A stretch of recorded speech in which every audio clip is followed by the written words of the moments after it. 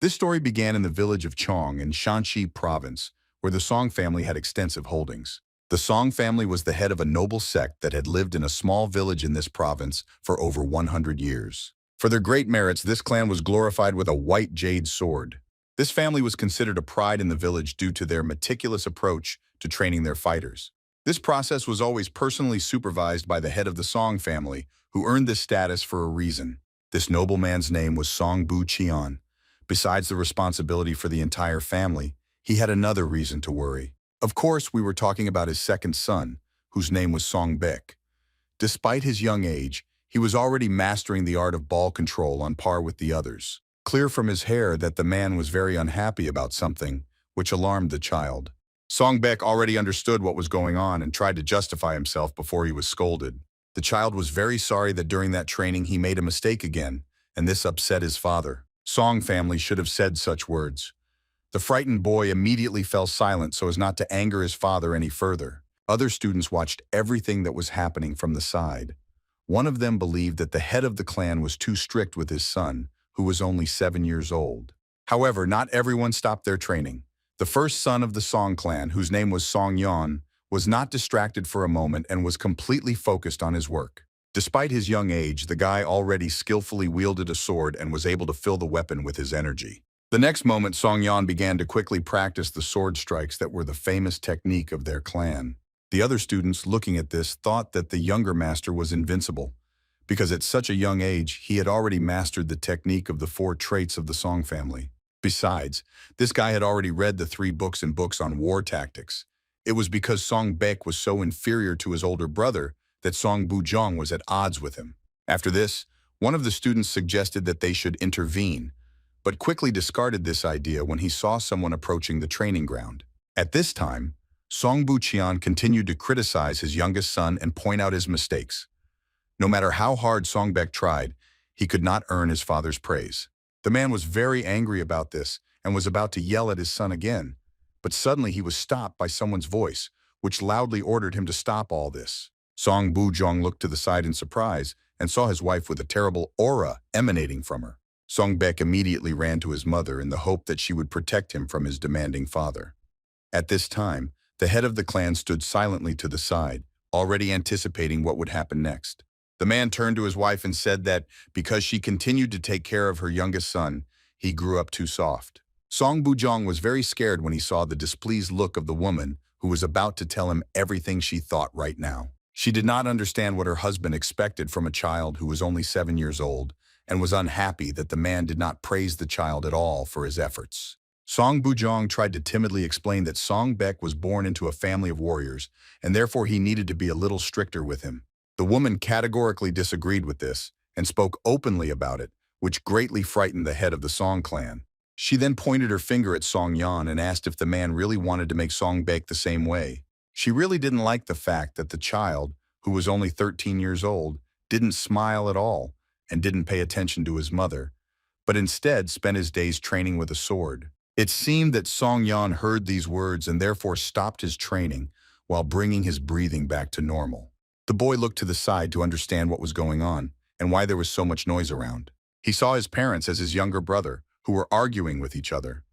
Song Yan immediately understood what was going on and therefore was not at all surprised by this. The woman continued to tell her husband with discontent that he had already pushed through the older child, but she would never let him raise Song Bek in this way. All this was closely watched by Song Yan, who nevertheless remained cold and indifferent. Suddenly, the boy smiled slightly because in fact he was amused by his parents' arguments. After this, the boy looked at the son with a satisfied expression, believing that their family could be called happy. Some time passed. All training was completed because night had already fallen. Suddenly, a bright lightning strike pierced the dark sky. After this, a heavy rain began, which was observed by Song Buqian. The man was very surprised because the weather had deteriorated too suddenly, and there shouldn't have been any rain today. The clan leader then suggested that this rain would not end quickly, and therefore all training would have to be postponed until tomorrow and allow his students to rest. This decision could not help but be influenced by the thought that Song Buchun's wife would be very worried about her youngest son catching a cold due to bad weather.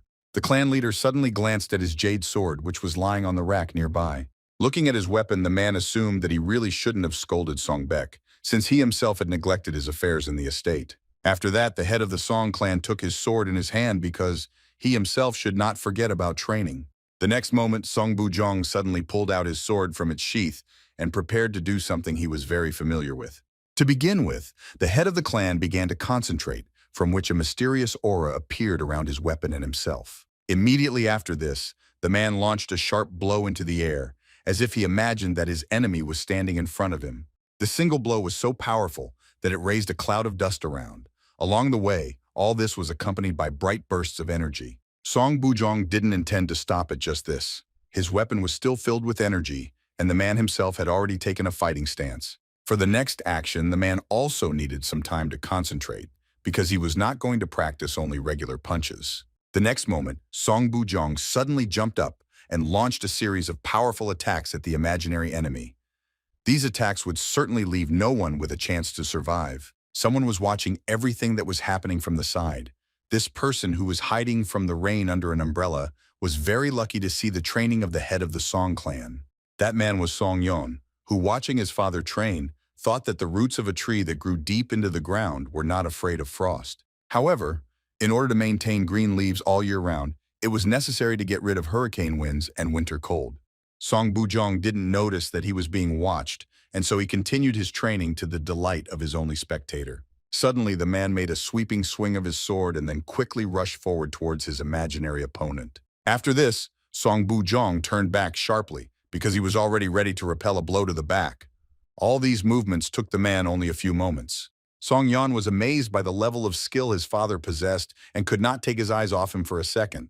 At the same time, the boy thought that his father had reached the 8th line of the family technique, dream, and therefore it could be confidently said that his tree was evergreen. After that, Song Bujong put his jade sword back in its sheath because the training was already over. The head of the Song clan breathed a sigh of relief. Even though he only made a few swings of his weapon, this required incredible strength and skill. Then the man turned to his son and asked why he had come here so late. It seemed that Song Buqian had noticed the boy's presence from the very beginning, and therefore was not at all surprised. Song Yan came closer to his father and said that he came here to report that the general was looking for the head of the clan. The man was surprised by this.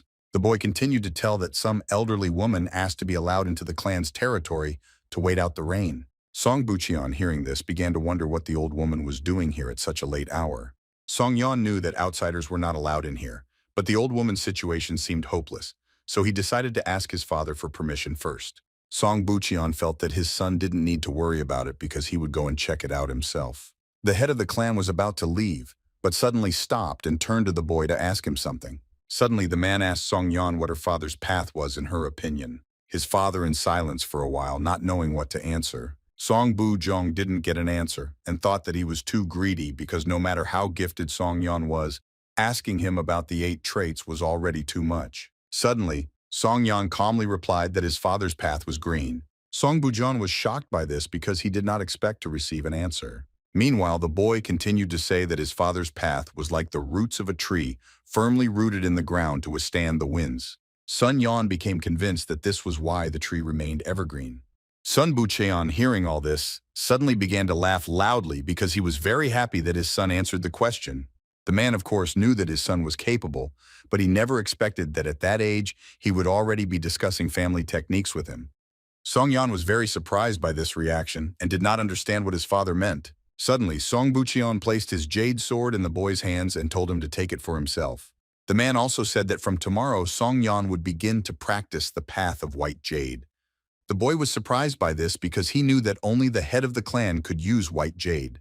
To this, Song Bucheon said that it was simply a good sword that should be owned by someone who could use it properly. After that, the head of the Song clan laughed again and said that his mood had improved so much that he was almost ready to give his bedroom to the old woman. After some time, Song Bujong already met an elderly woman who needed help, and after asking her about everything, he was surprised to learn that she was heading to the Huazhong Temple. Explained in her tired voice that she was heading to this temple because she wanted to offer respect to Buddha. The reason for this was her son, who was taken to war but returned without a head. She wanted to pray for the negligent mother who could not protect her son in order to receive forgiveness and meet him in heaven. Song Bucheon, hearing this, thought about something for a while. He probably felt sorry for this old woman. That is why he allowed her to enter and promised that they would provide her with a room for the night, and in the morning he would order the temple to send someone to escort the old woman there. The old woman was very grateful to the head of the Song clan and said that with such merits, his fame would spread throughout the entire Shanxi province. The old woman followed Song Bucheon and continued to say that she believed in his good name. At that moment, the man began to be overcome by some strange sensations. Suddenly, the old woman said that with such a character, a man would easily show his back to the unfortunate old woman, after which she shot at him from a small nightstand. The next moment, a loud scream from Song Bucheon, caused by intense pain, echoed throughout the area. Surely no one heard it because the thunder in the sky was much louder. The head of the Song clan sank to the ground and, holding his hand to his neck, angrily asked what the old woman was doing. The old woman began to say that she had prepared well. She knew that the Song clan was only a village sect, but it was one of the top 3 in Shanxi province, so it would be a problem if the man exceeded her expectations. The old woman continued to say that it was too early for her to die, but suddenly Song Bucheon drew his sword and mercilessly cut off her head with one blow. Blood and particles of mysterious energy in all directions. Song Bucheon didn't notice that something was wrong, because now he was overcome by severe pain, and the poison that had already penetrated his body provoked a bloody cough. Despite this, the man continued to fight for his life with all his might. He was helped in this by the furious anger he felt towards the hypocritical old woman. Suddenly, an ominous voice addressed the man, asking him not to overwork himself so much. The head of the Song clan was very surprised and did not understand what was happening. The ear that came from the old woman's body continued to say that the man was poisoned by sand, 7 steps in pursuit of the soul, and therefore the more he moves, the more pain he will have. The next moment, a completely different short man began to emerge from the elderly woman's body. Song Bucheon was amazed by this sight because it was really hard to believe and it looked scary. Seeing a small, ugly man in front of him, the head of the Song clan was surprised and asked who he was. The stranger was in no hurry to answer this question because he believed that it was not the most important thing right now. He suddenly declared that the Song family would be destroyed today anyway, after which a crazy smile appeared on his face. Song Bucheon did not tolerate this impudence and, despite his lack of strength, rushed towards his enemy, simultaneously ordering him to shut up. To this, the stranger only smiled slyly and asked the man not to rush. Along the way, the villain decided to demonstrate to his opponent his weapon, which was his own sharp claws, capable of lengthening at his command.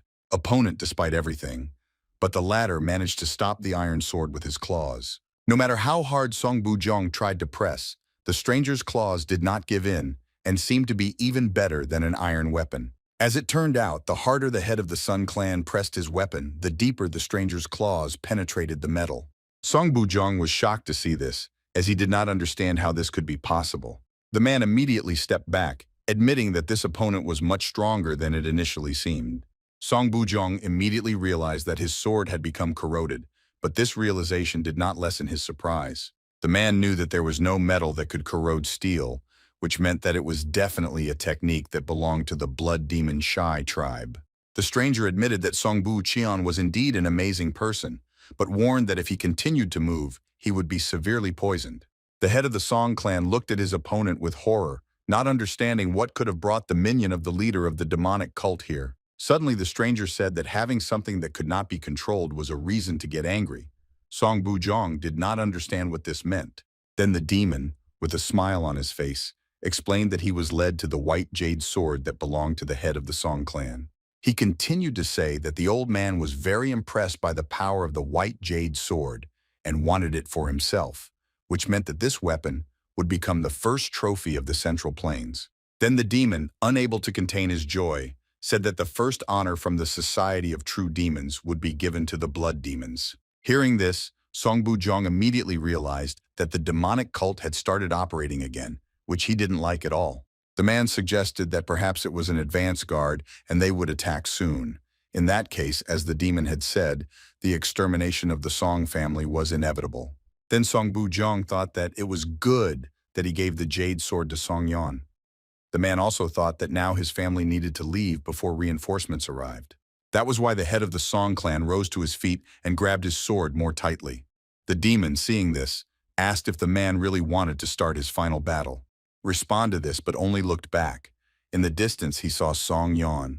The boy, who had been watching what was happening in the yard from the very beginning, was very worried and did not understand what he should do now. Suddenly, Song Buchian gripped his sword tighter and spoke loudly to the children of the Song family, saying that they had to survive no matter what. After this, the head of the Song clan fearlessly rushed at his opponent, already understanding that this would be his last battle. Sun Yan, seeing this, was shocked by what was happening and was already about to run forward in order to help his father defeat the uninvited guest. Suddenly, someone grabbed the boy's hand tightly, thereby stopping him and not allowing him to do what he had planned. It was Sun Yan's mother who, without letting her son go, said that he shouldn't have gone there. Sun Yan loudly asked his mother to let him go because he wanted to go and help his father. Suddenly, the woman looked at her son with a stern gaze and said that it was an order from the head of the Song clan, after which she asked if the boy really dared to disobey him. Song Yan was shocked by these words and no longer knew what to do. Meanwhile, Song Bujong had already entered into battle with a representative of the Shuri blood demon tribe in order to delay him and buy as much time as possible for his family. Song Yan still decided to obey the order and, looking at his father through tears, mentally asked him to definitely stay alive. After this, the boy ran into the room where his mother and younger brother were. Soon, Song Yan was already waiting for his mother to prepare Song Baek to escape from their home. The boy was trembling with excitement but did not let go of the jade sword. Song Baek didn't understand what was happening and asked why his mother was dressing him at such a late hour. The woman tried not to show her excitement and explained with a smile that he and his older brother were going on a trip. Song Baek was surprised by this and then asked why Song Yan turned away from them. Turning towards the woman, she saw that Song Yan was indeed standing with his back to them and was trembling all over. At this time, the boy was thinking whether it was right to save and throw himself here. He also thought that it was best to send his brother and mother to a safe place and go to help himself. Sun Yan was interrupted from these thoughts by his mother's voice, who spoke to him. Turning to his mother, the boy saw her taking the pendant off her neck, which surprised him greatly. Then the woman handed her decoration to her son and asked him to take it. It was the sign of the Sun clan, which depicted ascending dragons. It served as proof that the brothers belonged to the Sun clan. Sun Yan took the decoration but kept looking at his mother with a shocked look. Then the boy clenched his teeth tightly from the realization and regret that his mother was also going to stay here. Sun Yan was about to object to this, but he didn't have time because the woman hugged him tightly goodbye, said with a smile that her eldest son was already quite grown up, and she did not understand how she had not noticed this before. Sun Yan could no longer hold back his tears because he understood that today was the last time he saw not only his father, but also his mother. An unexpected woman turned to the bewildered Song Baek and asked him to come over to them. She hugged her sons and asked the youngest of them to obey his older brother in everything. The woman went on to say that from that day on, they were both one and therefore should never have been separated. She continued to say that brothers were friends who were sent to each other by heaven, and therefore their friendship was not a duty but a privilege. The woman asked that Song Baek follow his brother like a father, and that Song Yan guide his younger brother to the true path. Song Yan, through tears, promised that this would be so. After this, the brothers went down through a hatch in the floor into a secret passage, which was intended for just such cases. Song Baek asked his mother if she would go with them. The woman, in order to calm her youngest son, said that the brothers would go ahead and she and her father would follow them, but a little later.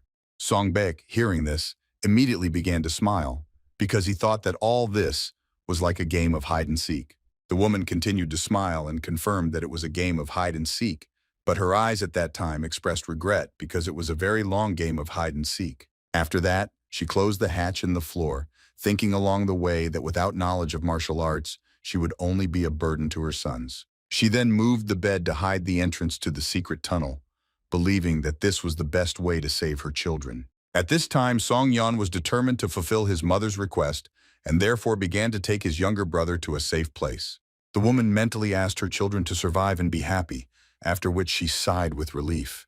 Then she sat down on the floor and began to humbly await her fate, while rejoicing that she had fulfilled her duty and saved the children. At this time, the loud voice of the general of the Song clan was heard in the corridor, who, seeing unfamiliar people in the house, asked who they were. At that very moment, an unknown man in black clothes mercilessly pierced the man's body with his sword. Another minute later, a real massacre began in the corridor, which was accompanied by the swinging of swords and the screams of people.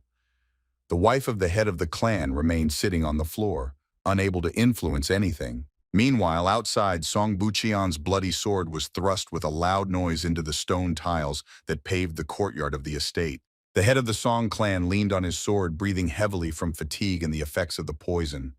Despite this, He did not even think of taking his stern gaze off his enemy.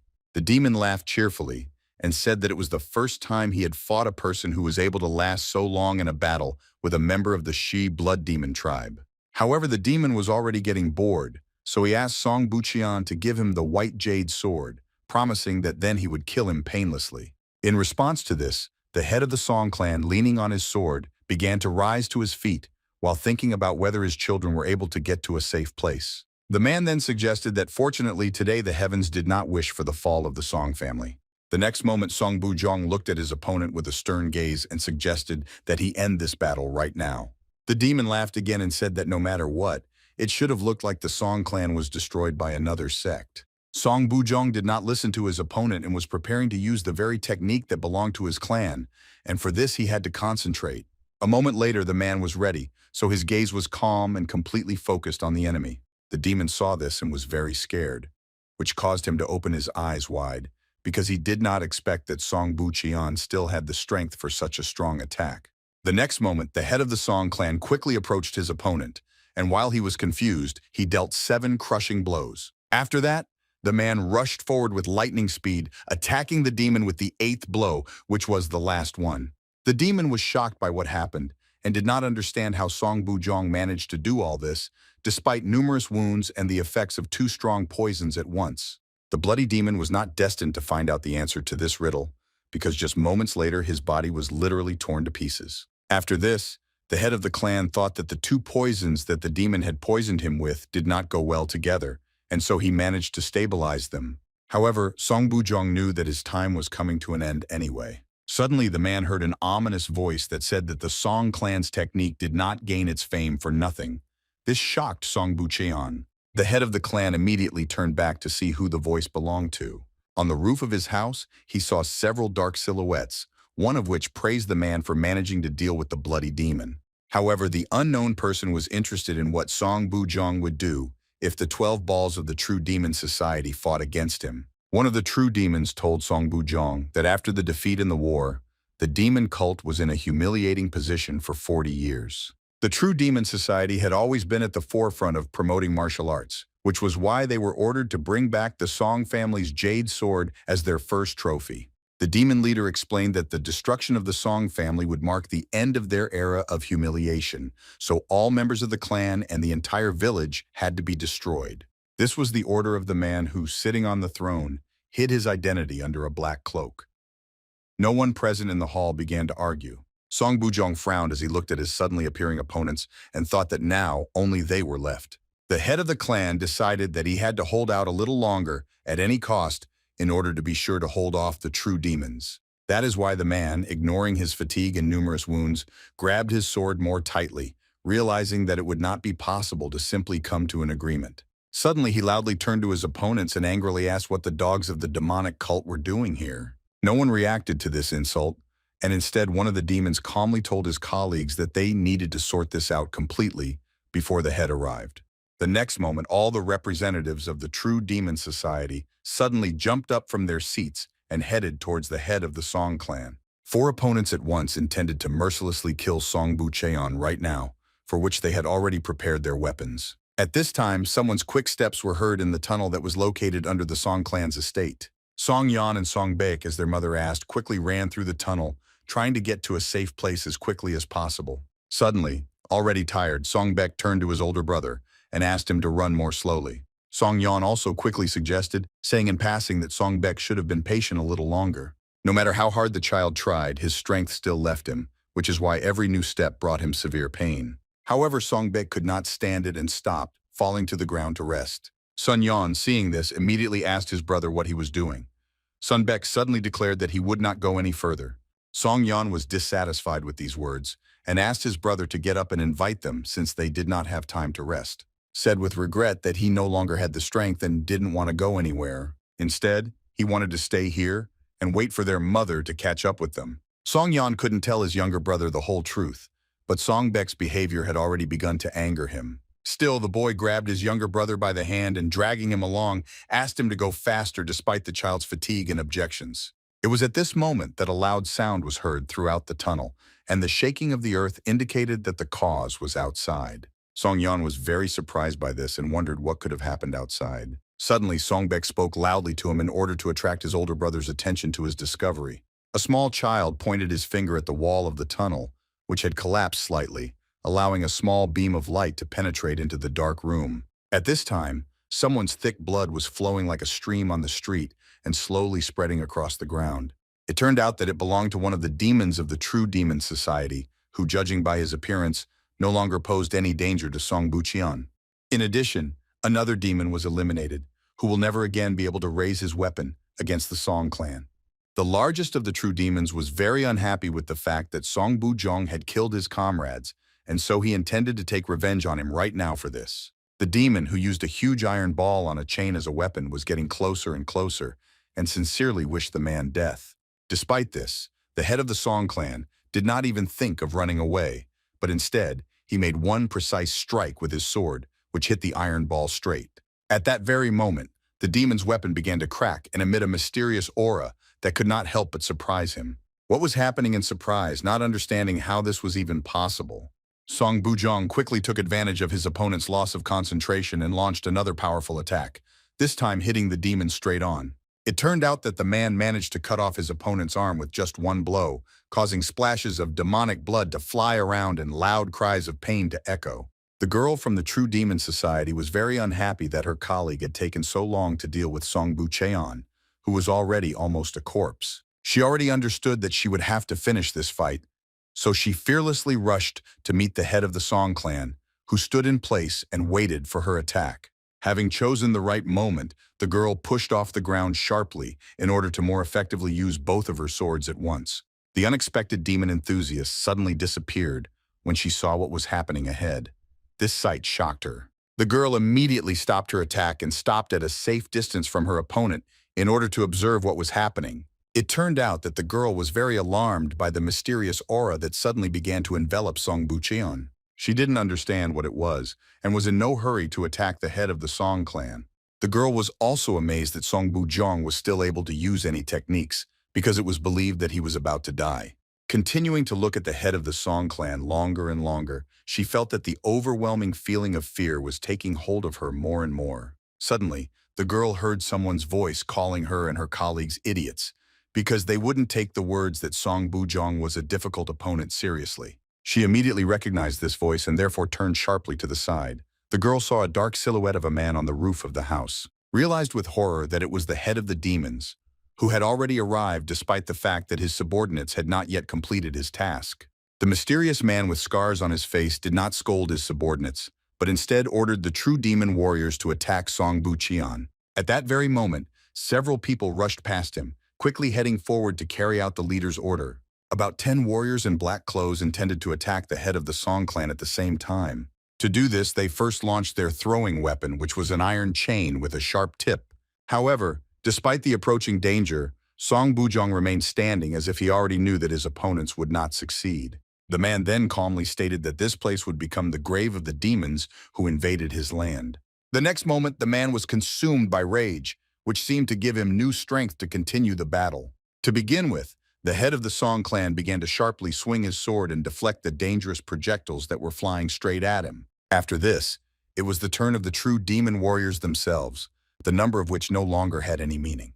The man gritted his teeth in rage and threatened that he would not leave a single one of his opponents alive. After this, the man began to strike many blows with his sword, some of which seriously maimed the warriors and some killed them instantly. The girl from the True Demon Society watched what was happening and couldn't believe that Song Bucheon's martial arts were so strong. She knew about the rumors, but didn't think that they were really true. Suddenly, the head of the demons, who was also watching the fight, smirked and said that the head of the Song clan was just playing with them. The girl was very surprised to hear this. After that, she asked the head to give her a little more time in order to fully understand, but the man decided to check for himself whether Song Bujong was already ready for a serious battle. After that, the demon leader suddenly called Song Bucheon his old friend. The girl was very surprised by this and did not understand what the leader meant by this. Meanwhile, Song Bujong continued to fight the warriors of the True Demon Society, making his threat come true. At the same time, the man was only thinking about the fact that he needed to hold out a little longer. Suddenly, he heard a familiar voice saying that Song Bujong had finished on the 8th line as expected. This surprised the man greatly. Turning to the side, the head of the Song clan saw that another enemy was already approaching him at great speed, who was much stronger than all the previous ones. Despite this, Song Bujong had no choice but to accept this fight. First, he defended himself from the enemy's sudden attack. The head of the demons greeted his old friend with a smile and said that they had not seen each other for a long time. Song Bucheon was shocked to see this man in front of him, and so he asked why he was here. The head of the demons did not want to talk about all the reasons, and therefore, continuing to smile, he only said that this matter was not connected with personal hostility. After that, the man attacked the head of the Song clan again, and I was surprised that he had not lost his strength yet. Song Bujong did not react to these words in any way, because he was completely focused on the battle, thanks to which, despite his condition, he was able to repel the enemy's attacks. The demons from the True Demon Society stood to the side at this time and were amazed at what they saw in front of them. They watched intently as the demon leader and Song Bujong fought each other equally. It was hard to tell which of them looked more confident and had a better chance of winning. In addition, the girl noticed that both opponents used the same martial art and did not understand why this was so. It really was like that. The fighting stance, hand position, and weapons were really identical. Only the expressions on the opponent's faces were different. Despite this, Song Bujong still tried to find his opponent's weak point, so he continued to attack him. The Demon Lord praised his opponent with a satisfied expression and said that his Song family techniques were still excellent. At the same time, Song Bujong was very angry and asked the man not to disgrace himself, because the fugitive did not dare to mention the Song family's techniques. Confirmed with a smile that he was indeed a fugitive, but he believed that even a healthy pine tree could be destroyed. The next moment, the man's sword began to cut through Song Bujong's weapon, causing it to break at any moment. The head of the Song clan was shocked by this, but immediately realized that his opponents had used the corroded area to damage his weapon. Suddenly, the demon leader asked if the man knew that without the jade sword, the Song clan's techniques only had half their power.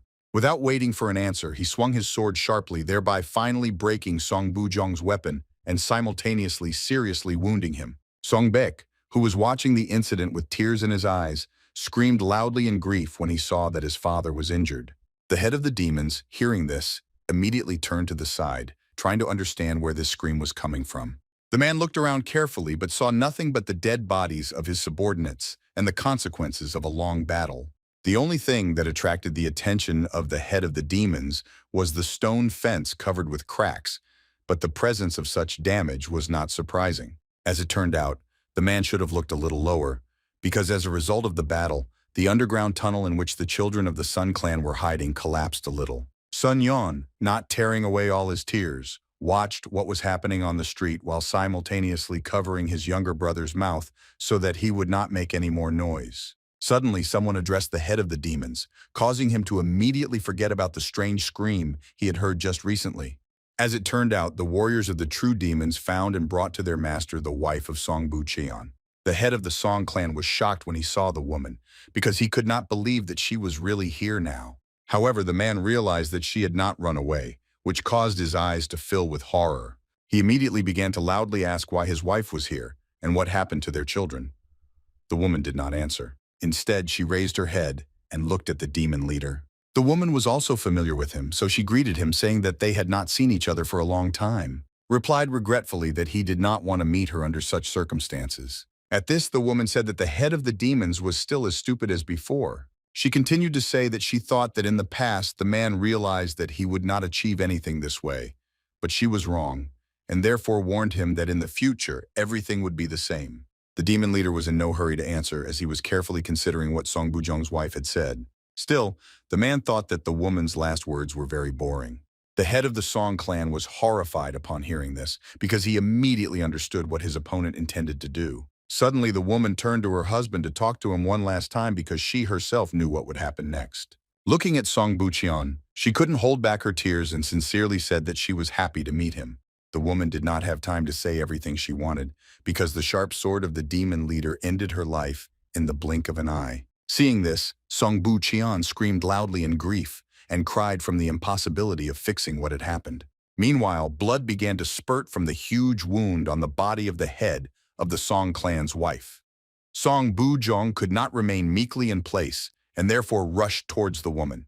The man understood that his wife would never hear his words again, but he wanted to at least take a closer look at her face one last time. Finally, he hugged the lifeless body of the woman while addressing the head of the demons. Song Bujong, who was trying his best to contain his emotions, asked why the man killed his wife, since she had nothing to do with them.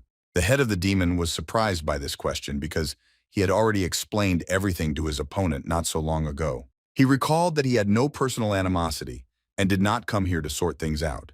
The man continued to say that the head of the Song clan was guilty only of possessing something that was not suitable for him and of not having the strength to protect it. Song Bucheon, after hearing these words, understood what his opponent was talking about and asked if this was really the only reason he had arranged all this. At the same time, the man concentrated energies, which was accompanied by the appearance of a mysterious aura. This indicated that the battle was not yet over. The demon leader was very surprised when he saw this and could not believe that Song Bujong intended to continue the fight despite his condition. Next, the head of the Song clan extended his hand towards the broken sword that was lying nearby. Due to the influence of mysterious forces, the weapon began to tremble slightly. The next moment, the iron sword quickly flew straight into Song Bucheon's hand, who had long been ready to grab it. Now, from the man's appearance, one could say with certainty that he was completely ready to continue the battle with the head of the demons and take revenge on him for everything he had done.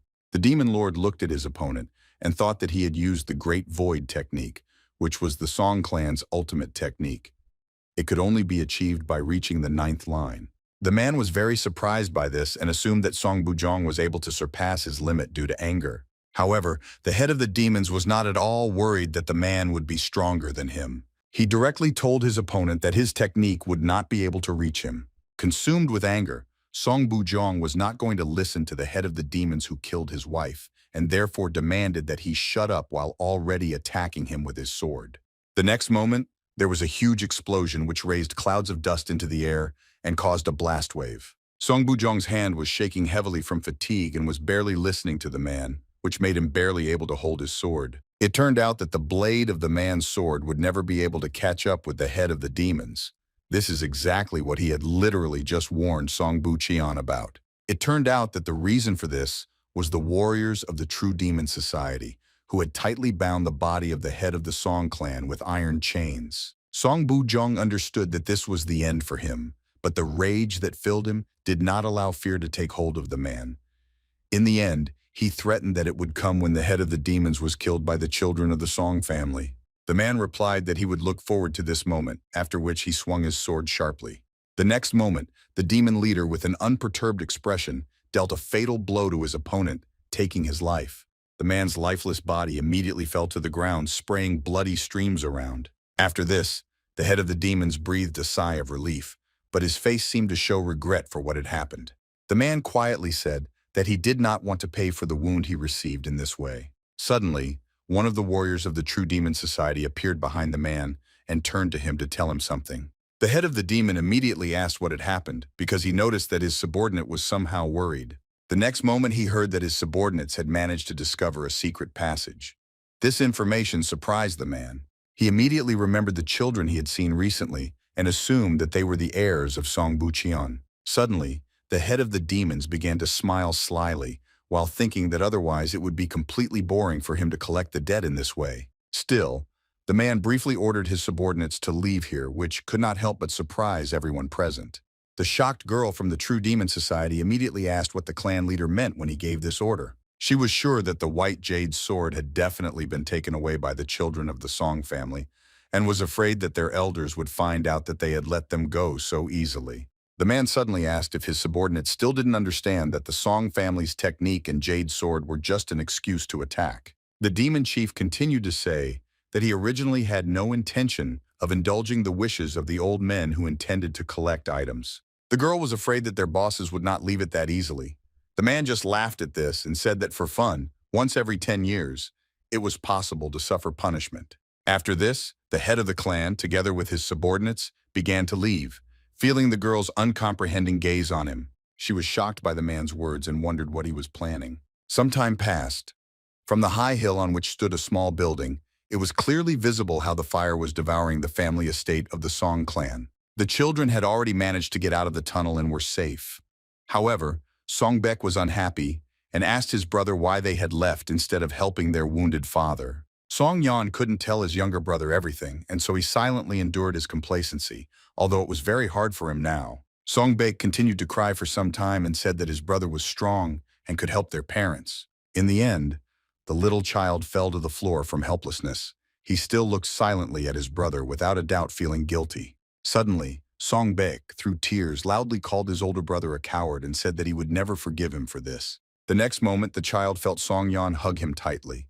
This amazed Song Baek, who really needed this more than any excuses right now. It seemed that now the youngest of the heirs of the 7 sons began to calm down little by little, feeling that he was not alone in such a difficult moment. However, this was a mistaken opinion, because Song Baek began to break free from the embrace, simultaneously demanding to let him go and again calling his brother a coward. To this, Song Yan, without saying anything, hugged Song Baek even tighter, pressing him to himself in order to calm him down. Then, the eldest son of the Song clan, through tears and anger, promised his brother that he would definitely take revenge on those who killed their parents and deprived them of their home. These words did not calm the little child at all, because they could not fix everything and bring the dead back from the other world. That was why Song Baek felt that there was no point in his brother's desire for revenge. Instead, the child, continuing to cry loudly, suggested that Song Yan simply go to their mom and dad. For some time, the brothers cried silently, trying to cope with the pain that had so suddenly overtaken them. Several days passed. Our heroes, having traveled a long way, arrived in a large city called Beijing. This city was quite famous, and that is why people from all over the country came here. And where there were people, there were also traders with their goods. Among all the people, 2 children clearly stood out, hiding their identities under long cloaks. However, no one paid attention to them anyway. Song Baek seemed to be very tired from this long journey, which is why he was breathing heavily as he took steps forward. Despite this, he did not complain. Song Yan also walked forward silently, only occasionally glancing at his younger brother and making sure he didn't fall behind. Suddenly he saw Song Baek looking at the food counter with regret. He was clearly hungry, but he didn't say anything about it. Song Yan saw this and decided to ask first if his younger brother was hungry. Song Baek was taken aback by this question. However, the boy did not answer and, turning away from his brother, moved to the side so that he would not follow him anymore. Sun Yan silently looked at his younger brother, not understanding what was happening to him and why he was behaving like that. The boy thought about the fact that since that day, Song Baek had not spoken to him at all, so he assumed that his brother still had not recovered from what happened. Then Song Yan sighed heavily and asked the little child not to go anywhere and not to wait for him here. Song Baek became very worried when he heard these words, but he continued to stand silently in place, turning away from his older brother. Song Yan explained that he was going to leave for a while to look for food for them. After this, the boy left, hoping that his brother would listen to him. Song Baek was very scared that Song Yan was leaving him alone. The little boy tried to object to this, but he could not say anything at all. Song Baek mentally begged his brother not to abandon him. He was even ready not to eat just so as not to be alone. Since the boy was unable to say these words, Song Yan soon disappeared into the crowd of people, making him completely invisible. At that moment, Song Baek, who was almost crying from fear, remembered the words of his older brother who had recently said that he would not abandon him. This memory calmed the child a little, so he resigned himself to the fact that he would have to be here alone for some time. Finally, Song Baek asked out loud for his brother to come back quickly, but Song Yan, of course, no longer heard him. After some time, Song Yan once again received cruel responses from people to his request for help. The man who poured water on the child began to say with displeasure that it was bad luck to meet beggars in the morning, after which he threatened to beat the boy the next time he saw him. After that, Song Yan continued walking, thinking along the way that the people in the city were heartless, but he hoped that among so many people, at least someone could help them. That is why the boy continued to walk forward to find these people. But in doing so, he was only able to attract the attention of suspicious individuals. Several people immediately noticed the lonely child and then began whispering about something among themselves. Soon a whole group was following on Song Yan's heels, clearly with bad intentions, since some of these people were armed. The boy almost immediately realized that he was being followed, but instead of running away quickly to a crowded place, he stopped. He then fearlessly turned to the suspicious strangers and asked what they wanted from him and why they were following him. The pursuers immediately stopped on the spot, and I am surprised that the lonely child was not at all afraid of them. The bald man with a beard asked the boy not to worry because they had seen him being chased away several times and realized that he was hungry here, so they wanted to treat him to food.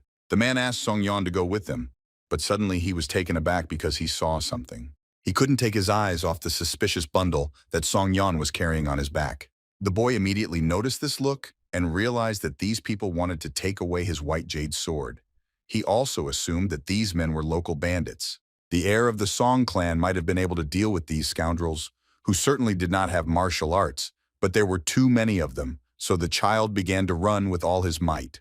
The bandits, seeing this, also jumped up and started running after the child because they really wanted to take his valuable sword away from him. Song Yan continued to run forward, thinking along the way that he had been too self-confident and that he and his brother would be safe if they left Shanxi province. The boy now understood that it wasn't only people who mastered martial arts who were dangerous to them, so he had to quickly take Song Bek and go to Liaodong. At this time, a cart pulled by 2 strong horses was slowly moving along the city streets.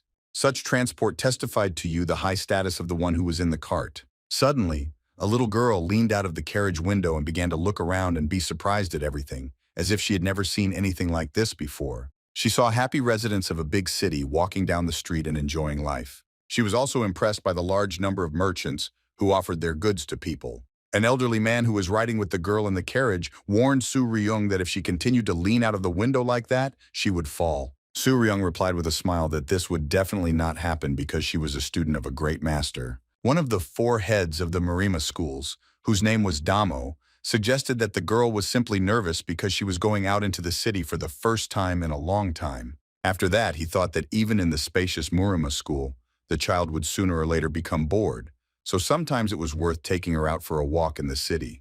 These thoughts were interrupted by an unexpected loud sound which did not bode well. What the old man had warned the girl about happened. She looked at the beauty of the city surrounding her and fell out of the carriage. By an unfortunate coincidence, Su Ryung was currently flying head-on into a sharp rock, which guaranteed she would receive a serious injury. The girl was very afraid of what would happen to her next, so she closed her eyes, already anticipating feeling severe pain. After a few moments, Su Ryun finally opened her eyes, but she didn't feel that anything had happened to her. The girl realized with great surprise that she was, as if by magic, hanging in the air without falling onto the sharp stone. It turned out that Damo contributed to this, who with the help of his skills was able to save the child in time. Then the elderly man asked if the man who fell out of the strip and almost died from hitting a rock was really his student. Su Ryung, despite what had happened, confirmed this with a smile, adding that she was the student of a caring person who would not leave his beloved student to die. The old man was surprised by this answer, but was clearly not very pleased that his student did not admit her guilt. Still, he praised her for her eloquence, after which he finished using his ability. Because of this, Su Ryung could no longer hover in the air, and so she fell to the ground with a crash, asking her teacher for forgiveness along the way. The girl thought that this was too serious a punishment, and believed that even though she had done something wrong, the older man should not have abandoned her like that. After that, Su Ryun began to wonder why the carriage had stopped and looked around to find out. The girl was truly shocked when she saw something so unusual in front of her. On the road, right in front of the cart, there was a boy lying, tightly clutching something with his hands. It was Song Yan. He fell to work without any more strength and could no longer continue to run away from his pursuers, so he could only tightly grip the priceless jade sword. The worried Su Ryong immediately approached the boy and, I don't know what she was supposed to do, asked him to wake up and get up on his feet, but he didn't react at all. Still, Song Yan managed to find the strength to raise his head and look at the girl who was addressing him. Su Ryun blushed with embarrassment while thinking that the boy, fortunately, was alive. She also noticed that this guy's face was very red, so she wondered what could have happened to him. Suddenly, Song Yan lost consciousness again and fell to the ground, which greatly frightened Su Ryung. At this time, Damo had already approached her and said that she would already be dead, because she had looked at the stranger for a very long time and intently. Su Ryun tried to explain that everything was wrong, but the old man did not listen to her and said that since his student was in love with this guy, he had to save him. The girls really didn't like such statements, but teacher Damo didn't pay attention to it and checked the pulse of the child who had lost consciousness. The old man realized that fortunately, the boy had simply passed out from exhaustion. He also assumed that, judging by his build, he looked like a trained child from a warrior family. The elderly man was very interested in what could have happened to him, but the next moment he instantly forgot about everything he was thinking about because he saw something shocking. Damo stared at the sword that Song Yan, despite his condition, was clutching tightly in his hands. It seemed that the old man immediately understood what kind of weapon it was. Meanwhile, the same pursuers appeared on the street, Rejoicing that they were finally able to catch up with the child, the chief of them turned to the old man and with a smile asked him to give him the sword, since it supposedly belonged to him. Teacher Damo was in no hurry to fulfill the suspicious stranger's request and looked again at the child and the weapon, which he clearly did not want to part with. The elderly man then asked the stranger if the sword really belonged to him. The bandit confidently confirmed this, after which he threatened that if the old man interfered with them, he would definitely not leave here in one piece. Despite the threats, the elderly man did not even think of fulfilling the stranger's demands, but instead picked up Song Yan in his arms. After this, the old man, demonstrating his strength to the scoundrels, menacingly asked how the bandit dared to appropriate the sword that had cut off the heads of countless followers of the demonic cult. The bandits were very frightened by this. Some time passed, the sun had already set behind the horizon, and so people began to quickly return home. But Songbek, as his brother had asked, remained in the same place. The little child held a medallion in his hand and remembered what had happened to them just recently. A few days ago, he and Song Yan stopped in the forest to rest. The eldest child immediately started doing something. Songbek looked at his brother with confusion and was a little dissatisfied with the fact that he was making a lot of noise. The child thought that it was time for them to sleep, but it was too noisy here, despite the fact that Song Yan himself said that they should behave quietly because of the pursuers. Finally, the noise made by Song Yan died down. Songbek was surprised by this and prepared to find out what all these manipulations were for. Sun Yan began to return to the fire. His younger brother, seeing this, immediately turned his back on him, not even wanting to see him. At the same time, Songbek thought that his older brother was a coward and he would never forgive him. Song Yan saw that his younger brother did not want to talk to him, so he did not try to start a dialogue. Suddenly, Songbek heard his brother place something on the log next to him. Turning to the side, the little child saw that on the log lay half of a medallion with the image of the sign of the Sun clan. Song Yan explained that now if they split up, his brother would only have this half of the medallion with the rising dragon. After this, the guy sat down next to his brother, no longer expecting to hear any words from him. Sun Yan, looking at the night sky, only promised that he would not abandon Songbek. The little boy was very surprised by these words and therefore, for the first time in a long time, decided to look at his brother's face. Song Yan also looked with a smile at the only person in this world he could completely trust. Suddenly, tears began to drip onto the half of the medallion that Songbek was clutching tightly in his hand. A small child sat at night on the street of an unfamiliar city and cried, remembering his brother's promise that he would not abandon him. Still, Songbek began to wipe away his tears, realizing that this would not help him at all. After this, the child stood up on his feet because he was no longer going to just sit here and wait. A little boy decided to wander alone through the dark streets of the city. Soon he saw in front of him the bright lights of a carriage that was quickly driving in his direction.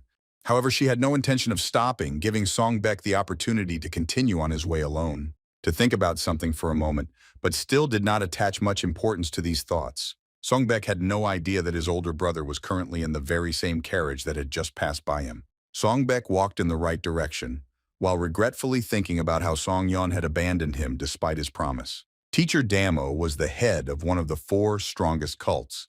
This title referred to the 4 strongest martial artists who participated in the Great War against the demonic cult 40 years ago. After that Great War, these masters retired and founded their own cults. These 4 cults constituted the Murima School, sacred to all cultists. It was to the Murima School Hospital that the elderly man brought Song Yan, who clearly had no plans to stay there for long and was soon demanding to be released. The boy spoke loudly about how he needed to leave because his younger brother was waiting for him. The hospital workers tried to calm Song Yan down. Damo said that he was sorry because he didn't know that the guy had a brother there, but the old man asked him not to worry because he had already sent a man to look for him. Despite this, Song Yan continued to loudly insist on his own and say that he had to go.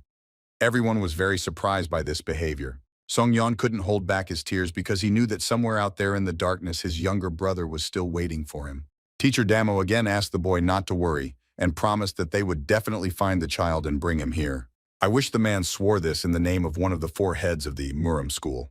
Su Ryan also asked the guy to calm down and trust her teacher. Sun Yan didn't respond to this and continued to cry, realizing that they wouldn't let him leave here. Soon it was deep night and there was no light in the windows of the estate. This meant that its inhabitants had long since slept. However, there was one person who not only was not in his bed, but also decided to take a walk at this late time of day. It was Song Yan, who, taking his sword with him, deftly climbed over the stone wall, intending to do what he had planned. Before finally leaving Marima Hill, the guy turned back and thought. He understood that the promise of one of the 4 chapters was absolute. However, Song Yeon also understood that he didn't have time to wait, because right now his younger brother could be in danger. That was why the guy, without further ado, quickly headed forward, intending to find Song Baek at any cost. Some time passed. Sun Yeon ran through the forest and thought about how deep he was in the mountains, because he had already run for quite a long time. But the mountains still did not end. Now the guy understood why the location of Murim's school was known to few people. Suddenly, Song Yeon saw a man in the distance, humming a melody under his breath and calmly walking towards him.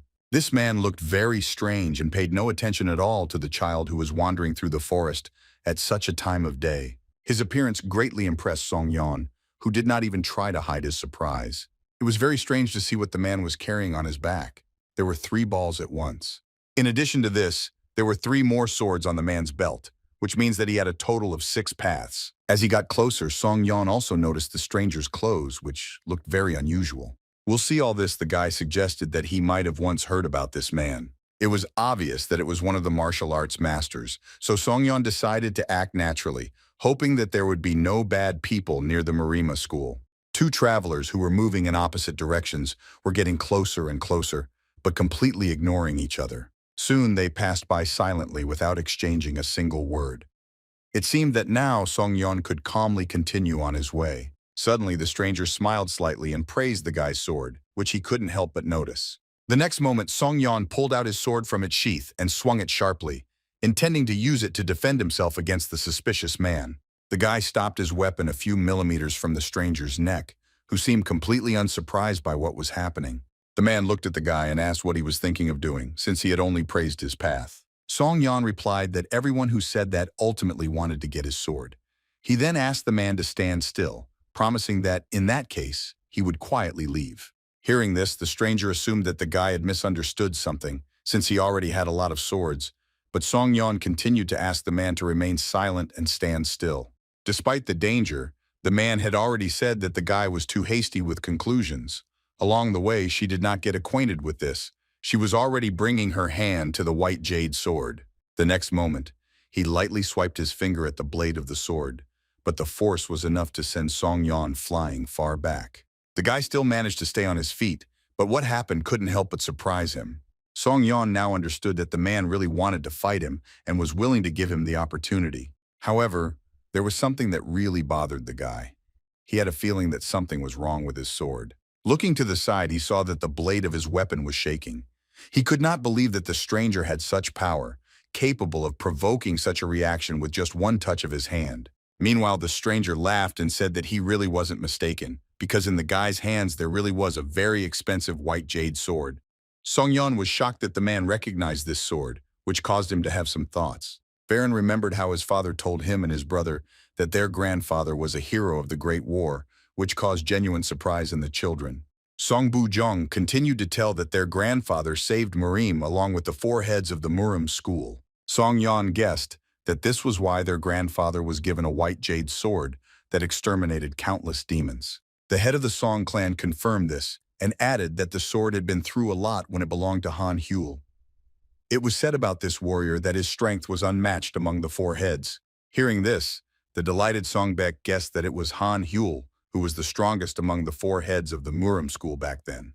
Song Bu-jung confirmed this and added that after the Great War, there was even an expression that described the strength of this warrior. 3 swords and 3 paths. If you meet Han Hyul, run. Remember all this, Sun Yeon was very surprised that he did not understand everything at once, because it was not often possible to meet a person who carried 3 swords with him. If the guy's guess was correct, then that same strongest Han Hyul was standing in front of him now. Suddenly, the man stated that there were only a few people who had put a sword to his throat and survived. Song Yeon was very nervous and thought that the stranger looked young, but it was definitely Han Hyul, so running away from him was pointless. Still, the guy decided to defend himself, but he was not accepted into a fighting stance, which surprised the man very much. Han Hyul looked at the guy and thought that he probably understood who he was, but despite this, a fighting spirit was burning in his eyes. For the first time in a long time, the man saw something interesting, so he offered Song Yeon a small bet. He promised the guy that he would let him go unharmed if he made him pull out at least 1 sword within 20 seconds of the fight. However, if Song-yeon cannot do this, he will become his disciple. The guy was very surprised by this condition. It was hard for him to believe this, so he didn't answer, continuing to stand in a fighting stance and expecting some kind of trick. Han Hyul assumed that the guy was dumbfounded because he was very happy that he could become his student, after which he promised that he would make him the strongest warrior after himself. Unexpectedly, Song-yeon asked the man to keep his word. Han Hyul was surprised by this because he did not understand what exactly the guy was talking about. Song-yeon gripped his sword tightly with both hands and prepared to fight. The next moment, he loudly asked the man to let him go if he forced him to draw one of his swords during the fight. Han Hyul was truly shocked by these words because he expected the guy to beg to become his disciple. 2 years have passed since these events. The city continued to live its life, and merchants continued to attract customers and tell them about their goods. In addition to small shops, there were also full-fledged stores along the street, which had a much richer selection. In one of these stores, a satisfied customer has already placed a heavy bag of money on the table to pay for the goods. The seller was not very pleased with his regular customer, because he always gave the money before checking the goods. The man knew without this that the goods of the blacksmith were always perfect.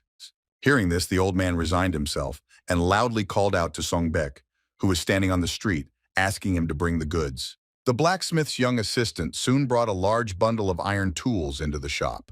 The main character didn't go into detail and briefly asked where he should put this product. The regular customer looked at the guy and was surprised at how quickly time had flown by. He then asked if it had really been 2 years since the blacksmith had picked up this boy. The elderly man recalled that he had been worried at the time because the child had been too weak. The man continued to say that despite this, the boy grew up quickly, but then and now he was still silent. The old man agreed with this. Soon the day was already drawing to an end, which meant that the blacksmith and his assistant had to go home. Song-baek walked silently forward along the now familiar road, leading an ox that was pulling a small cart. The elderly man also silently looked at the guy while thinking about something meticulously. The old man believed that Song-yeon was very different from ordinary children, and judging by his physique, he once studied martial arts, but the boy himself never told his story. Suddenly, the blacksmith turned to his assistant to talk to him. The old man directly asked the silent boy if he wanted to return to his home. Song-baek did not expect to hear this question. However, the main character looked down and briefly answered the question in the negative. Approaching a large building which was already visible from afar, the guy confidently said that his home was here. Continuing to look forward, Song-baek was very surprised by something because she never expected to see something like this. It turned out that there were several dozen armed soldiers standing near the blacksmith's house, who were clearly accompanying someone. Suddenly, an elderly man in armor appeared behind them, who stood out strongly from the other men. Blacksmith was not at all surprised to see this man, because he had not expected to see such an important guest at such a time. The old man and his assistant quickly headed towards the soldiers, asking along the way what had happened and why they hadn't warned about their arrival. Elderly man, adjusting his headdress, greeted the blacksmith, saying that they had not seen each other for a long time. It turned out that this old man in bright armor with a red cloak was a general of the Eastern Army. Blacksmith and Song-baek immediately fell to their knees and bowed deeply to their suddenly appeared guest, thus showing their respect and reverence. Suddenly, a little girl approached the old man, greeted him with a smile, and said that she was there too. Song-baek was very surprised to see her, and for some time he couldn't take his eyes off her. The girl was also surprised to see the main character here, and therefore immediately asked who it was. Song-baek sat alone away from home and waited for the adults to discuss their affairs. He was clearly not very happy that so many people had come to their house. The guy looked closely at the horse, which was stamping its feet in order to stretch its legs because it had been standing there for a very long time. This horse was here to pull a cart with important beloved ones. Armed soldiers humbly stood in one place and guarded the valuable transport. Song-baek watched all this from afar and recalled his past before that fateful night. The guy thought that his family once had such a cart and much more, but all this remained in the past. Suddenly, an unfamiliar voice addressed the boy and asked him what he was doing there. Song-baek was very scared from the surprise. Looking back, he saw the same girl who had arrived with the general. She was accompanied everywhere by a formidable soldier. The girl greeted the guy with a smile and said that her name was Tonbani. After that, she asked the silent stranger his name. Song-baek hadn't interacted with other children for a long time, so now he was discouraged and didn't know what he should answer. The guy could only look at the girl and think about how she had recently arrived here with the general and his soldiers. Suddenly, the man who accompanied Tonbani turned to the protagonist and said with displeasure that he should have answered when he was addressed. The man's menacing face quickly changed to excitement as he saw his mistress heading towards the blacksmith's assistant. Tonbani just wanted to sit next to Songbek and talk, but it scared him so much that the guy quickly jumped aside. Among other things, this embarrassed the main character, which made him blush. At the same time, he asked in an excited voice what the girl wanted from him. Tonbani once again stated her name and added that she was 9 years old, after which she expected the guy to also introduce himself. But he could only think that the girls seemed even more beautiful up close. Finally, the embarrassed boy looked away and briefly answered that his name was Songbek, and he was 11 years old. Tonbani was very surprised by this and felt that the main character was like an older brother to her in terms of age. This comparison greatly disturbed Songbek. However, the girl with a good-natured smile on her face continued to say that in that case the guy could call her Lime, which meant little sister. Songbek was very surprised that a girl he barely knew so easily allowed him to call her his little sister. Tonbani happily confirmed that the guy could indeed call her that, after which she called Songbek brother, which again greatly surprised him. Then Tonbani saw that the guy's face turned red and therefore asked if he was sick. Songbek immediately began to deny it. The soldier watched all this with displeasure. The man was very angry at the main character and thought only about how he dared to talk to his mistress like that. The soldier assumed that the guy did not understand at all who he was talking to now, because if he knew who Tonbani was, he would not have dared to even look at her. This girl was the daughter of the one who stood at the very top of the million-strong army and, with the exception of His Majesty the Emperor, had the greatest power. Tonbani was the precious unmarried daughter of the Minister of War and an army general. That is why the soldier was very angry that this village boy dared to behave like that with her, showing absolutely no respect. Suddenly the man calmed down when he heard Tonbani's loud laughter. This surprised him very much. The girl laughed good-naturedly at the fact that Songbek's cheeks turned red, not feeling any awkwardness at all. The man who was watching this from the side suddenly changed his mind about the main character and was no longer angry with him. He was amazed because he couldn't even remember the last time the girl smiled so sincerely, and in general, the soldier was seeing her smile for the first time since the death of the elder lady. Initially, the man was afraid that this trip would be too difficult for Tonbani, but now he was glad that the girl had come here and met the main character. It was soon time for forgiveness. Tonbani waved her hand cheerfully to her new acquaintance. The girl leaned out of the carriage window and continued waving her hand, suggesting that Songbek have some fun next time. The main character silently watched the carriage and could now only think about Tonbani. He thought this girl was strange, but from the small smile on his face, you could tell that he definitely liked it. Suddenly, the blacksmith O appeared next to the guy and said he was surprised that the main character could have such an expression on his face. Songbek immediately began to answer with a sideways glance and deny any of the old man's assumptions. Despite this, the elderly man understood everything perfectly well and therefore said that in a month, Songbek and Tonbani would meet again. The guy was very surprised by this. The old man will continue to say that it is precisely because of the reason for this meeting that from tomorrow onwards, he and the guy will have to do a lot of work. After this, the blacksmith O called his assistant into the house because it was already getting chilly outside. Son Beck happily ran after the old man, thinking along the way that in a month he would meet that girl again. The next day arrived. The sun had just appeared on the horizon, but fruitful work was already in full swing in the forge. The elderly man skillfully hit the hot metal with a heavy hammer, giving it the desired shape. There was quite a lot of work, so the blacksmith O did not stop for a moment in order to have time to carry out the general's order. Suddenly something caught the elderly man's attention, causing him to momentarily look away from his duties. It turned out that it was Songbek, who brought a bucket of water. The old man, seeing the boy, asked him to come closer because he wanted to show him something. Blacksmith O began to tell him that from today on, the boy would help him repair weapons, despite the fact that it was the first time he had seen anything other than agricultural tools. Songbek answered briefly, but with obvious displeasure, that he knew what the sword looked like and what it was used for. The old man was surprised by this, because for these 2 years the boy had only looked at tools, but at first glance he determined that it was a sword and certainly knew about the path. Now the old man was absolutely sure that this child was definitely from a family of warriors. After that, he noticed that Songbek was clenching his fist as if he was dissatisfied with something. At this time, the main character was thinking that as a child he did not understand everything, but now he knew exactly why his clan became like this. The guy clenched his teeth in anger, believing that all the troubles he had to endure happened because of a piece of metal. Suddenly, the old man, seeing the guy's reaction, said that the sword was just a sword. These words greatly surprised the main character. Songbek didn't understand what the old man meant, and so he prepared to listen to him carefully. The old man, waving his hammer, explained that if a bad person used a weapon, it only brought evil, but in the hands of a knight, it became a righteous weapon.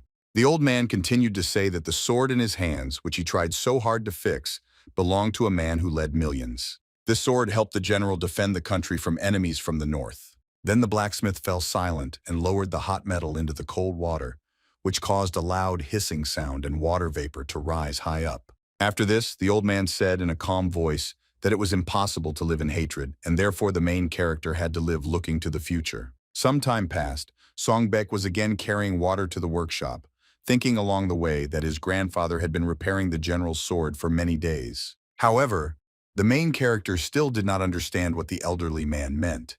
The guy had been thinking for several days about what it meant to live looking into the future, but he still couldn't find an explanation. However, Songbek felt that the old man genuinely cared about him. There were very few people left who treated him sincerely.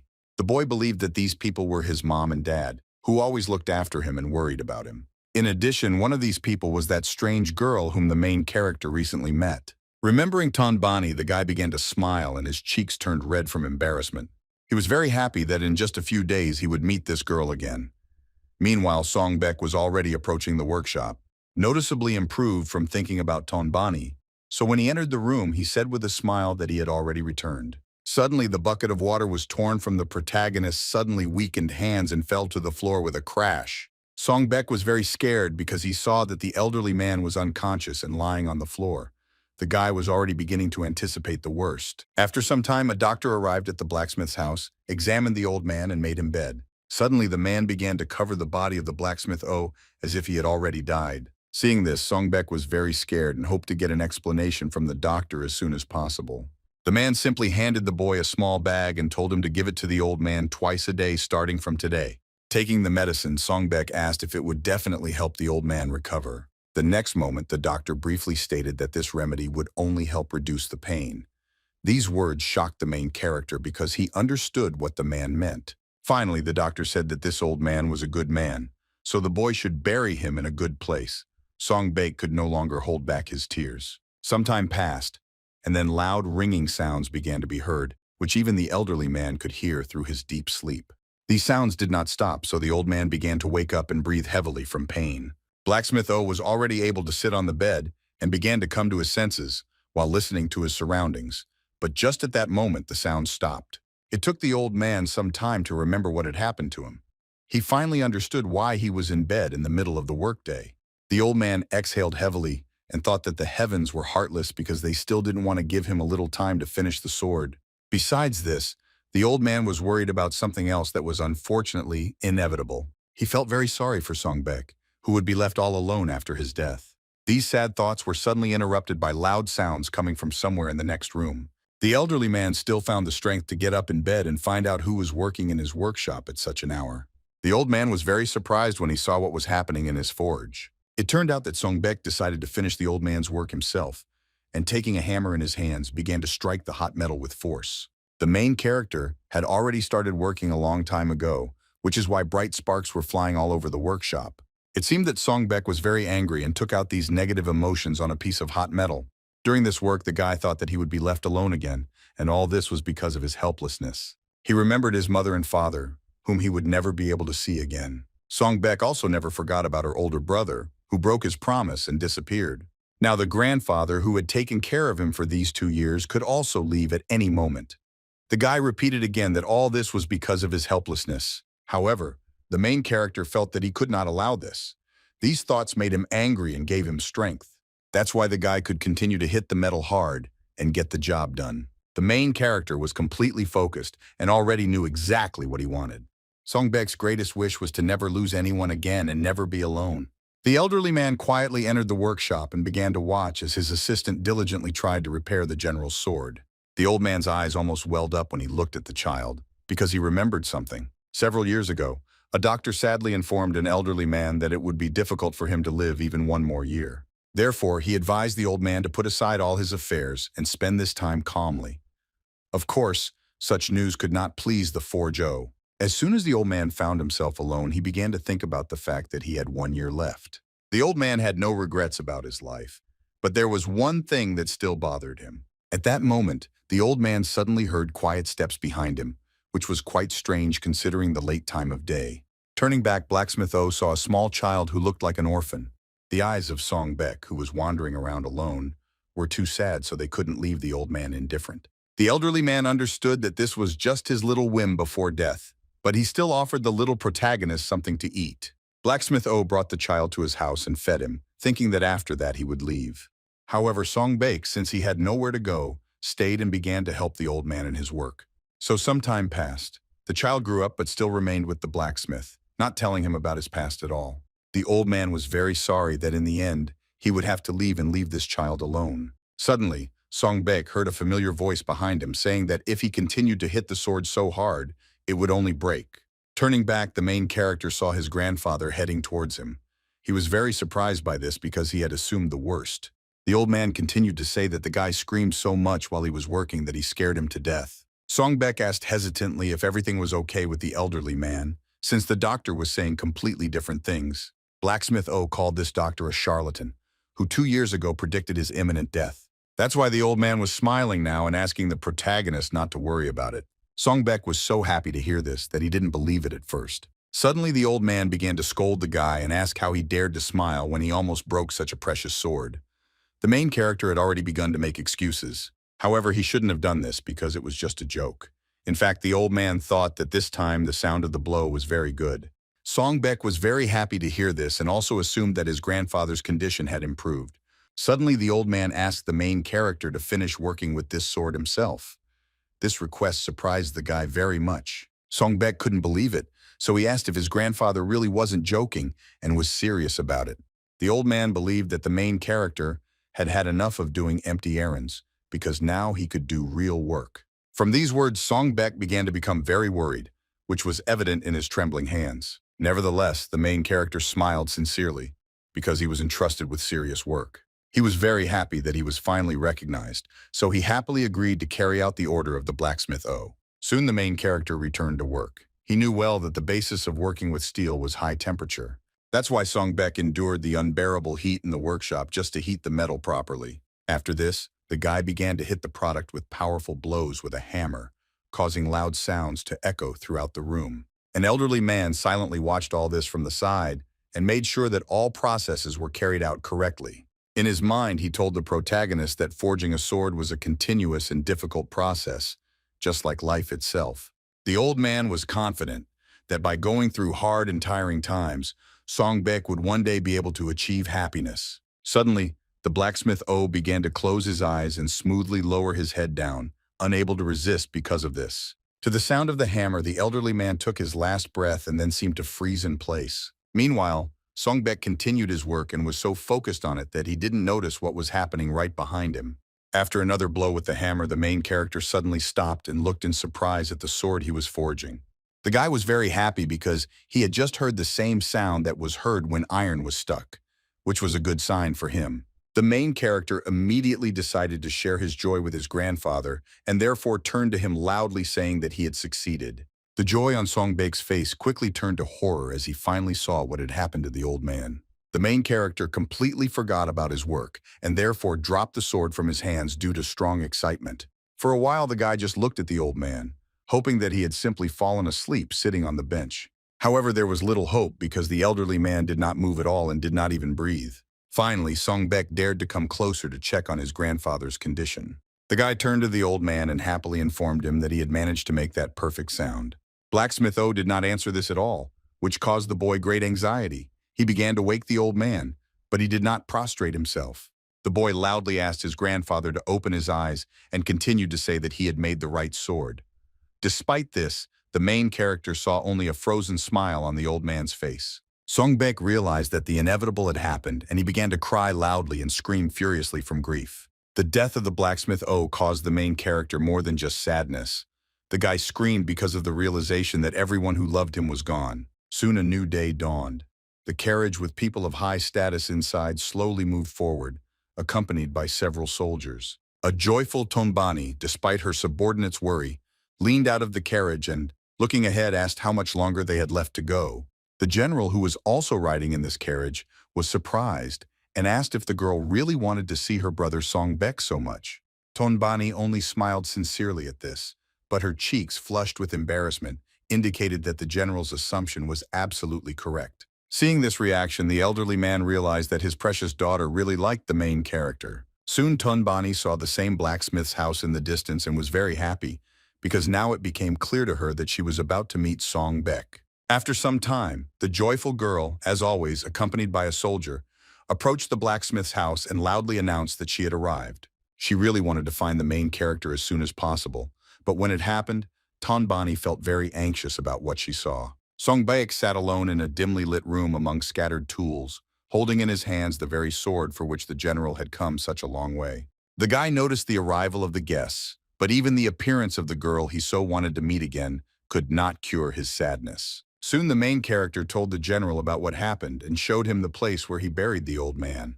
At this place, a small child even managed to install a small tombstone in memory of the person who showed him kindness. Tonbani, seeing this, could no longer contain her emotions. The girl began to cry loudly because, in addition to pity for Songbek, all this reminded her of her own loss. Seeing this, the soldier turned to his mistress and said that it was cold outside and therefore she should return to the carriage. Tonbani didn't want to leave because she understood how hard it was for the main character and she wanted to support him, but she still had to leave him alone with his father. The general was also very saddened to learn about what had happened, which made him sigh heavily.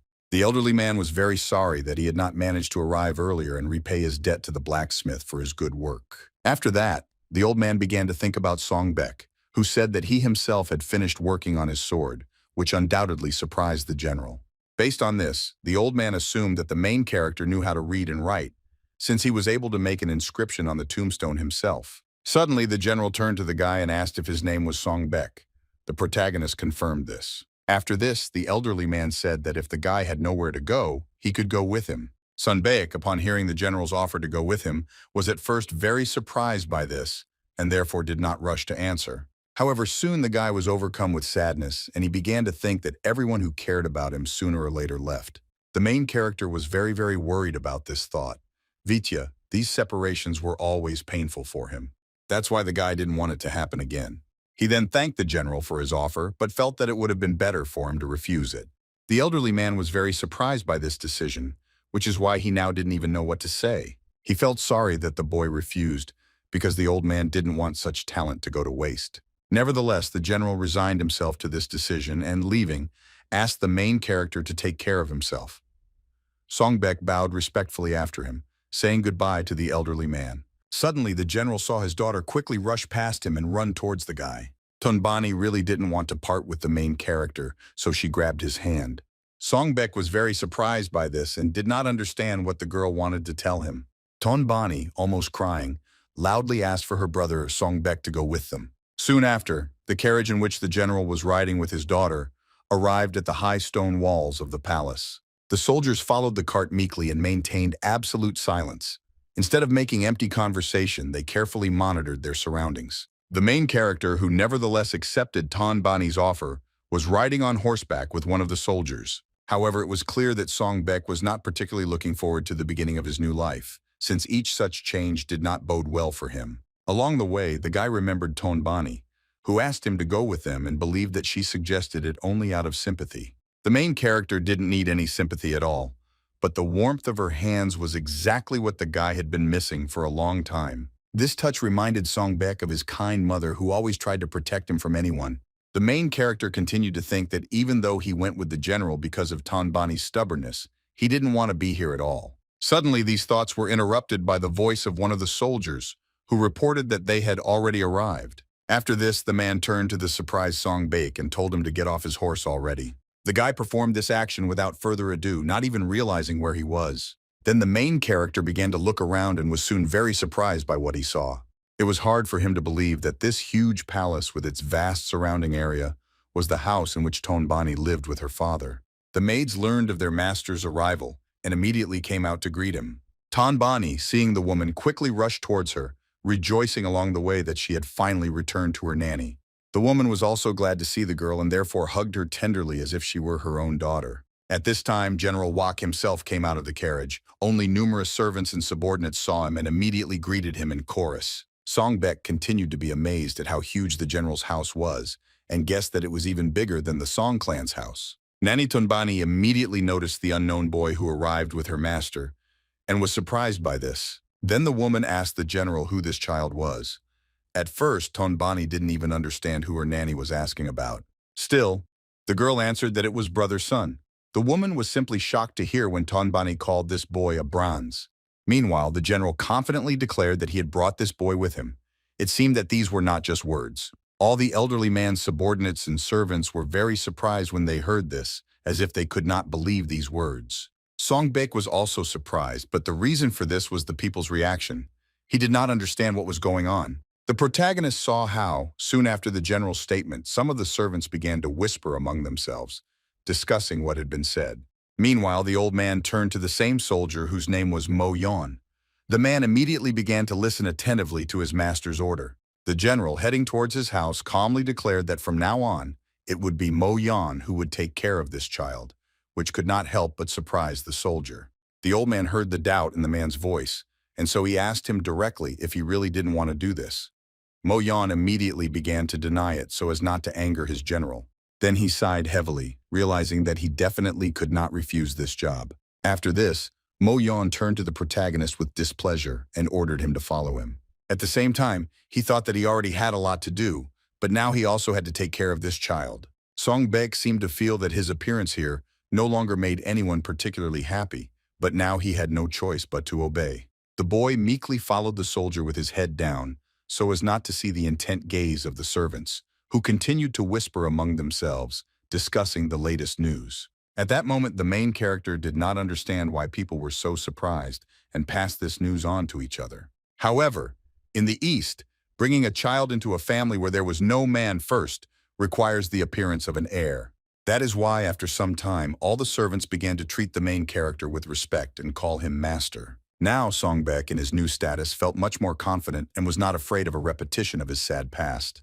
The general's estate had everything necessary for life and even more. Right now, the boy was heading to the training ground where his teacher was already waiting for him. It was Mo Yan, who was not very happy that the protagonist was late for training. Songbek apologized for this and explained that he was late because he was accompanying the lady. Now the guy was ready to start training with Mo Yan, who had already risen to the rank of general over the past few years. The man was unhappy that the boy called him general instead of senior, so he was already preparing to teach his student a lesson. Songbek was ready and therefore took a fighting stance, simultaneously asking for forgiveness again and saying that he understood little, so it was difficult for him to remember the man's words. Mo Yan then asked if the main character had already prepared for his exam. Answer to this guy is that he trained every day like an officer. His determined look said that he was ready for anything. Mo Yan praised the protagonist for this and suggested checking how much his skills had improved. The next moment, the man suddenly jumped up and rushed towards his student, intending to attack him. At this time, Songbek had already prepared to repel this blow. Finally, the opponents clashed in battle. Mo Yan attacked his student, but he managed to repel this strong attack. The man had no intention of giving the boy time to rest, so he immediately swung the training stick again to try to block this blow. To Mo Yan's surprise, the main character was able to defend himself from this attack as well.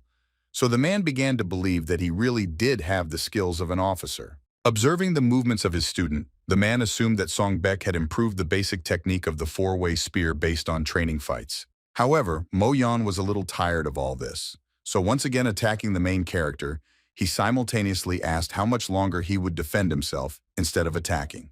Songbek, hearing this, smiled slyly, because he assumed that his teacher was already a little angry, which meant it was time for him to act. After some time and several attacks, Mo Yan was quite tired and was now breathing heavily, while saying that the main character had really become much stronger. That's why the man took the training spear in his other hand, believing that he had no other choice. Songbek, hearing this, became slightly alarmed because he realized that now his exam would become much more difficult. The next moment, Mo Yan, with renewed vigor, rushed to attack the protagonist, loudly asking him to try to parry his next attack. Mo Yan's powerful attack on the training ground caused a huge explosion, which raised thick clouds of dust in the air. After this, the man began to laugh at his student and ask where all his confidence had gone. Songbek was truly shocked by his teacher's antics and asked if he hadn't used special techniques against which it was clearly too early for him to defend himself. Mo Yan, in response to the guy's question, stopped twirling the training cap in his hands and placed it on the ground. Then he said with a serious look that it would not be defenseless hares fighting against the guy on the battlefield. The man's sudden change in mood really surprised the main character. Mo Yan continued to say that mastering special techniques was just a step towards passing the exam. Besides, there was no enemy who would fight the guy in the manner practiced in training, so Songbek should remember this well. After this, the man swung his spear again and rushed to attack the main character, not even thinking of giving in to him. Songbek tried to defend himself from the strong blows as best he could, but it was obvious that it was difficult for him to do so. At the same time, the guy thought about how strong his teacher's blows were and was afraid that at this rate, his training weapon would not withstand and break. The next moment, what Songbek had been so afraid of happened. Mo Yan's next attack literally cut the protagonist's wooden stick in half. From this powerful blow, the guy began to lean back and almost lost his balance. Fortunately, Mo Yan did not attack him at that moment. Still, he managed to stay on his feet, noticing along the way that his teacher had used a real combat spear against him in the fight, which made everything even more difficult. However, the enraged Mo Yan did not even think of stopping, and therefore again ran towards the main character in order to continue attacking him. Despite the approaching danger, Songbek threw away the other half of the broken spear, while acknowledging that his teacher was strong. But martial arts on the battlefield should have been more effective. Mo Yan was very surprised that the main character had no intention of defending himself at all. The guy just stood there meekly, allowing his subscriber to approach him without hindrance. Mo Yan was very afraid that at this rate his student would suffer greatly. The man was approaching so quickly that he could no longer stop, so he only asked the guy to quickly dodge. The next moment, another loud explosion occurred, the sound of which echoed throughout the area. Only after that did everything on the training ground become quiet.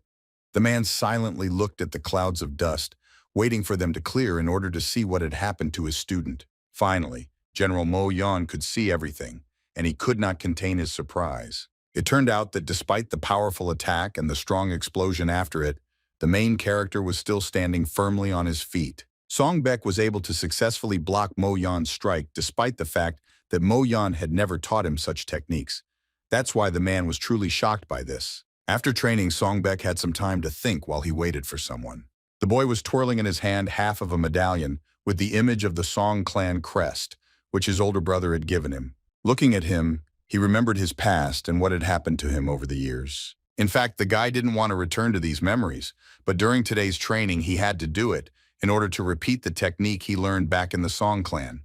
The past only caused sadness in the main character, so he always tried not to think about it and especially not to tell anyone about who he really was. Suddenly, not far from the guy, someone's voice was heard, who was surprised that the guy was looking at this clown because usually he only hid it. It turned out that this voice belonged to Ton Bani, whom the main character had not seen for a long time due to constant employment. Songbek hid the pendant, greeted his mistress and asked if she had already finished everything. Suddenly, the girl began to get very angry, which was reflected in her entire body. The main character was surprised because he did not understand what the reason was for this, and therefore waited for the girl to explain everything herself. However, Ton Bani only continued to be angry at the guy without giving any explanation, hoping that he himself would realize his guilt. After that, she turned around and started to leave, assuming that perhaps she was mistaken. Songbek did not understand what was happening and was afraid that he had done something wrong. The girl remained just as unhappy, but still decided to give the guy a little hint. She asked if the main character really didn't understand what the problem was, while calling him young master. After that, she sighed heavily and said that she had not gone out for a walk for a long time, and therefore the person she expected to see probably did not keep his promise and did not come. Finally, Songbek understood what was going on, and so he called the girl by name, which immediately made her stand still. She was pleased to hear that the guy addressed her not as his mistress, but as his friend, which made the girl begin to smile. However, Tanbani pretended that she had not heard well and therefore asked the guy to repeat what he had said. Songbek was unhappy with this and asked him to stop bullying him. After this, the main character asked the girl to be more careful because they both knew that her nanny could get angry if he called her that. Tanbani didn't respond to this and only suddenly took the guy's arm. Songbek was very embarrassed by this. and immediately asked what the girl was doing. Tonbani did not see any problem with this and remembered that the guy had even given her piggyback rides before. This made the main character's face even redder, so he quickly freed his hand from the girl's mouth and replied that they were just children back then. Unexpectedly, Tonbani asked who they were now. This question confused the main character, causing absolute silence to reign around. The girl looked attentively at the guy, and with her whole appearance showed that she wanted to get an answer to her question from him. Songbek also looked at the girl without looking away, while remembering the past. Once upon a time, Tonbani's nanny hit the protagonist hard in the face and asked him not to be mistaken. The woman said that the others might think that the guy was brought here as an adopted son, but in fact, for the lady, he was nothing more than a toy. That is why the main character had to behave accordingly. Then the woman asked if Songbek understood everything well. The upset protagonist remained silent for a while, trying to come to terms with his participation. Still, he quietly replied that he would remember the woman's words and would behave well. Having not received an answer to her question, Tonbani turned to the guy and again asked who they were to each other now. To this, Songbek again did not respond to anything, as if he was still thinking about something. Suddenly, the main character dropped to the ground and invited the girl to climb on his back. Tonbani was very surprised by this. The girl expected to get a completely different answer, so she asked what the guy was doing at all. To this, the main character smiled and replied that he thought that this was exactly what the girl had just asked him. The guy continued to say that he considered the girl still a child, so nothing terrible should happen if he carried her on his back. Tonbani got very angry about this and asked the guy to stop it and said that she would go alone. Songbek was aiming for exactly this result, as evidenced by the barely noticeable smile on his face. After that, the guy ran after the girl and again offered to carry her on his back.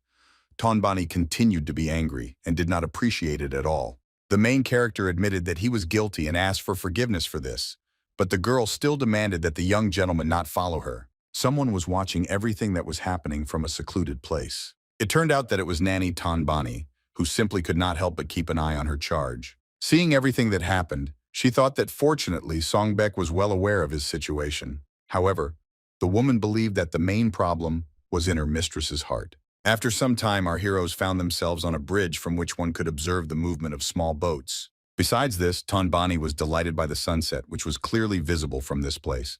She asked her brother Songbek to also enjoy this view. Hearing this proposal, the main character breathed a sigh of relief, because now he could definitely say that the girl had calmed down and was no longer angry with him. The guy continued to think that judging by the fact that Tonbani's mood changed literally in a second, she really was still a child.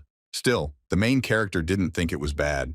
He enjoyed spending time with this girl, as evidenced by the smile on his face. The guy continued to look at the happy girl and think that only two people were kind to him for no reason. One of them was, of course, Tonbani, and the second was the blacksmith O, whom Songbek was unable to protect in any way, which is why he was now very sad. Nevertheless, the main character has already firmly decided that he will definitely protect the girl at any cost and will not allow the misfortune to repeat itself. Songbek was absolutely serious, as evidenced by his determined gaze directed at the sunset.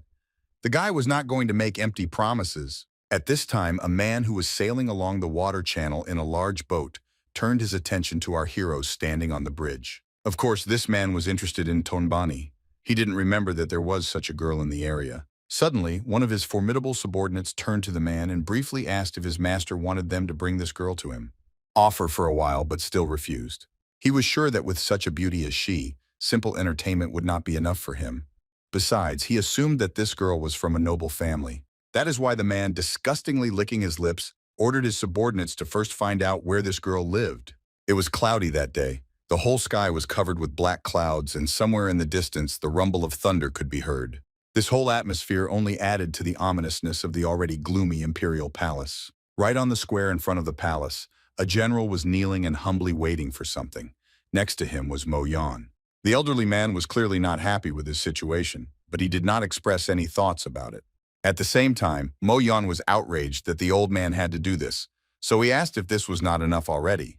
To this, the general replied that disobedience to the emperor's decree was considered treason, and if it was so difficult for the man to wait, then he could return home. Mo Yan was very angry and could hardly contain his emotions from the fact that his master found himself in a humiliating position. The next moment, the man loudly declared that he would go to the palace right now, but the old man did not respond to this. The man continued to say emotionally that the emperor was probably at a banquet hosted by Chang Maso, which is why he didn't come out, and there was no certainty that it was the emperor who was sitting on the throne. The elderly man really didn't like what his subordinate said, so he sternly asked him to watch what he said. The old man continued to say that this Chan Maso was just waiting for a reason to destroy him, so he would use even the most insignificant reason to deprive him of power. Besides this, the general was sure that the emperor was a wise man, and no matter how much Chang Maso tempted him with sweet words, his eyes could not be deceived.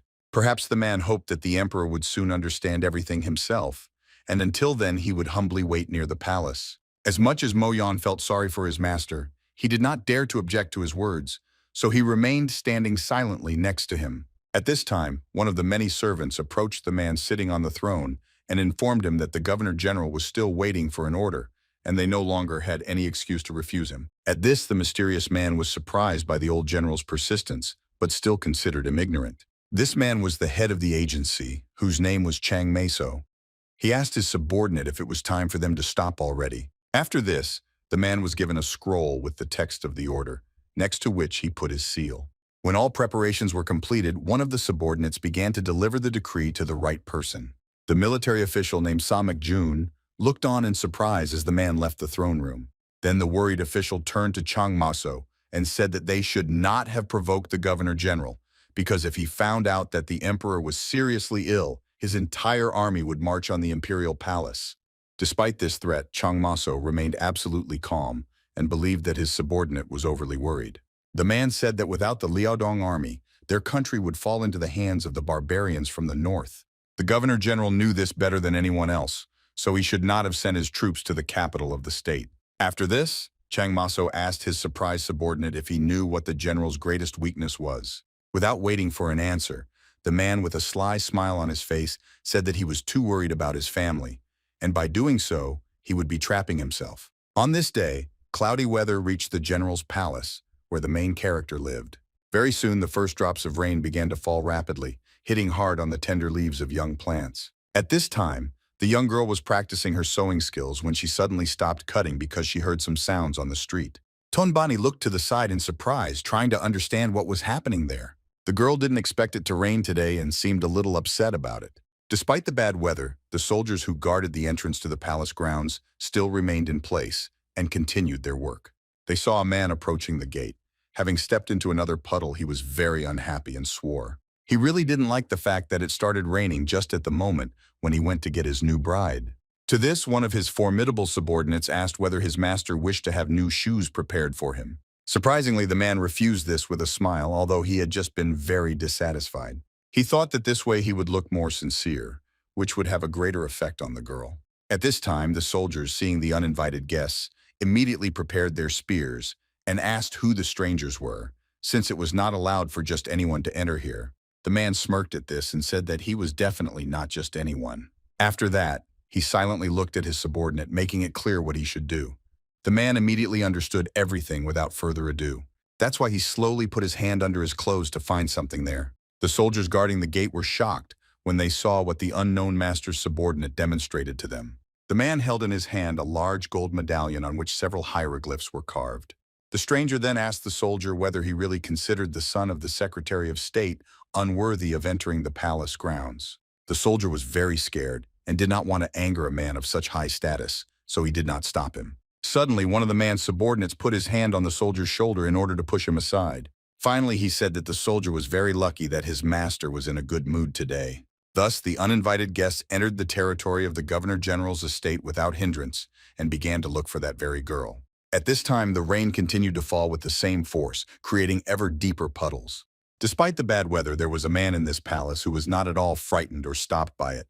Songbek couldn't miss his training because of a little rain, so he ignored the cold and wetness and began practicing his strikes with a training spear. All the movements of the main character were fast and precise. In order to achieve such results, the guy had to be absolutely focused. However, more and more often the boy remembered Tonbani, who sincerely smiled and called him brother. The protagonist tried not to think about it and concentrate on training. He diligently continued to practice his punches. However, the girl's cheerful laughter could not fly out of Songbek's head. Because of this, the guy was very unhappy and seemed to be starting to get angry. All of this anger Songbek took out on the air around him, which he cut through with sharp swings of his training spear. This caused a strong wind to rise, which splashed rainwater from the puddles to the sides in a rapid stream. All this quickly exhausted the main character, who was now breathing heavily from fatigue while remembering the words of the nanny, who asked him not to forget his place. Suddenly Songbek heard Dongbani's voice again, calling him brother, realized with horror that this voice was real, and therefore quickly turned his head to the side. Songbek was very surprised when he saw Tongbani in front of him, who, despite the fact that he was hiding from the rain under an umbrella, was completely covered in water. After this, the guy began to dry the girl's hair so that she would not get sick, because in that case, the nanny would be very angry with him. Along the way, he asked why Tongbani had even gone out onto the training ground. Replied with regret that the rain was very heavy and she wanted to bring the guy an umbrella, but at that moment he poured water on her. Hearing this, the main character silently looked at Tongbani and remembered something. One day something happened that left the guy lying powerless on the ground, clutching with his weak hand that same medallion with the coat of arms of his clan. Near the main character, who was apparently unconscious, sat Mo Yon, breathing heavily as if after an intense workout.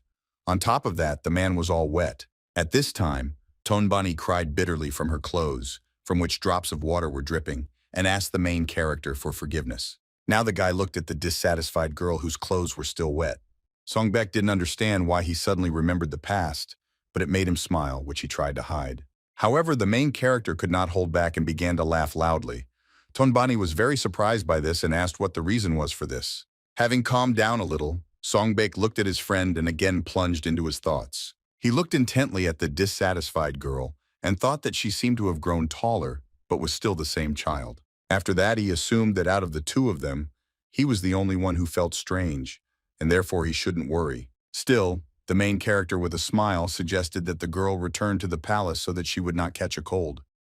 Tongbani still blamed the guy for pouring water on her. Suddenly, out of nowhere, a stranger's voice was heard, rejoicing that he had finally found the girl. Our heroes immediately looked away in surprise. It turned out that this was the very son of a high-ranking official who arrived here with his loyal subordinates. Tongbani was not at all happy about his appearance, so she was in no hurry to start a dialogue with the uninvited guest. Still, she asked suspiciously who this guy was and whether he knew that this was not a place where outsiders could enter. The guy felt a little uncomfortable that the girl called him an outsider because very soon they were supposed to become one family. Tongbani, hearing this, was very surprised and asked what the guy meant by saying all this. The stranger said that a few days ago he accidentally saw a girl and he liked her, so he would like to share these feelings with her. The guy continued to say that he came here to propose to the girl because he believed that this was the right act of a noble man. Also said that his father was a state secretary named Lee Taechan. The girl was not impressed by all this at all, so she asked the guy to leave without listening to him to the end. The stranger was very surprised by this because he had never received such a direct refusal before.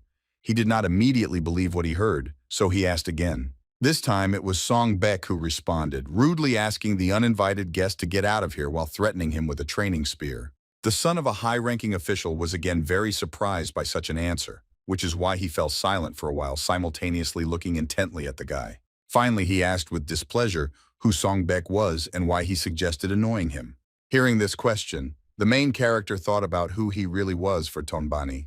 He remembered the words of the nanny, who, having hit him in the face, asked him not to be mistaken and not to forget that he was nothing more than a toy for the mistress. He also remembered Mo Yan's words during their training fight.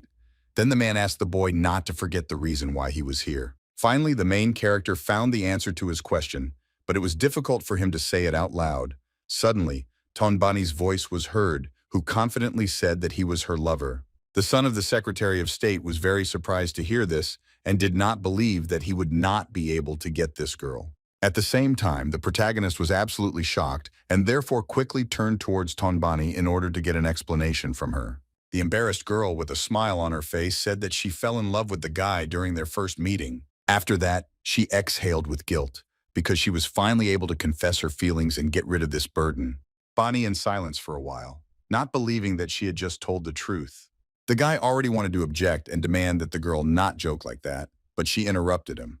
Tongbani was a little nervous and asked Songbek not to look at her so intently because it embarrassed her. As soon as the main character realized that the girl was speaking seriously, he became embarrassed and thought that he had guessed about her feelings, but hearing something like that directly was very awkward. Suddenly, these thoughts were interrupted by the loud laughter of that very son of a high-ranking official. Our heroes looked at him with displeasure. The guy continued to laugh, not paying attention to anyone, and could not calm down because this situation really amused him. Finally, he looked piercingly at our heroes and asked if they were really making fun of him. After that, he silently and arrogantly raised his hand in which he held the fan and pointed at Songbek and Tongbani. The guy then suggested that he should teach the two of them a lesson in dealing with a person of high class, which he was. The next moment, the scoundrel gave an order, after which one of his subordinates rushed towards our heroes with lightning speed, which did not bode well for them. The man jumped high into the air, drawing his sharp sword as he did so, intending to teach Songbek a lesson for his insolence towards his master. Songbek saw this and realized that there was no way to avoid a battle, so he quickly turned to Dongbani and asked her to return to the palace. The girl was shocked by what was happening, so she did not react immediately. Besides, she did not want to leave the main character here alone. Then the guy again asked her to listen to him and leave from here, after which he rushed to attack his opponent, armed only with a wooden stick. A moment later, a loud explosion was heard, which raised the atmosphere around Oblakakov and provoked the appearance of strong gusts of wind. Because of this wind, the umbrella that Tonbani was holding in her hands flew out and fell to the ground despite her strong grip. The girl was very scared by what was happening right before her eyes. It turned out that the main character had failed to defeat his opponent and was now lying on the ground, trying to recover from the powerful attack. Trying to ignore his current state, Songbek once again asked Dongbani to quickly run away from here, while she still had the chance. Suddenly, the guy was pierced by a sharp pain, because his opponent did not want to spare the main character at all, and therefore pressed hard on his chest with his foot. At the same time, the man mocked the main character's fighting technique that he had just used. He said that although the guy had achieved some success in this, Songbek would definitely not pass the exam with such skills, and he was no match for the squad leader. Tonbani was very scared when she saw that the man brought his sword to the guy's neck, and tears began to appear in her eyes. Seeing this, the official's son suddenly said that this appearance perfectly suited the girl's status. These words made Tonbani very angry, so she asked how the guy dared to come and attack people in someone else's house. She also threatened that she would never let this go. The guy was not at all afraid of these threats because he was completely confident in his impunity, which his high status gave him. Then he decided to show his arrogance again and asked what the girl would do to him, after which he assumed that she wanted to tell everyone that the young lady had fallen in love with her servant. Tonbani was shocked because she did not expect that this man would blackmail her. But this was to be expected from a man who behaved in such a way in someone else's house. The guy continued to say that at first he planned to take the girl as a wife, but if she agreed to be a concubine, then so be it, he would forgive her. Tonbani's answer was not long in coming. The girl, full of rage, hit the impudent man in the face with all her might. Then she loudly asked how the guy dared to say such a thing and whether he even knew where he was. Suddenly the girl felt a sharp pain. The villain did not continue to talk and kicked the girl in response. This caused Tonbani to lose her balance and fall to the ground with a scream. This had never happened to her before. Seeing this, Songbek was very afraid for the girl and was already about to rush to her aid. However, he quickly stopped when he felt the touch of cold metal on his neck. The man with a satisfied smile on his face grabbed the guy by the hair and ordered him to sit still if he didn't want to lose his head. Meanwhile, the high-ranking official's son was still indignant that Tonbani dared to hit him. This girl, still full of rage, threatened that she would definitely make the scoundrel pay for everything he said and did. For a moment, the guy was stunned, as if he was seriously thinking about the consequences of his actions and the upcoming punishment for it. However, all this was not at all like that. The villain did not take the girl's threats seriously at all and only laughed loudly at this. After this, he turned to his subordinate and asked him to give him his sword. The man tried to dissuade the guy from this idea, but he ordered him to shut up and follow the order, while saying that he would not kill the girl. Taking out his sword from its sheath, the scoundrel smiled slyly and said that Tonbani was quite pretty, so he was interested in how much her face cost. Then the armed madman began to approach the defenseless girl, waiting to see how she would speak when he scratched her face. The man who was watching this from the side was horrified and thought that his master had gone too far, since they were ordered to simply scare the girl a little. That is why the soldier decided that he had to stop the guy despite his anger, although the mere thought of it frightened the man with its consequences. The man still couldn't bring himself to do it, but in the meantime, the scoundrel had already approached Tonbani. He asked the girl not to move with a satisfied smile on his face because he could accidentally cut her. Tonbani was very scared because the sharp cold sword was already touching her cheek, and she could not do anything about it. At this time, Songbek, filled with rage, could no longer contain his emotions from the fact that the scoundrel who unexpectedly came to their house was mocking the girl. The main character felt very bad now because he remembered that he promised to protect Tonbani. He also swore that he would not lose the girl's bright smile, but now he was completely helpless. These thoughts only made Songbeki even more angry, who no longer intended to feel sorry for herself and therefore tightly confessed to the sword. The man, seeing this, did not understand what the guy was doing and believed that even if he was just an ordinary warrior, then killing a member of the Eastern clan would cause them a lot of problems. The next moment, the main character, without sparing himself, began to break free from the man's grip, while thinking that he absolutely had to protect Tonbani. At this time, the second soldier, who came with the son of a high-ranking official, watched in horror what his master was doing. The villain laughed loudly and continued to frighten the girl and make her cry even more. It seemed that he was about to cross the line. Continuing to watch this man, I thought only about the fact that he had to stop this right now, before this self-righteous guy hurts the girl. The man was distracted from these thoughts by a sudden click that came from the opposite side. He immediately looked to the side in order to understand what was happening there. It turned out that it was the second soldier who was shouting, who came with the official's son. His hand was badly wounded and bleeding. Due to the injury he received, the man was unable to hold the main character, and so now he asked his colleague to stop the guy.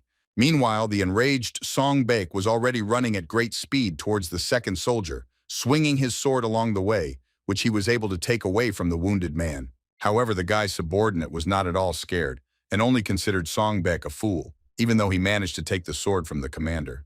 Then the man took a fighting stance and loudly said that the weapon would not help the guy at all against the strength of the commander's martial arts. Nevertheless, the main character frowned and continued to quickly approach his opponent, as if he already knew the outcome of their clash. At this time, the man had already concentrated energy in his hands.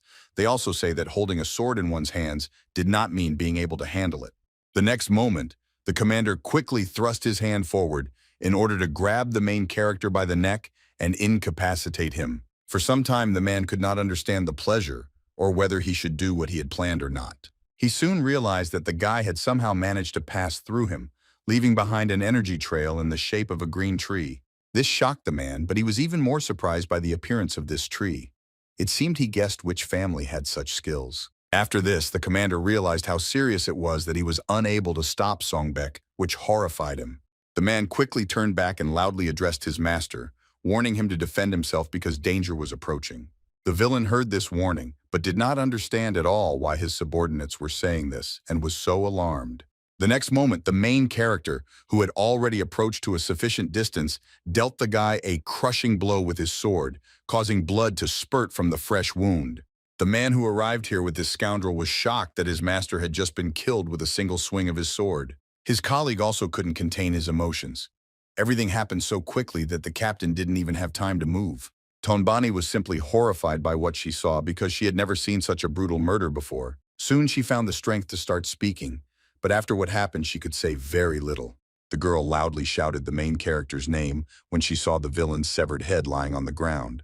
At this time, Songbek, who was consumed by rage, was still very tense and seemed ready to repeat what he had just done at any moment. Shocked by what had happened, the protagonist stood over the lifeless body of the uninvited guest and could not move while raindrops slowly flowed down his hair. Finally, Songbek threw the murder weapon out of his hands and it fell with a clang onto the stone-paved ground.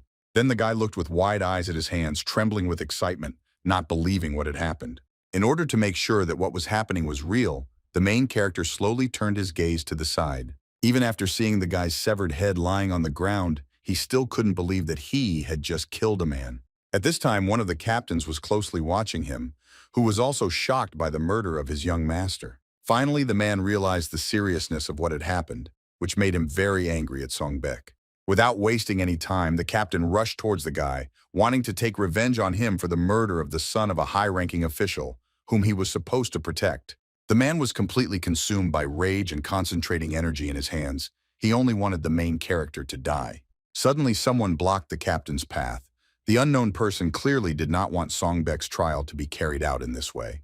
The captain seemed to recognize the man, but was still very surprised by his appearance here at such a time. It turned out that it was General Mo Yon, who was extremely unhappy that the uninvited guests, whom he called dirty dogs, dared to meddle with his unmarried mistress. The next moment, the man attacked his opponent with all his might, causing him to immediately forget about committing his revenge. Even though the captain blocked the attack, the force of the blow was enough to send him flying back. As a result, the captain hit the ground several times, causing a loud sound to echo around and a huge cloud of dust to form at the site of his fall. However, the man was still conscious and asked with displeasure why Mo Yan was here now. Of course, the general had no intention of reporting to the uninvited guests and was ready to attack them again just so the men would get out of here as soon as possible. Some time passed. The rain still continued to fall, but only loud sounds of blows could be heard around. After another attack, the main character lost his balance and fell to the ground. The guy was not at all outraged by this, realizing that Mo Yan was punishing him for a reason. The man was very unhappy with what his student had done and asked if he even understood what he had done. Songbek tried to explain everything but could not find the right words. This angered the general even more, who called the main character an idiot while waving his hand in order to teach him a lesson once again. Suddenly, someone grabbed the man's arm, stopping him from hitting Songbek anymore. It was Tonbani. She looked at the man with a pitiful look and asked him to stop because the guy had done nothing wrong. However, this did not work on the man, and so he asked his mistress to let go of his hand and not interfere with him punishing his student. Then the girl, unable to hold back her tears, again asked the general to stop, respond to this, but still turned around with displeasure to leave. Finally, he once again insisted that Songbek, through his stupidity, had committed a very serious offense. After that, the man left, leaving Songbek and Dongbani alone. As soon as this happened, the girl with tears in her eyes immediately turned to the main character and asked if he was okay. Songbek was clearly emotionally depressed and could hardly speak, but he still tried to justify himself to the girl. Unexpectedly, Tonbani hugged the guy tightly, thus showing that she didn't need any excuses. Songbek didn't expect this at all. After this, the girl asked the main character not to worry about it anymore because nothing terrible happened. Songbek didn't respond to this. He really wanted Dongbani's words to be true, but that was not the case at all. Meanwhile, the pouring rain continued to fall, washing away the blood of the recently killed villain from the stone tiles. The next day came. There was no trace left of the cloudy weather, and the few clouds that were in the sky quickly flew away to the north. An elderly man who was sitting at the table was carefully reading some notes, turning page after page in a small book. At this time, his guest was very nervous, waiting for what the old man would tell him and how the conflict situation would be resolved. The Governor General was in no hurry to say anything, trying to find out more from the report about what happened. Finally, he put the book aside because he had learned everything he needed to. After this, the elderly man turned to his guest and said that he was sorry that his son had died. State Secretary Lee Taechan was not at all happy with these words because his son had been killed and now he was only interested in how the old man would answer for it. The Governor General clearly did not like the tone in which Lee Taechan spoke to him, so he rudely asked him if he really dared to say anything more about responsibility. Hearing these words and seeing the old man's stern gaze, Lee Taechan was seriously scared, so he decided to behave more restrainedly. The man did not forget that the General of the East could cut off his head right now, but he was interested in why he was so calm now, because his son had suffered in this house. The elderly man was in no hurry to answer this question because he clearly did not live to justify himself to the Secretary of State. Then the old man slowly took a cup of hot tea so as not to deny himself the pleasure of drinking a tasty drink because of the situation. After this, the Governor General calmly asked his guest whether he really wanted him to give birth to and raise another son for him. These words greatly offended Lee Taechong, who only wanted to resolve the current situation fairly. At that moment, the wooden door creaked open and someone quickly entered the room. Lee Taechong immediately turned around to see who it was and was very surprised at what he saw. It turned out that it was Tonbani. The man did not understand why she came here. Suddenly, the girl knelt down in front of her father and began to speak loudly about how her brother Songbek was not guilty of anything. The girl blamed everything on the young gentleman who wanted to make fun of her. Lee Taechan was shocked to hear all this and did not believe a single word the girl said. The man immediately began to zealously accuse Tonbani of lying and assured that his son would never do anything like that. After this, he loudly asked the girl whether she shouldn't have told the whole truth now, instead of this slander. Lee Taechan continued to ask with displeasure if Dongbani really thought that she could settle the situation with her lies. It all got to the point where the man began to threaten the girl. At this point, the Governor General could not stand it, and, out of anger that had accumulated during this conversation, he squeezed the cup tightly in his hand, causing it to shatter into small pieces. Looking at Li Techian with a look filled with rage, the old man asked if he really meant to say that his daughter was lying just now. The man, seeing the enraged old man, was again very scared. And why did you shut up so as not to anger him even more? Li Techian looked at the general around him with frightened eyes, who had an ominous aura hovering around him, and thought that no matter how toothless the tiger was, he was still a tiger. The Secretary of State was afraid that if he lost control of himself again, he would end up without a head, because the old man was already very angry. However, the man stated that in any case, the life of his son and the life of the killer could not be called equivalent. The Governor General was surprised to hear this and asked what the officials meant when he spoke of equivalence. The man explained that the son of the Secretary of State had been killed by an ordinary warrior, and that it was a great sin that threatened the foundations of their country. Old man, hearing this, thought for a while, because he admitted that Li Teishan was indeed right at this point.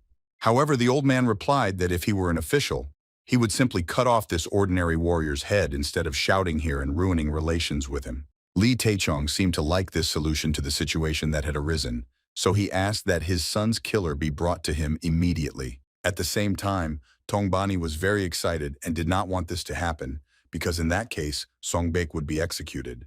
Unexpectedly, the Governor General said that he was of course sorry that the official's son had died, but no brother would simply stand by and watch as his sister was molested. Tongbani was very surprised to hear this and continued to listen attentively to her father, because she did not understand what he wanted to say with all this. Li Taichun was very dissatisfied with the old man's words and asked what he meant. The Governor General then feigned surprise that the official did not know that Song Pek was not just his daughter's bodyguard. The next moment, the elderly man seriously stated that the main character was his adopted son. Some time passed. Several services quickly headed out to do their work, knocking their shoes on the stone slabs along the way. Several girls meekly followed Nanny Tonbani. Today was not quite an ordinary day for them. There was no joy on the woman's face at all. It seemed that she was even a little disappointed by what had happened. Finally, the maid approached the small house where she and her subordinates were supposed to work today. But before that, she stopped along the way thinking about something. Nevertheless, the woman entered the house and without much enthusiasm opened the door to one of the rooms. In this room, the main character was waiting for his inevitable punishment, and because of his thoughts, he did not immediately notice the appearance of the maid. Finally, he noticed the woman and immediately realized that his time had come. The nanny was not at all happy to see Songbek here, which is why she looked away from him. Seeing this, the guy assumed that the decision about his fate had finally been made. The main character began to rise to his feet, thinking along the way that he had already lived longer than he should have, and it was enough for him that Tonbani was safe. Then Songbek greeted the nanny, saying that they hadn't seen each other for a long time, after which he asked if everything was okay with their mistress. Suddenly, the woman bowed respectfully to the guy and greeted him, calling him young master along the way. Following the nanny, the rest of the maids bowed and loudly greeted the young master, which simply could not help but surprise Songbek. The main character immediately asked the nanny what was the reason why the maids greeted him in such a way. The woman ignored this question and, without raising her head, said that the bath was already ready and the guy should follow her. Songbek didn't understand at all what was happening because before he could only dream of such an attitude towards himself, so now he was sincerely surprised. The late cold evening was perfect for tea drinking, so the owner of the house decided not to deny himself this pleasure. The hot drink quickly warmed the cup and now slightly burned the elderly man's hand. Nevertheless, the Governor General took a small sip, not at all afraid of burning his tongue. After this, he looked sternly at his guest, who humbly waited for what he would say to him. The old man was surprised at how the new clothes looked on the guy. Now he turned out to be a completely different person. Since the main character now had a new status, he had to match it not only in words but also in his appearance. Song Pek fell to his knees before the Governor General and bowed respectfully, greeting him as the head of the family of which he was now a part. The old man began to say that all this time he had not paid any attention to the guy and did not even know how much he had grown. Songbek was very grateful to the old man for taking him into his home, so he would like to apologize for the inconvenience caused.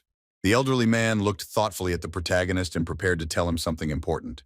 The old man did not keep me in suspense for long and briefly stated that he had many enemies. Songbek was very surprised by this, because he never expected that the Governor General would talk to him about this topic.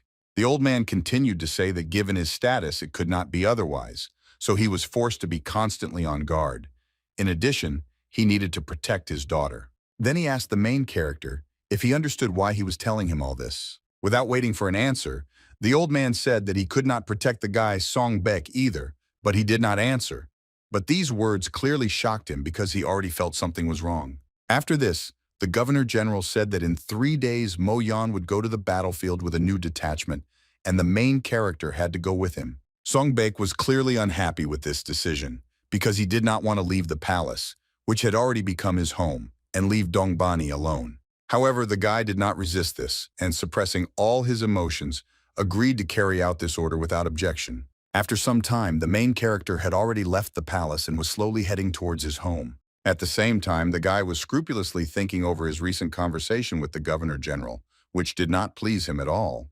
People could be when he arrived at the scene. The elderly man warned that the main character would have to kill the villains who threatened the well-being of their country. Song Bek recalled these words and thought that he was already well aware of how cruel people could be. However, the guy had already firmly decided that he was not going to die on the battlefield and that he would definitely return back.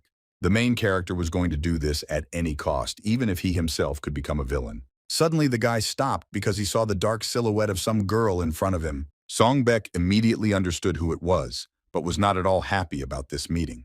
It was Tonbani, who was also very sad about the recent events. In addition, she already knew about the decision that her father had made regarding the guy. The main character in the darkness, the girl immediately turned to him to talk about everything, asked regretfully what they should do now. The guy silently looked at the girl, because he himself did not know the answer to this question, or did not want to upset her with the decisions he had made.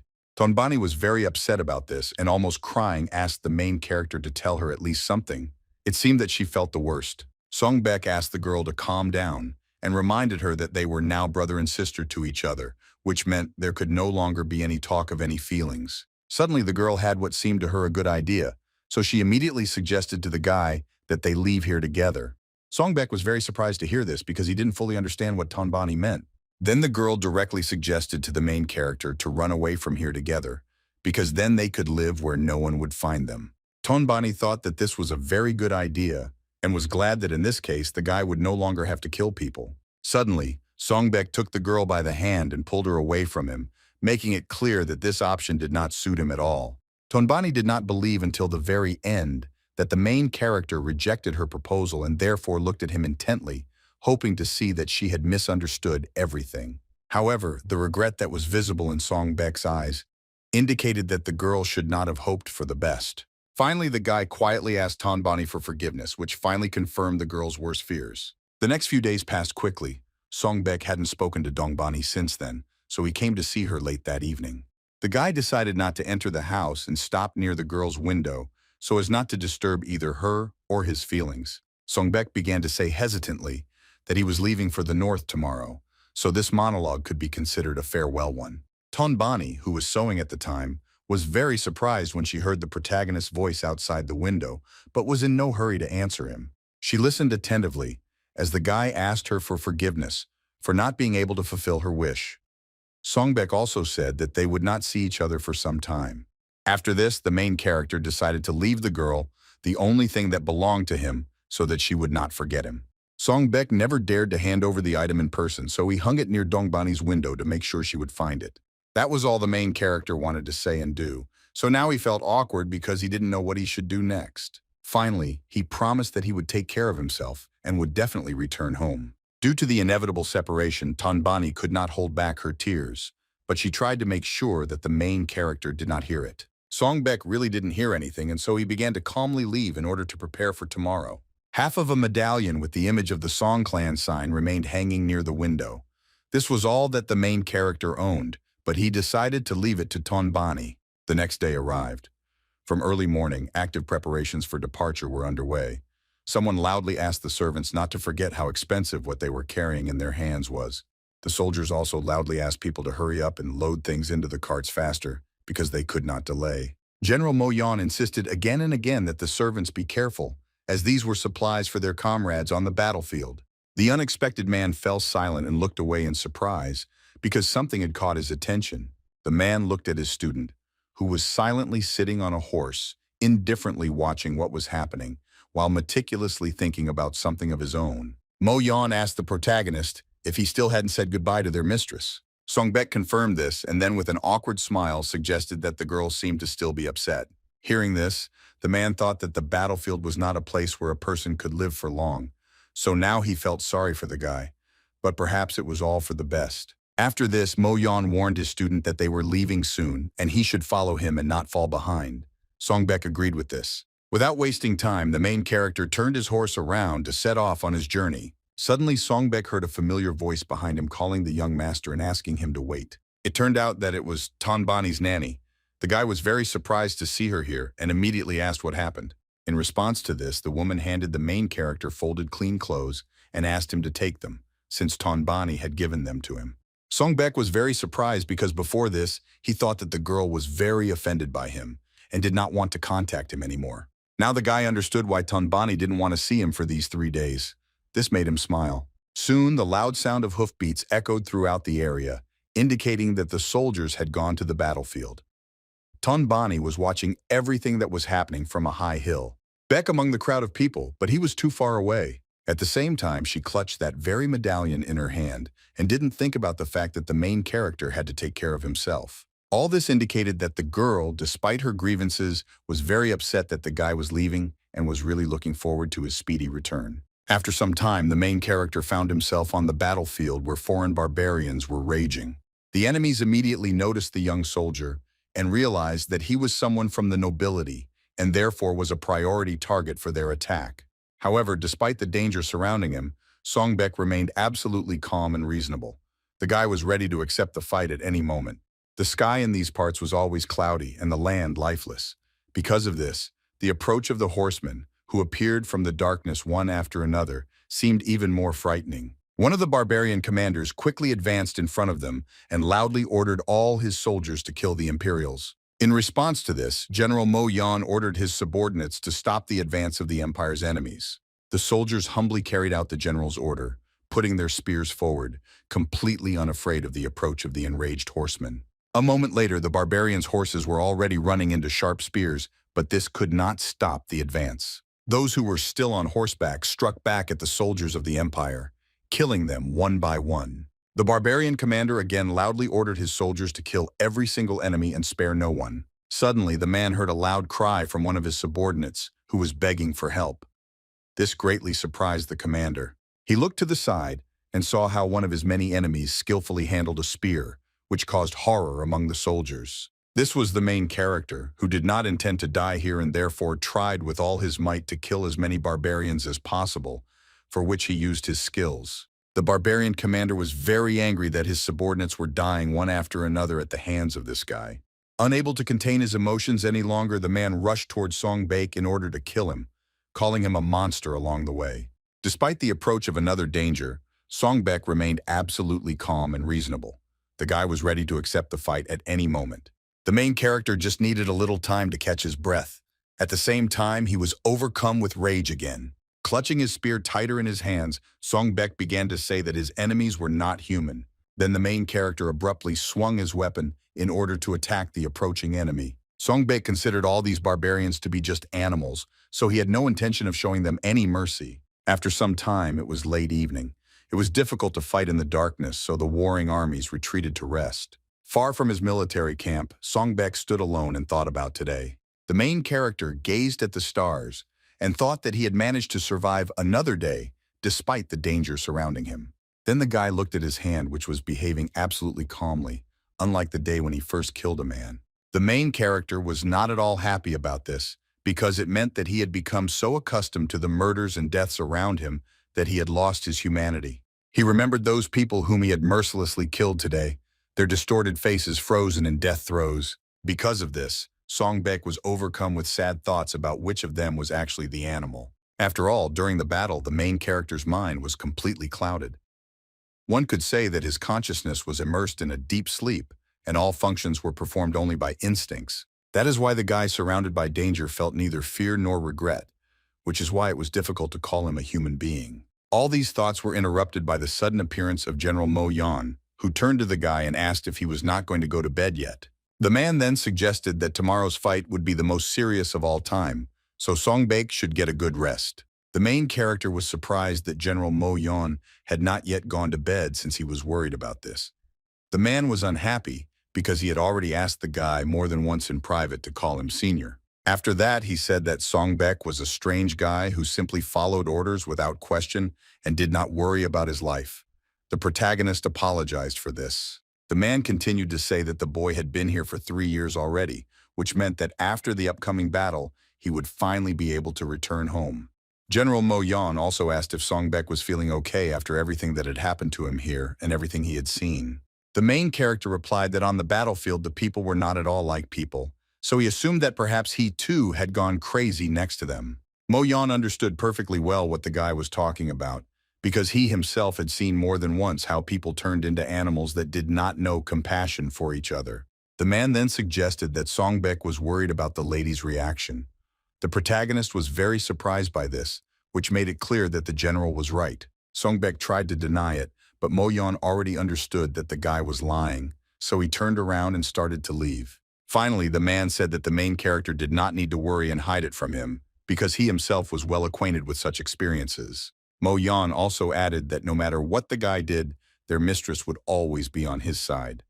After this, the man again asked the main character to call him Elder. Songbek didn't intend to do that yet, so he mentally apologized to the general because for him, his older brother was still associated with the man who abandoned him. After this, the main character, looking after the man, hoped that one day he would be able to call Mo Yan his elder. However, the guy could not keep his promise, because the very next day the barbarian army again began to attack the soldiers of the empire. The barbarian commander fearlessly led his men and ordered them to kill every single enemy. At the same time, General Mo Yan ordered his subordinates to stop the barbarians' advance, but today the empire's soldiers were not at all emotionally prepared for battle. The enemy cavalry, which was moving towards the imperial defensive positions at great speed, easily passed this obstacle.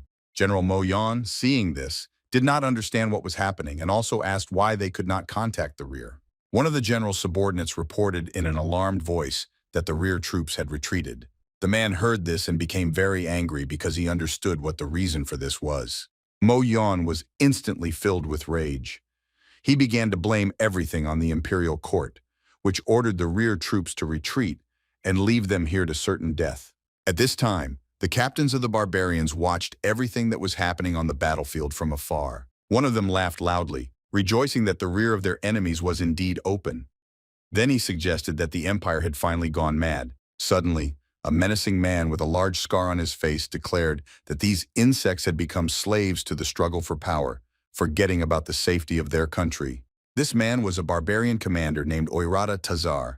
He believed that this was the empire's weakness, which they had to take advantage of. Meanwhile, in the capital of the state, a calm, peaceful life was in full swing, because no one yet knew what had happened on the battlefield. Tonbani sat in her room and looked at Songbek's locket and thought about their last conversation. At that moment, the girl's nanny entered the room to tell her the latest news. The woman quietly turned to her mistress and bowed respectfully, greeting her. The girl didn't react to this in any way. Then the nanny said that she came here to give something to Tonbani. The young lady thought that she had received another proposal of marriage from someone, so she immediately asked the nanny to convey that she would not accept anyone's proposal. However, Tonbani was wrong. The woman came to her to tell her that there was news about young Master Songbek. The girl immediately looked at her nanny in surprise. Soon she was already running somewhere quickly in order to get more information about the main character and his location. The girl really hoped that the guy had already arrived in the capital and that she would soon be able to meet him. Tonbani was very happy that these 3 long years of waiting were finally over. The girl approached the meeting room because there she could get answers to all her questions from her father. At this time, the old man was very excited because he had literally just learned what had happened on the battlefield. The governor-general could not believe the truth of what was said, and therefore asked again whether all this was really true. The soldier who brought the latest news to the general's palace loudly confirmed that everything he had said earlier was true. He repeated again with regret that General Mo Yan's army had been completely destroyed. The elderly man was shocked by this news. He had no idea how this could happen. By an unfortunate coincidence, at the same time, Tonbani ran into the room and, upon hearing the news of the army's destruction, she screamed loudly in horror and then began to lose consciousness. The girl fell to the floor and no longer heard her worried father loudly calling for the doctor to help her. At this time, a flock of crows was circling over the battlefield, having flown here in order to have a good meal. Such places were a real feast for these birds, who did not at all disdain to taste dead human flesh. However, one of the birds was not destined to dine peacefully today, because suddenly something began to move under its paws. It turned out that not everyone on this battlefield was already dead. One of the soldiers of the Empire tried with all his might to get out from under the corpses of his comrades. It was Song Bek, who now had no choice but to stop and look around in order to understand what had happened and how the battle had ended. Soon the protagonist rose to his feet and began to carefully make his way through the countless number of lifeless bodies that lay on the ground. In addition to fatigue and lack of strength, Song Bek was also badly wounded in the arm, causing it to bleed and barely move. However, the guy continued to walk forward, not paying any attention to the black crows that surrounded him above his head. Suddenly, the main character tripped over something and fell to the ground because he didn't have the strength to stay on his feet. The guy's whole body was shaking from fatigue and pain, but he had no intention of staying here at all. The protagonist's eyes were burning with rage and the desire to live, because at that moment he was thinking only about Tonbani. Song Bek mentally asked the girl not to worry because he would never die here and would soon return to her. The Imperial Palace, as always, frightened people passing by with its scale and ominous appearance. Despite what happened on the battlefield, Chang Maso, who sat on the imperial throne, laughed merrily. He was very happy that General Mo Yan was killed on the battlefield, because it was like leaving the Governor-General of the East without an arm. Soon the head of the agency calmed down a little because now he needed to solve another important matter. Taking small sips of hot tea, the man asked his guest if he liked his gift. This guest was State Secretary Li Techon. It was precisely in order to impress this man that Yang Maso staged the tragedy on the battlefield. The man then asked if the Secretary of State would like to join him, now that he had been rewarded with such a reward. Li Techon, without hiding his rage and anger, demanded that he first see the corpse of Song Bek, who killed his son. The man loudly asked Chang Maso to give him the head of the main character, after which he would make sure that the Eastern general was not just removed, but accused of treason. Having voiced all his demands, Li Techon began to leave the throne room, hoping that his wish would be fulfilled.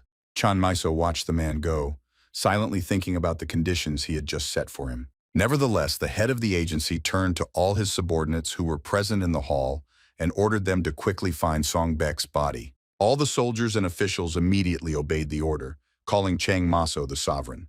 No one dared even doubt the correctness of all this. Meanwhile, in the vicinity of the imperial court, ordinary city life was in full swing. Some were returning home after work, while others wanted to spend the evening in good company. This entire idyll was disrupted by the appearance of a strange man who was dragging a bloody spear along the stone sidewalk. The sound of metal scratching the stone and the heavy steps of the unknown person could not help but attract the attention of people who saw something like this for the first time. It turned out that this disturber of the peace was Song Bek, who, despite his fatigue and the wounds he received during the battle, continued to diligently move forward. People who were attracted by the main character's appearance did not dare to approach him and allowed him to continue on his way unhindered. Suddenly the guy stopped because he had already arrived where he planned. Now he needed to rest at least a little. The main character looked ahead with displeasure and assumed that the traitors, because of whom the catastrophe happened on the battlefield, were having a lot of fun here. Song Bek stood outside the brothel, all the windows of which were brightly lit, which meant that the people he was looking for were probably inside and spending the evening carefree. Fun inside this establishment, and one of the visitors even thought that he had gone to heaven. The official, whose name was So, did not even believe that at 40 years old he could be so happy. His friend agreed with the man and said that it was much better here than in the palace. Official, so never even hoped to ever allow himself such entertainment at court.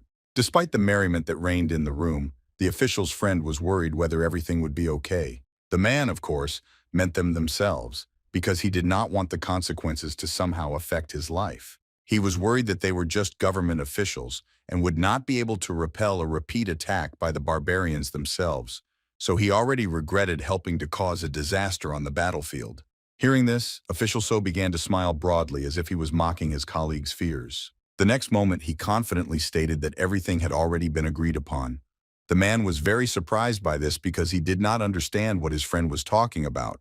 Official So said that after this incident, the Emperor Chang Meiso made a non-aggression pact with the barbarians for a year.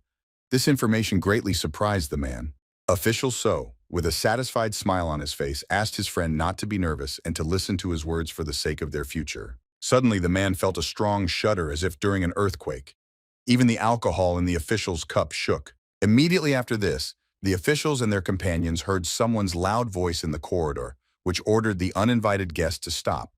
Everyone was very surprised by this. One of the officials had a bad feeling, so he was the first to start asking what could be happening in the corridor. Suddenly the door opened, and the perpetrator of this fuss entered the room armed with a spear from which drops of fresh blood were flowing.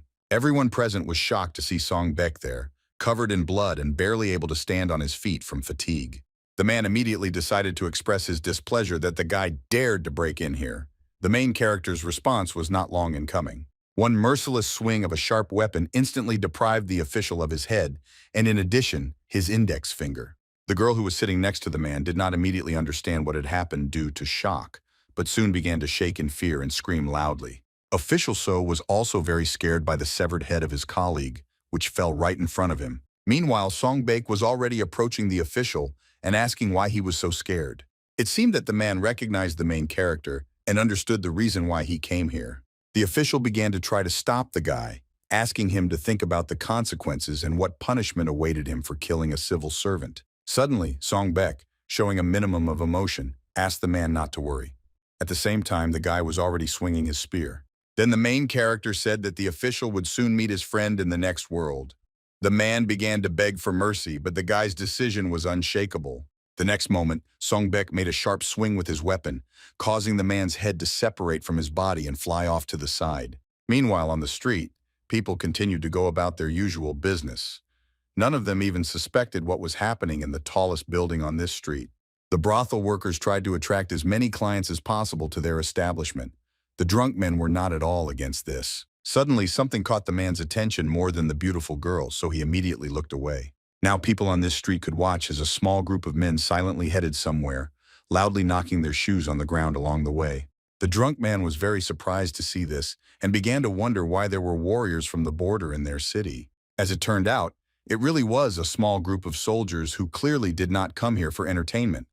None of the people wanted to get involved with them, so they humbly gave way to them. Suddenly, one of the warriors turned to the man who was walking in front of him and said that they had already arrived at the place they needed. As expected, this place turned out to be a brothel, where Song Baek had previously carried out his revenge. Soon the owner of this establishment, whose name was Bo Chan, seeing her guests, respectfully greeted Mr. Chan.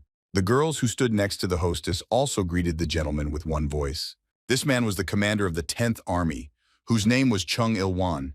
He was surprised that the owner of this establishment knew him. Bo Chan said that it was impossible not to know because now the whole city was doing nothing but talking about the commander of the 10th Army. After this, the woman said that the young master Song Baek was also here and she could take the man to him. Suddenly, Jung Il-wan approached Bo Jung and began to stare into her eyes with a smile. This momentarily confused the woman. Then the commander was surprised by what Bo Chan had just said, because few people knew about Song Baek. After this, the man added that for an ordinary courtesan, Bo Chan knew too much. This frightened the woman because such words could easily be perceived as a threat. Still, Jung Il-wan passed by the woman, saying that he would visit her again when he had finished his work. A confused Bo Jung watched the man leave and was surprised at how unusual he was. She knew that Chung Il-wan became the head of the 10th Army at only 30 years old. It was also said about him that the man was a very kind person. However, the woman knew that in reality, Jung Il-wan was a real cunning fox, which amused her a little. Meanwhile, the man had already found the right room and went inside to do his job. Seeing the beheaded bodies of the official and the blood spilled on the floor, Jung Il-wan highly praised the skills of the person who did it, saying that it was an amazing job. After this, the man looked forward and for a moment was stunned to see the culprit of what happened here. Jung Il-wan realized that all of this was the work of the man who was now looking straight at him and was very surprised that he was actually still alive. Song Baek stared at the commander of the 10th Army, trying to figure out if he was a danger to him now. At the same time, the main character himself looked very dangerous, and the ominous aura flying around him only aggravated this visual effect. The girl quickly ran forward because she had learned the shocking news and now had to check how true it was. Tonbani, not sparing her strength at all, continued to run despite her fatigue and labored breathing. The nanny and the other maids tried to stop their mistress, but it was all in vain. She did not listen to anyone and continued to run forward. Soon the girl ran outside her estate and went to the city. Meanwhile, something in the city attracted the attention of local residents. People asked each other what had happened. Someone explained that the criminal had decided to commit treason. At that moment, an excited Tonbani broke through the crowd of people to observe what was happening herself. The girl was horrified when she saw a large cage inside, which sat a man she knew well. It was Song Baek, who meekly took off on the spot without trying to change his current situation. Seeing the main character at the cage, tears appeared in Tonbani's eyes because she saw him for the first time in these 3 long years. The girl was incredibly happy because she finally learned that her beloved was alive despite the news of the tragedy on the battlefield. Meanwhile, State Secretary Lee Tae-shon was very indignant and vigorously banged his hands on the table to demonstrate his protest. The angry man did not understand why Song Baek could not be executed right now and asked Jang Maso about it. The head of the agency calmly replied that now was not the best time for the death of the main character. Lee Tae-kyun did not understand what the man was talking about. Unfortunately for the Secretary of State, this guy was the only one who survived that battle with the Mongols, so now all the attention was on him. The man continued to say that, in addition, the main character had to undergo interrogation for the murder of the official, so and only after that would the trial follow. Lee Tae-chon was clearly unhappy with all this, but replied that everything was clear to him, after which he was about to leave. Finally, the Secretary of State looked at Jang Maso with a lesson in his eyes and asked him to do his job while he did his. After this, the dissatisfied man left the room, leaving the head of the agency alone with his thoughts. As soon as the door closed, Jang Maso called Lee Tae-chong a fool who couldn't wait a little longer to get what he wanted. In addition, the man was now very worried and irritated by thoughts about the commander of the 10th Army, Chong Il-wan. Chang Maso thought that now he had maintained neutrality, but for some reason he brought in Song Baek, who had killed a government official, so it could be assumed that the commander was clearly up to something. The head of the agency also believed that the worst thing was that Chong Il-wan could have evidence of his connection with Tazar, so there was no need to rush, while it was unknown what the commander had in mind. However, Chang Maso still had a bad feeling about this, and he needed to do something about it urgently. That is why the head of the agency called the man named No Hagwana to him, smiling slyly as he went. A moment later, an unknown person appeared behind the man, ready to listen to his master's orders. Jang Maso said that if Lee Tae-chon started to act thoughtlessly, the man should get rid of him. There were no objections in response to this. Meanwhile, in the underground dungeon, everything was quiet and calm. The dim light of the torches only slightly illuminated the dark room. Unexpectedly, unusual guests arrived here. People of his status usually did not come down here. State Secretary Lee Tae-chon walked forward silently, ignoring the prisoners and guards because he was heading towards a specific person. Finally, he stopped at one of the cells in which the main character was imprisoned. Without wasting any time, the guard opened the lock and let Lee Tae-chon inside so that he could talk to Song Baek face to face. Seeing the boy chained up, the Secretary of State said with disdain that Song Baek had had a hard life. The main character did not react to this in any way and remained sitting calmly in the same place. The guy just looked angrily at the high-ranking official because he had a personal dislike for him. Lee Tae-jung suddenly declared that he would not let the main character die a peaceful death. The next moment, the man added that the same fate awaited that girl. Sun Baek, hearing this, immediately understood who they were talking about, which made him hardly able to contain his emotions. Still, the guy calmly said that the girl's name was Tonbani, and the official should have known her name. After this, the main character suddenly declared that he would kill Lee Tae-chon, which slightly discouraged the man. Song Baek added that he would do this if even one hair fell from the girl's head. At the same time, the guy began to rise to his feet. The next moment, the main character, full of rage, once again shouted loudly that he would kill the man and everyone who was somehow connected with him, after which he tried to grab the official with his hands. Unfortunately, the long chains weren't long enough to do this, so Lee Tae-chon calmly stated that he now clearly saw that the guy was just a beast in a human body. Then the Secretary of State began to leave, saying for the last time that the main character had to die on that battlefield. He also stated that his death and that girl's death were solely Song Baek's fault, which cannot help but touch the main character. After this, Lee Tae-chon left the cell, leaving the boy alone with this thought. At this moment, a sudden piercing sound was heard in the spacious, expensively furnished room. It turned out that the elderly man, having learned the shocking news, was unable to hold his guest's cup of tea in his hand, causing it to fall onto the table. After this, the excited Governor-General directly asked the man if he could have saved Song Baek. The commander of the 10th Army was in no hurry to answer and decided to first enjoy the taste of hot spots. After emptying the cup and carefully placing it on the saucer, Jung Il-wan calmly confirmed that he could do it. However, the man had one condition, after fulfilling which he could begin his work. The elderly man began to listen attentively to his colleague. Suddenly, the man said that the main character was in these conditions, which greatly surprised the Governor General because he did not understand what this meant. Then the commander, with a satisfied grin on his face, asked the old man to give Song Baek to him after saving him. Some time passed after this conversation. The Governor General's guest had already left and the spilled tea remained as a wet puddle on the table. I wish the man would just sit in his place and think about everything that was said during this conversation. The old man especially remembered the words of Chung Il-wan, who asked him if he still didn't understand what had really happened. The commander said that betraying their army was not something that a simple official could do. As he left the room, the man asked the Governor General to be vigilant because these scoundrels did not give up so easily. Suddenly, the elderly man asked directly why Jung Il-wan was helping him. This question made the guest linger for a moment. The old man sincerely did not understand why the commander of the 10th Army was helping him, since he was not at all interested in politics. Jung Il-wan smiled slightly upon hearing this question because the answer was very simple. However, the man said that the reason was that General Mo Yan was his friend. He then asked if it wasn't natural to help someone who was close to his friend. I remember this whole conversation. The Governor General saw only confirmation of his suspicions, which he had had for a long time. Of course, these suspicions were directed towards Chan Maso. Just remembering this man made the Governor General very angry. In his mind, the old man said that the head of the agency would have to pay a huge price for betraying his army and causing a tragedy on the battlefield. Meanwhile, Jung Il-wan, along with his subordinates, had already left the Governor General's house and was heading towards the exit of his estate. At this time, someone was closely watching the commander of the 10th Army from the roof of the palace, clearly not with good intentions. It was the same No Hagwon whom the head of the agency had instructed to keep an eye on the state secretary and Jung Il-wan. Having been watching the commander for some time, the man assumed that fortunately he had no evidence that led to Chan Maso. Now the only problem was Lee Tashan, because he could do something dangerous. After this, No Hagwon began to leave because he still needed to report everything to Chan Maso, but he was delayed because he heard Tonbani's loud voice. The man did not understand what could have happened at such a time of day and decided that since he was still here, he should also watch the girl. He saw Tonbani below, who was trying to escape from the hands of her nanny. The woman did not want to let her mistress go anywhere at such a late hour. The girl, with tears in her eyes, insisted that the woman let her go because she had to go to Song Baek. But Hagwon, watching all this, did not fully understand what was happening, but he had some thoughts. Nevertheless, having swallowed a large lump in his throat, he made some decision.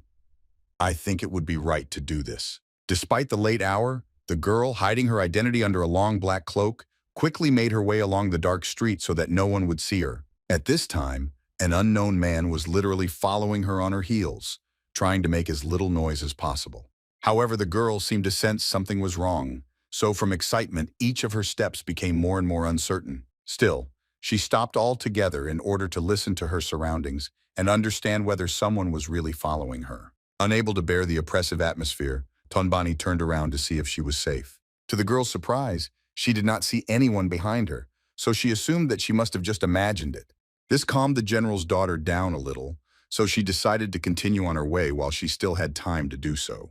As it turned out, the girl's fears were not in vain, but Hagwon really followed her, but he was more experienced in such matters, so he could easily hide from her. It seemed the man had not abandoned his intention to follow Tonbani and intended to do it as discreetly as possible. At this time, Chang Maso once again took a cup of tea in his hand and thought about his own affairs. Now the man was most concerned about No Hagwon and the work assigned to him. Thinking about this, the head of the agency cannot control his emotions, which is why the drink in his cup literally began to boil, splashing hot water to the sides. The man was very angry and wondered what could have happened so serious that his subordinate had not yet contacted him. In the end, the cup could not withstand Chang Maso's anger and shattered into pieces, spilling the drink all around. The maid immediately asked if her master was okay.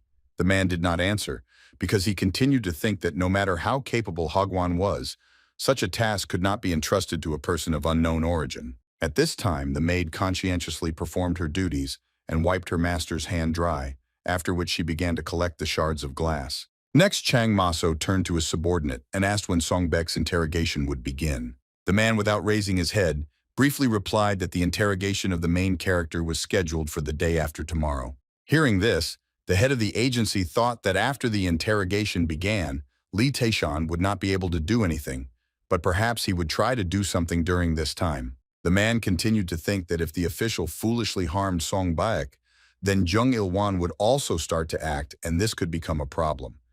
After this, Chang Maso suddenly left his place. The head of the agency quickly began to approach his subordinate and ask him to give him his sword. The man was very surprised by this order and timidly asked what the head of the agency meant.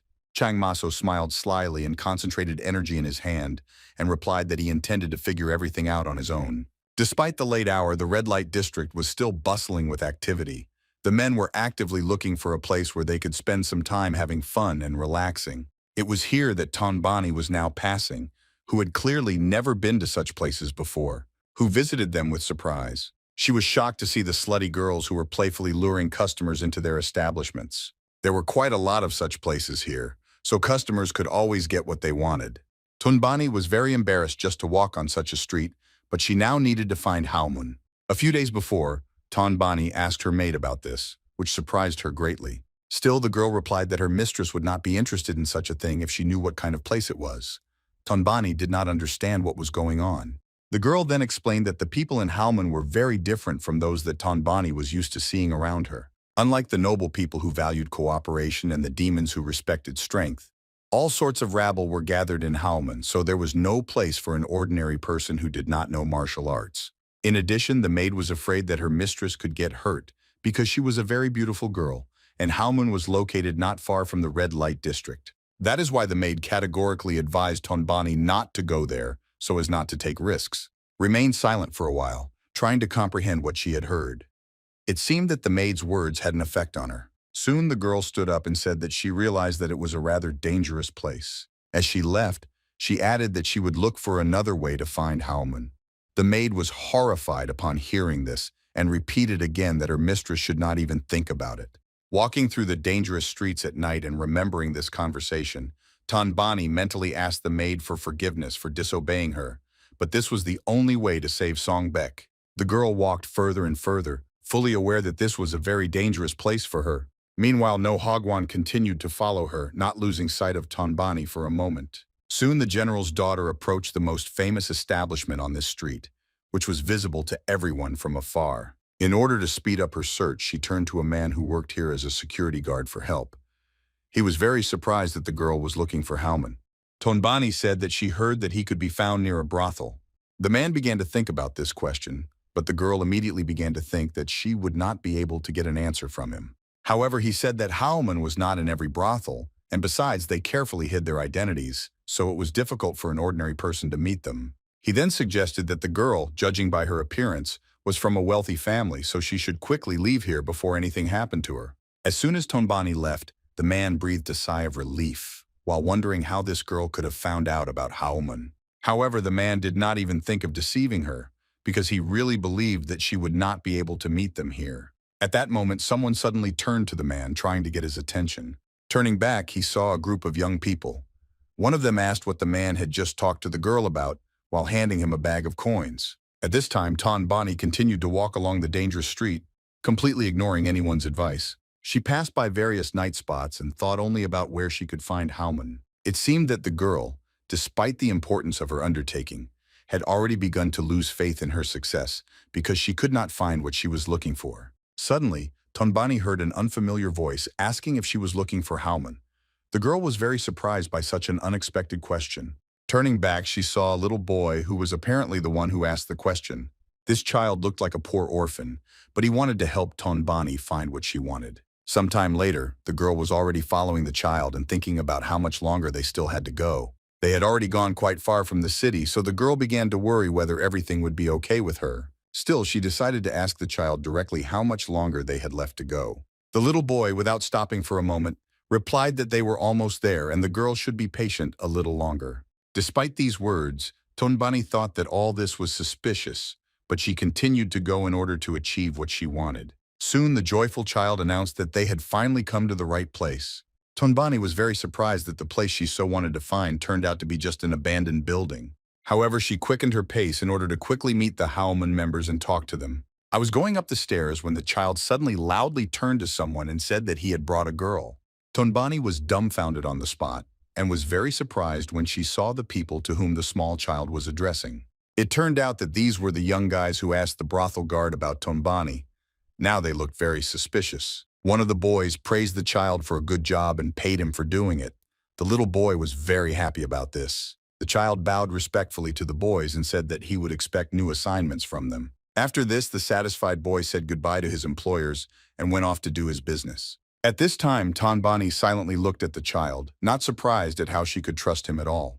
As he passed by the girl, the boy noticed that she was shaking all over with fear, which surprised him greatly and even upset him for a moment. However, very soon he began to smile again without feeling guilty about it at all. Finally, he asked the girl not to be upset, because in this place everyone lied because only strong people ruled here. Business without any remorse, without thinking at all about the consequences. Tonbani remembered well the child's words, that this was a place where everyone lied. She also considered the words about force ruling here to be quite true, and that was why she should calm down now. Meanwhile, the young men had already surrounded the girl from all sides so that she could not escape from them. Tonbani stood calmly in place and endured the scoundrels' glances and inappropriate ridicule. Finally, one of them began to speak, suggesting that even the general's daughter was not alien to the love of beauty, since she simply walked around the red light district. Tonbani realized that she wouldn't be able to just run away from these guys, so she decided to act differently. But first, the girl exhaled in order to calm down. After that, she confidently asked if the guy really thought he could get away with something like that. Tonbani no longer had any point in hiding her appearance, so she took off her hood, making it clear that she knew the guy in front of her was that same young Master Cheon. One of the villains who lured Chan Maso to a deserted place at night laughed loudly because the girl tried not to show her fear. He continued to mock, bowing respectfully along the way and saying that it was an honor for him that the general's daughter remembered the simple son of a merchant. Suddenly, Tonbani loudly demanded that the guy not dare to approach her. This surprised him because he did not understand why the girl suddenly became so bold. It turned out that the general's daughter had a sharp knife with her, which she promised to use if the guy tried to approach her. She then asked if the young man was not aware of the consequences if he harmed her. She also reminded him that she had already refused his proposal of marriage several times. Suddenly, the guy assumed that the girl had misunderstood everything because the general, on the contrary, would only be glad if Tonbani accepted his proposal. The next moment, he announced that it was the girl's father who first proposed to her.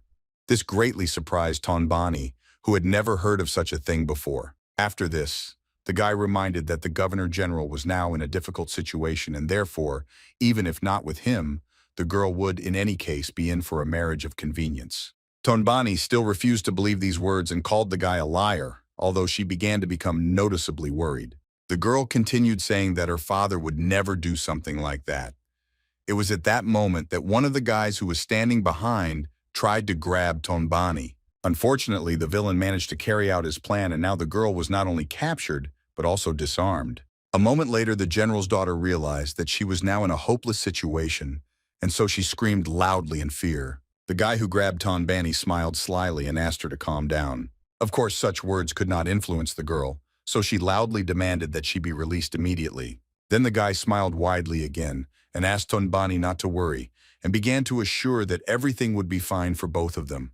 The second scoundrel confirmed the words of his friend and added that if the girl accepts the four of them as her fiancés, she will be completely freed from her father's overprotectiveness. Shocked by what was happening, Tonbani could no longer resist and only silently looked at her offenders. She thought that these guys were like animals, after which she realized that animals were not only in war. After this, the girl mentally turned to the main character and asked him for forgiveness for not being able to help him free himself. After this, bitter tears flowed down Tonbani's cheeks, which indicated that she had already resigned herself to what would happen to her next. Seeing this, the scoundrel who was holding the girl laughed loudly and asked his friends to stand in line. The guy intended to become Tonbani's first husband, but he was not destined to do so because a dagger suddenly appeared and pierced his head. Because of this, the guy quickly began to lose his balance and fall to the ground, thanks to which the girl was able to escape from his grip. The lifeless body fell to the ground with a crash, spraying streams of blood all around. Tonbani was shocked and didn't understand what had happened. However, it was better than being captured. The girl looked to the side to understand what happened to the guy. She was horrified when she realized that the villain who had grabbed her was dead.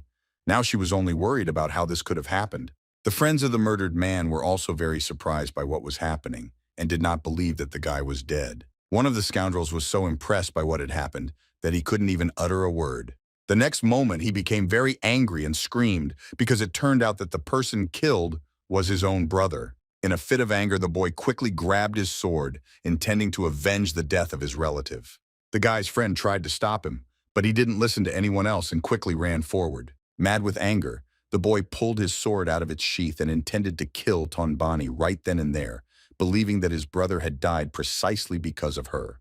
The girl, seeing an armed guy running towards her, was very scared and tried to say that it was not she who killed his brother. Meanwhile, the maddened scoundrel was already very close and seemed about to strike Tonbani with his sword. Suddenly, out of nowhere, sharp daggers appeared again, flying at great speed towards their target. The next moment, they hit the armed madman straight, killing him on the spot. Everything happened so quickly that Tonbani didn't even understand what had happened and just watched as the guy's head and body flew past her at great speed. The ground with a crash, no longer showing any signs of life. Tonbani was so shocked that she was afraid to even turn around and look at what was happening behind her. The girl could hardly speak and asked only one question: what was going on here? Looking to the side, she unexpectedly discovered a strangely shaped dagger, which clearly did not belong to the guys who lured her son. Soon after, she heard an unfamiliar voice, which regretted that the entertainment should have ended at this point. The surprised Tonbani immediately raised her head up. The girl saw a mysterious man in black clothes, standing on the roof of an abandoned building and looking at the villains. The unknown person, who was hidden by the mask, continued to say that he was of course glad that the guys had lured Tonbani so far away, but he could not leave witnesses alive. The guys, who had not yet suffered the same fate as their friends, were very surprised by what was happening and had no idea who this mysterious stranger was. However, one of the guys realized what was going on and therefore began to run away in horror, while they say that he didn't want to die. He ran with all his might, completely ignoring Tonbani. It seemed he would be able to remain unharmed. The next moment, a bright flash lit up the darkness of the night, which instantly deprived another scoundrel of his head. The boy's lifeless body fell to the ground with a crash. Tonbani had completely stopped being surprised by what was happening and didn't even look at the dead scoundrel. It turned out that this guy was killed by a second mysterious person, the face of which was hidden under the mask. For this case, he used an unusual weapon tied to an iron chain. It turned out that all this time the man was busy catching this very child who helped the villains and brought the girl to this place. Tonbani was horrified to see that the mysterious stranger did not even spare the child. The girl recognized this boy and she felt very sorry for him. Meanwhile, the killer casually threw the child's body on the ground, asking his comrades why he had to eliminate witnesses at all. After this, he turned to the man who was still standing on the roof of the building and asked him to come down. At the same time, another man emerged from the dark forest who looked exactly the same as the previous two. However, even this was not all. Two more mysterious killers were still waiting for their moment, and they could only be distinguished by the scars on the exposed areas of their faces. As a result, 5 professional killers of the target who remained unknown gathered at once in a deserted place near the destroyed building.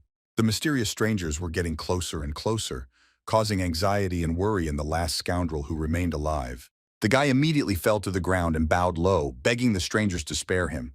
Having received no answer, the guy began to say that he was the son of a famous person, and therefore if they let him go, he would do whatever they wanted. It seemed that one of the killers was interested in this proposal, so he asked if the guy would really do anything, to which he immediately received a positive answer. The guy was already hoping that his prayers were heard, but he was very wrong because the very next moment, a sharp iron scythe pierced his head. Along with this, the ruthless killer asked the guy to just die because he didn't need anything else from him.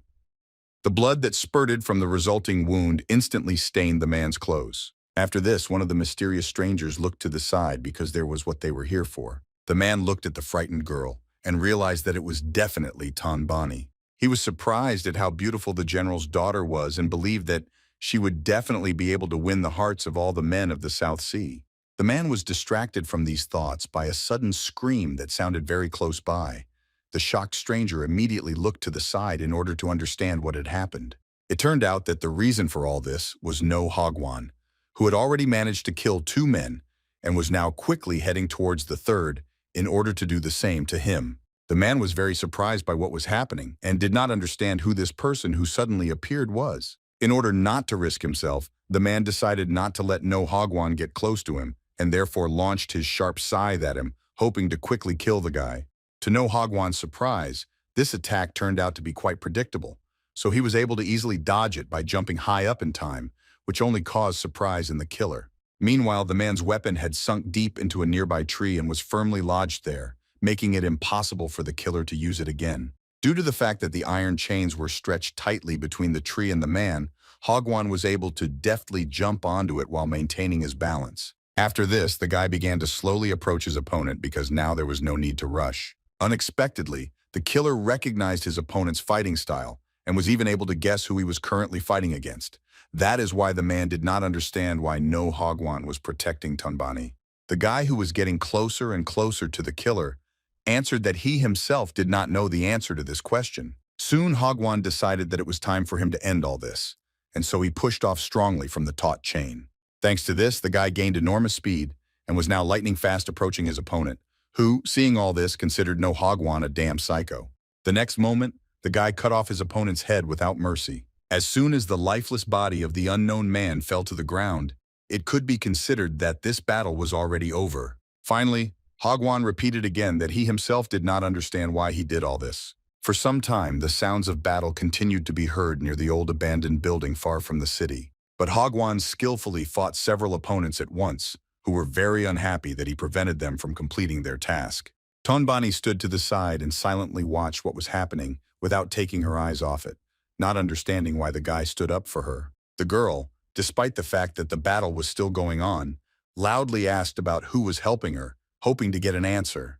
But Hagwon, of course, couldn't talk, but now he was too busy with his opponent, who intended to kill him. One of the hired killers, the face hidden behind the mask, was amazed by the skills of his suddenly appeared opponent and thought that this guy was definitely an unusual master. Meanwhile, No Hagwon had already managed to mercilessly plunge his sword into his opponent's stomach, causing blood to splash around. The second killer only realized after some time that his opponent was Hagwon himself. This shocked the man. He did not understand why the guy was fighting against them. Suddenly, the killer was consumed by rage, which made him fearlessly rush into battle in order to teach No Hagwon a lesson for interfering with their work. Despite the killer's excellent skills, the guy managed to easily stop his powerful attack. At that very moment, the ringing sound of metal hitting each other echoed throughout the area. But Hagwon remained absolutely calm, and holding back the onslaught of the hired killer, thought about why he interfered in this situation. The next moment, the guy was able to deftly free his sword and lightning-fast attack his opponent, while calmly saying that he himself did not quite understand why he was doing this. After this, a loud human death cry spread through the night forest, which soon died down. But Hagwon hid his weapon in its sheath, for all his enemies had been defeated, and now it was safe here. Then the guy silently looked around, closely examining the lifeless bodies that remained after the battle. The mysterious man immediately thought that if the killers were already here, then it also started in that very place. But Hagwon wasn't worried about it at all, and thought that he shouldn't have cared. The guy was suddenly distracted from these thoughts by the timid voice of Tonbani, who was addressing him. The girl bowed low to her savior and thanked him for his help, because she believed that if it weren't for him, she wouldn't have survived here. But Hagwon didn't react to this in any way, and just silently looked at the girl, as if he didn't expect to receive gratitude from her. Tonbani also silently looked at the guy, not understanding at all why he didn't say anything. Suddenly, a clear expression of excitement appeared on the mysterious man's face. He began to get nervous and suspect that perhaps he had flinched because of the beautiful eyes of this girl. He didn't like it at all, but it was already too late to regret that he had intervened and saved her. Unexpectedly, Hagwon turned away from the girl and briefly said that she should go to Jinwei. The Governor General's daughter did not immediately understand what the guy meant, but Hagwon explained that it was in this place that the girl would be able to see the one she was looking for. Tonbani was amazed to hear this. As soon as she came to her senses, she immediately bowed again and loudly thanked the mysterious guy several times for this valuable information for her. As before, Hagwon did not react to this at all, and continued to walk forward silently without looking back in order to quickly return to his master. Tonbani realized that the guy was not at all in the mood for a dialogue with her, so she put her hood on her head and headed in the opposite direction. Unexpectedly, Hagwon stopped as if he wanted to say something else to the girl he had just saved. Turning to face her, the guy calmly said that she would indeed be able to meet the one she was looking for if this person was still alive. At that very time, the soldier quickly descended the stairs into the dungeon in order to carry out his master's order there. Several of his colleagues walked with him. There was absolute silence in the semi-dark corridors, and only loud footsteps broke it. Each of these soldiers knew well the order given to them, but had no doubt whatsoever about its correctness. Finally, they came to where they needed to go, and so they stopped. No one was in a hurry to say anything. One of the guards creaked open the iron door of the cell where Song Baek was imprisoned. The same soldier turned to the main character and calmly asked him to get to his feet. The thing was that the time had come for interrogation. The guy understood perfectly well what was waiting for him ahead and what methods would be used to extract information from him, but he was not at all worried about it. After some time, the handcuffed protagonist, accompanied by guards, obediently found himself on the palace grounds. There was a night's silence all around. Song Baek didn't even think about at least trying to escape because he understood that it was unrealistic. Nevertheless, the guy was meticulously thinking about something.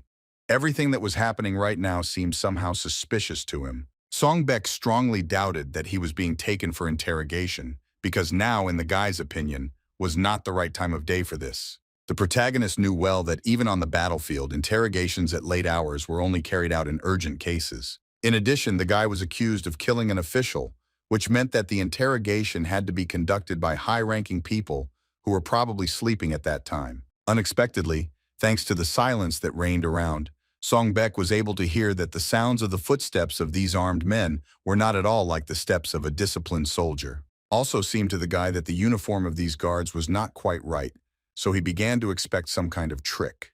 Next up is Song Baek. I heard that two soldiers who were walking behind him started looking around as if they were checking if there were people around. After this, one of the soldiers quietly took out a small knife, which the main character could also clearly hear. The guy immediately understood what these soldiers were planning to do to him, so he asked directly if they were really ready to start. The next moment, Song Baek quickly took a battle potion in order to attack his opponents before they killed him. The soldiers who were walking behind did not expect at all that the main character would seriously dare to attack one of their colleagues. Meanwhile, Song Baek's powerful blow hit the target and struck the man who was not expecting it at all. After this, the guard could no longer stand on his feet and therefore fell to the ground exhausted. The rest of the soldiers were shocked by what was happening. However, the villains quickly came to their senses and drew their swords to carry out their plan. Song Baek was not very happy that he managed to neutralize only one of his opponents. The guy then said that he didn't know who these soldiers were, but asked for everything to end quickly. One of the guards was very unhappy that the main character was so confident and not at all afraid of what would happen next. That is why he ordered his subordinates to kill the guy immediately.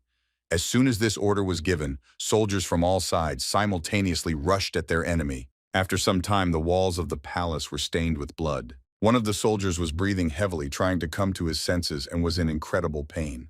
The impact with the wall was too painful for the man, so now he could only sit still and hope that he would not die. At the same time, the soldier watched as Song Baek sank his teeth into the neck of another guard and thought that this guy was like a beast. It turned out that the main character managed to deal with all his opponents with his bare hands. They were lying in a pool of their own blood, while the guy was not even wounded. When it was all over, Song Baek was finally able to breathe a sigh of relief and stand up straight. After that, the main character continued to breathe heavily in order to regain his breath after the battle, and thought about something meticulously. He remembered the arrogant expression on Lee Taechong's face as he threatened and said that he would not let him and Dongbani die in peace. Remembering these words, the main character was sure that it was definitely the Secretary of State who arranged what had just happened. The guy also thought that he needed to go to Dongbani as soon as possible. Someone's voice was heard behind Song Baek, saying that the guy really was a real beast. The protagonist knew very well who this voice belonged to. Calmly turning back, the guy saw the official Lee Taechong, who was accompanied by two of his subordinates. Then the main character said that the man was very impatient because if the official had waited a little, he would have personally come for his head. To this, the man replied that no matter how much he thought, the best solution was to cut off the guy's head with his own hands, and fortunately he was still alive. After this, the Secretary of State ordered his subordinates to immediately bring the main character to him alive. Suddenly, the man was overcome with a furious rage, which made him start shouting loudly that he would personally cut off the head of this animal. Without wasting any time, the men drew their swords and rushed towards Song Baek to carry out their master's order. On the territory of the imperial palace, in a place far from prying eyes, another battle began. The subordinates of the official Lee Taechong rushed at the main character in order to carry out the order. Despite the fact that the men were very good swordsmen, even the two of them could not defeat Song Baek. Tae-kun was watching everything that was happening from the side and, judging by the trembling of his clenched fist, he was very angry. The man was very unhappy that his subordinates could not cope even with a half-dead enemy. One of the subordinates tried to make amends to his master, so he began to swing his sword more diligently, while calling Song-baek a scoundrel. No matter how hard the men tried, they couldn't hit the main character, who very skillfully dodged any attack. Song-baek was completely focused on this battle, which made him able to clearly see all the blows aimed at him. This helped him stay on his feet. Suddenly, the guy frowned, because he remembered something very unpleasant for him. It turned out that his opponents were the very same men who had accompanied the son of the Secretary of State on that fateful day. The guy continued to dodge, thinking along the way that he was not a very experienced warrior that day, but now he clearly saw the fighting style that his opponents possessed. The main character even considered that these men, in terms of strength, could be set as an example to the members of the soldier detachment. However, for Song-baek himself, his opponents were now weak. The guy did not hesitate to tell them this to their faces. The main character suddenly asked one of the men whether he had become weaker after their last meeting, or whether he had become stronger. These words frightened the villain. Because of this, the man's hand, which he held the sword in, began to tremble involuntarily. Lee Tae-chong's subordinate was unable to cope with this. The man was very angry about this and therefore called the protagonist an impudent scoundrel. Then he decided to see how much longer the main character could continue to dodge him, and so he quickly rushed at him, swinging his sword along the way. Despite the rapidly approaching danger, Song-baek remained standing in place without even trying to do anything to save himself. The main character's face expressed absolute calm, as if he already knew well how it would all end. Suddenly, the guy remembered the horseman who was quickly approaching him on the battlefield in order to kill him. Song-baek at that moment also stood fearlessly in place, waiting for the group of opponents to approach him. He remembered that the swords of the Mongols were rough. At that moment, the main character could confidently say that his enemies reminded him of real ferocious wolves. Let's remember all this now. The guy could directly state that in comparison with the enemies on the battlefield, the sword of his current opponent, although it seemed sharp, had no pride. That is why the main character was not at all afraid of the fact that the subordinate of the Secretary of State was very close. This man did not look like a real warrior and put his emotions and desire to kill Song-baek above his concentration and pride, which meant he was weak. The next moment, the main character dealt a crushing blow to his opponent, which hit him right in the head. This instantly calmed the man down. Song-baek's kick left Lee Tae-jong's subordinate with no chance. The man was unable to stay on his feet and began to fall rapidly. Soon everything became quiet. Song-baek, shrouded in a mysterious aura, silently looked at the lifeless body of his defeated opponent. The second subordinate of the Secretary of State was amazed that the main character killed his comrade with his bare hands. Meanwhile, the guy looked at the sword of the man he killed and thought that it was the weapon of a warrior who had lost his pride and power.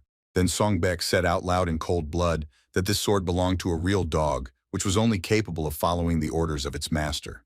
The second subordinate was very angry because the guy killed his comrade and defamed his honor. So without wasting time, he rushed into battle in order to take revenge. Although Song-baek had his back to the enemy, he clearly sensed the approach of danger, so he quickly hooked his foot onto the sword lying in front of him. The main character, whose hands were still shackled, managed to deftly throw the weapon up.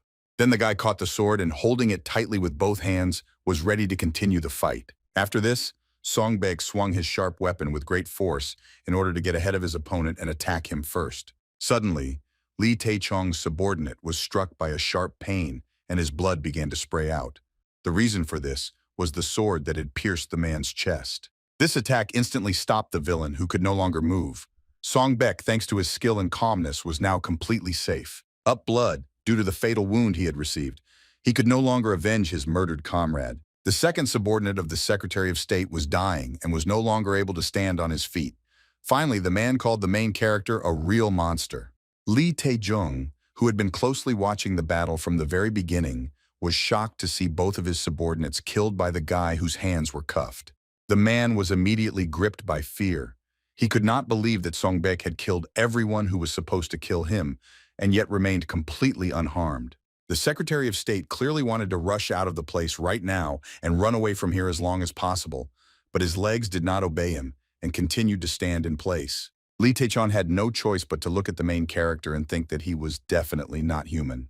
The man believed that now Song-baek was absolutely similar to a predatory, bloodthirsty beast that perceived him exclusively as its prey. This really scared Lee Taecheon, who didn't even know what to do in this situation. Still, the man thought that he should run away from here quickly and hope that Song Baek would not pursue him.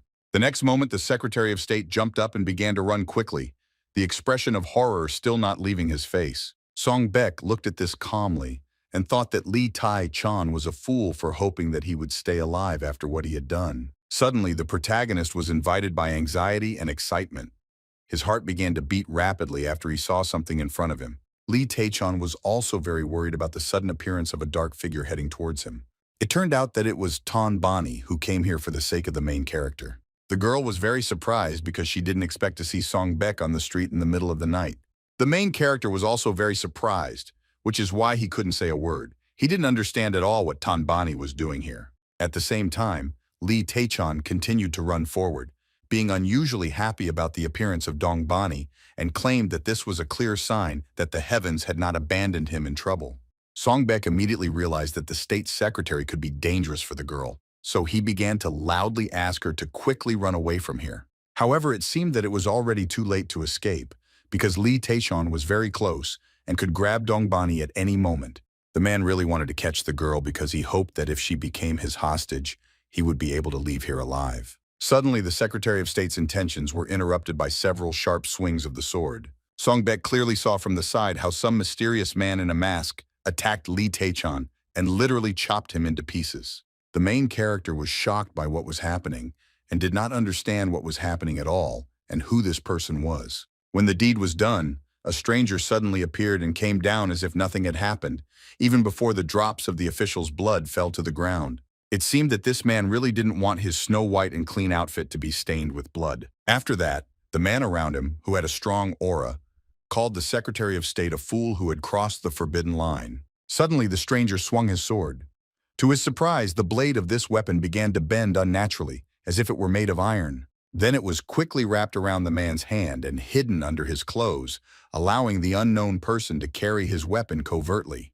The stranger thanked the murdered Lee Tae-chan, because now he could solve everything much more easily.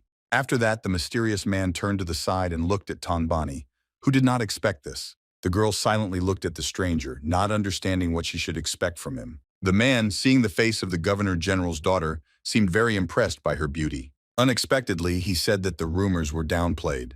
Ton Bonnie did not understand what this man was talking about. The man, coming closer, continued to say that now he understood why the gentlemen were worried, because the girl's beauty could destroy this country. Ton Bonnie was scared because of everything that had happened to her recently, so now she couldn't even move. The reason for this was unknown to her. The stranger continued to stare at the girl and think that if he used her, he would be able to make her his own instead of the emperor and get rid of the general of the East. Suddenly, the man extended his hand to Ton Bonnie, which was glowing brightly due to the mysterious aura surrounding it. The next moment, the man, who now looked very sinister, asked the girl to take his hand because then he would be able to give her this whole world. The man asked the girl to take his hand because then he could give this whole world to Ton Bonnie, who was shocked by this proposal. Despite the very generous promises, the general's daughter remained standing and did not dare to do what the stranger asked her to do. Ton Bonnie was still scared, and so she cautiously asked what the man was talking about. At that moment, a loud scream was heard from behind, which left the mysterious man perplexed. Turning back, he saw an armed Song Baek running quickly towards him, loudly demanding that the suspicious stranger move away from Ton Bonnie. Despite the threatening appearance that the main character had, the mysterious stranger remained standing as if he did not perceive the guy as a threat at all. Meanwhile, Song Baek had already jumped high into the air and swung his weapon to attack the masked man. Only after this did the mysterious stranger take his unusual sword into his hand, which flew out of his sleeve with a whistle. The next moment, the two opponents clashed with their swords in a seemingly equal battle. Despite the protagonist's powerful attack, his opponent was able to stop it. This surprised Song Baek very much because he did not expect something like this. So the guy began to wonder where this unknown person got so much strength to stop his attack. Suddenly, the stranger turned to the main character and said that she heard that he was called a beast, but she did not think that the guy was able to cope with the Tao. However, the man whose face was hidden under the mask had prepared several tricks for the main character, which he intended to demonstrate right now. The next moment, the blade of the stranger's sword began to lengthen, and bypassing any obstacles, it was directed straight at Song Baek, which could not help but frighten him. The guy immediately began to somehow defend himself from this attack, but the sharp blade of the sword was getting closer and closer to his face. The main character was even more frightened and surprised by what he saw in front of him after that. Somehow, the blade of the sword turned into a huge snake with sharp fangs that was about to bite Songbek. The guy, looking danger straight in the eye, decided that for now, he should only dodge any attacks. That was why Songbek quickly fell to the ground and did several somersaults to the side in order to avoid colliding with the stranger's unusual weapon. The masked man, seeing this, laughed and praised the protagonist for his good attempt to dodge this attack. Now Songbek was safe for a while and could recover from such a sudden trick with the snake. The main character was angry at his opponent because he used various tricks during the fight. Suddenly, the guy saw in front of him something that again greatly alarmed him and made him nervous. The stranger swung his unusual sword again, preparing to attack, and said that he had more than one snake in his arsenal. The mysterious man then promised to spare the protagonist's life if he could evade his next attack. The next moment, 3 huge snakes headed towards Songbek, intending to attack him. Now the guy had to somehow avoid this. Tonbani, seeing how danger was approaching the guy, was very scared for him and loudly asked him to be careful. A moment later, a real explosion was heard on the territory of the Imperial Palace, which was caused by a powerful attack from a stranger. As soon as the dust raised by the explosion cleared, the aftermath of the battle became visible. The solid stone slabs were covered with cracks and debris was scattered around. Tonbani didn't yet know whether the main character had survived this attack, so she was now very scared, but continued to hope for the best. The stranger himself remained standing calmly in the same place and admitted that his opponent had truly surprised him. It turned out that despite the powerful attack, Songbek remained safe and sound. The mysterious man did not expect at all that the guy would be able to dodge. Because he had just seen the masked stranger, he asked if Songbek was the son of a warrior. The man clearly saw that the guy used some kind of technique that allowed him to avoid the dragon's blow. The mysterious stranger also knew very well that a simple soldier could not learn such a technique. Songbek was very angry, but it was not his opponent or his tricks during the fight that caused him to feel this way. The main character really didn't like the fact that the past, which he didn't want to remember, helped him again. This made him furiously angry, because the guy didn't want to have anything to do with his past life. That is why Songbek confidently denied the stranger's guess that he was the son of a warrior. The man in the mask, hearing this, seemed to be in no hurry to believe the main character, but he had no reason to doubt. Suddenly, the man put his unusual sword back in his hands and said that, as he promised, he would save the guy's life. However, he was in no hurry to say goodbye, because there was a question that interested him very much. The man said that he had heard that the main character was the adopted son of an Eastern general, but he was curious whether he and Tonbani were really just brother and sister. The stranger continued to say that no matter how you looked at it, the girl's gaze was not like the gaze of her sister, who was worried about her brother. In the man's opinion, Songbek had the same gaze. Noticing the girl's worried look, the man in the mask began to assure that he in no way condemned her. He himself liked to break taboos. After all these questions, Songbek finally realized who this mysterious man was, who suddenly appeared and started a real battle with him. This man spoke easily of the general and had excellent martial arts skills, so it could be assumed that he was the head of the military department and was directly subordinate to the emperor. That is why the main character assumed that his opponent was the same Chang Maso, who temporarily occupied the emperor's throne. The guy knew well that this man was the main enemy of the general of the East and the instigator of everything that was happening, so he firmly grabbed his sword with both hands. Songbek was about to rush into the attack, but suddenly Chang Maso turned to him and asked if the guy wanted to go with him. This question discouraged the main character. The man calmly said that after losing on the battlefield, the general became a toothless tiger and would soon be eaten, if not by him, then by someone else. The next moment, Chan Maso extended his hand to the main character and promised that if he went with him now, he would be able to make all his dreams come true. It seemed that Songbek was seriously considering this generous offer, but he was in no hurry to answer, suspecting that this was another trick of the insidious Chang Maso. Suddenly, someone's loud voice addressed the main character. Chan Maso did not understand who it could be, so he turned to the side to see who had intervened in his dialogue with the guy. Chan Maso, he saw that right now a whole group of soldiers led by one of the generals was heading in his direction. It turned out that this general was Chan Ilvan, who, together with his subordinates, quickly ran to the main character in order to help him. Seeing this, Chang Maso thought that it was time for them to end this conversation. Before leaving, the man asked the protagonist to think carefully about his proposal. After this, the head of the agency jumped high into the air in order to quickly escape to a safe place in the palace. Songbek stared at the man and still couldn't believe that Chang Meso was talking to him and made a very generous offer. The main character was also surprised by the fact that this was a truly terrible person who possessed incredible strength in martial arts and had very developed spiritual strength. Beck was interrupted from these thoughts by the loud voice of Dongbani, who was running towards him right now. Very soon, the girl hugged the main character tightly.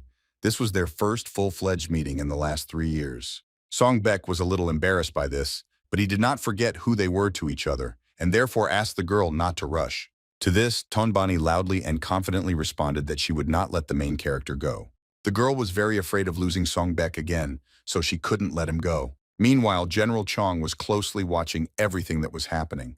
Ilvan, who remained standing nearby because the danger had passed.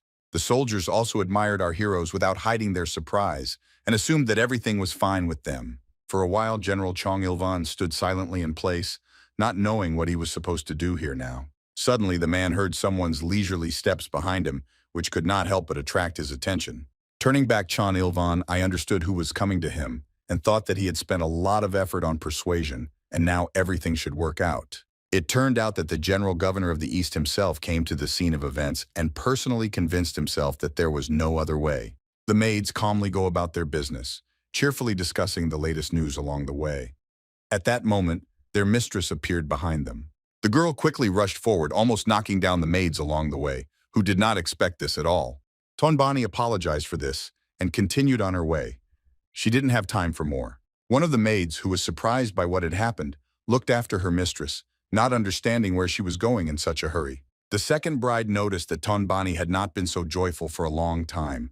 Everyone agreed with this. The girls immediately assumed that this was connected with the return yesterday of a person very important to their mistress. Very soon, Tonbani finally reached the right room, and before entering the room, she caught her breath after this morning run. A minute later, the girl was ready, and with a smile on her face began to open the door, anticipating a meeting with that very person. The next moment, the joyful girl loudly addressed Songbek and invited him to have breakfast together like in the good old days. Unfortunately, the main character was no longer in his room. Apparently, he had left a long time ago, which caused confusion in the girl. At this very time, two men walked silently one after another.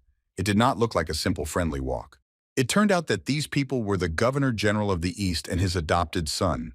They probably wanted to discuss the latest events. After a long journey in silence, our heroes finally stopped. The protagonist expected that the elderly man would say something to him. The general really looked very thoughtful, as if he had a topic of conversation that worried him a lot. Meanwhile, Songbek obediently waited for the conversation to begin, thinking along the way about what was troubling the general, because he probably didn't just suddenly suggest that he go for a walk. Finally, the older man began to speak. He decided to start from afar, and therefore first assumed that this was the first time he and the guy had walked like this. Songbek showed respect and briefly confirmed this, bowing to the Governor General. Suddenly, the main character heard words of gratitude from the elderly man. The guy did not immediately understand what he had done to deserve it. The general thanked the protagonist for the fact that someone had avenged Mo Yan, who had been framed and condemned to death on the battlefield. The old man said that So Yan was like a son to him, but he could not avenge him personally because of his position. Moreover, the Governor General admitted that if it were not for Songbek, then trouble would have happened to Tonbani, and therefore he said with full responsibility that he was eternally indebted to the guy. The main character was very surprised by everything he had just heard. Because of this, he was silent for a while, not knowing what to say. Nevertheless, the boy again bowed respectfully to the Governor General and said that all his merits were nothing compared to the mercy he had shown him. Suddenly, Songbek heard an order from an elderly man, which was to bring him the head of the Mongol commander Tazar. The protagonist was shocked by what he heard. At the same time, the Governor General continued to say that if the guy carried out his order, he would fulfill any of his wishes, no matter what they might be. Heard haunted Songbek until the evening. All this time he carefully considered the elderly man's proposal. Despite the late hour, traders were still actively selling their goods and people were happily buying them. Among all these silhouettes, the main character could not help but stand out, as if frozen in the middle of the road, completely immersed in his thoughts. He carefully considered the Governor General's proposal, namely the part in which the old man promised to fulfill his every wish. For Songbek, this was the hardest thing because he didn't know what he wanted to get for carrying out the order. Suddenly, the protagonist was distracted from these thoughts by a familiar voice that addressed him. It was Tonbani. She looked at the guy with a displeased expression and asked why he was doing this to her. Songbek was very surprised and really did not understand what the girl was talking about. This outraged and angered the general's daughter even more. The girl began to explain that she and the guy had not had breakfast together for a long time, but this morning he simply disappeared. She was also outraged by the fact that they finally met, but Songbek did not care about her at all. The main character was very surprised when he heard all this and probably realized that he really did something wrong to Tonbani. At the same time, the guy was still thinking about what kind of reward he wanted to receive for carrying out the order. Finally, everything came together in the main character's head. Meanwhile, the general's daughter was still unhappy. Added to this was the fact that the guy did not answer her, so she asked if he was listening to her at all. At that moment, a smile appeared on the main character's face. This happened very rarely. This smile quickly turned into laughter, which Songbek tried with all his might to hold back. Tonbani didn't understand what was happening to the guy, which made her blush even louder. No matter how hard the main character tried, he couldn't hold back, and so he started laughing loudly, completely ignoring the people around him. It was very unexpected, so Tonbani's anger quickly changed to surprise. The girl began to ask why the guy suddenly started laughing. The surprises didn't end there. Songbek hugged the girl tightly, which caused her to feel a bout of embarrassment. The general's daughter was shocked by what was happening, because this was the first time the main character showed his feelings and was the first to hug her. Said with a smile on his face that he would never let Tonbani go again. These words surprised the girl very much. It seemed she could not believe what she had just heard. Everything that happened touched Tonbani, which is why tears began to appear in her eyes. These were tears of joy. Soon they quickly rolled down the girl's reddened cheeks. After this, the general's daughter hugged the main character in response, thereby showing that she believed his words. This event marked the end of one of the happiest days in recent times for our heroes. At this time, someone was discussing the Mongol commander Tazar with great emotion. General Chonilvan learned about the order the governor-general gave to the main character, and it seemed he didn't fully believe it. Elderly man sipping his favorite tea calmly confirmed that he had indeed ordered the boy to bring him Tazar's head.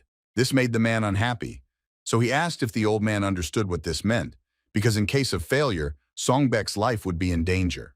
The governor-general did not like the fact that Chong Ilvan raised his voice in his presence and therefore loudly banged his cup on the table in order to draw attention to this. The older man then rudely said that he had risked something far more valuable than his own life, so he believed that the protagonist should pay a fair price for it. After this, having calmed down a little, the old man asked the general if he was wrong. Chan Ilvan couldn't answer this because he hadn't yet determined who was wrong in this situation. At the same time, the man only thought that even in such a situation, the governor-general used his only daughter.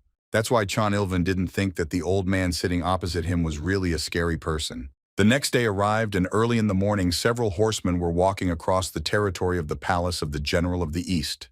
It was Songbek and General Zhong Ilvan, who inspected the condition of the troops and prepared to return to the battlefield.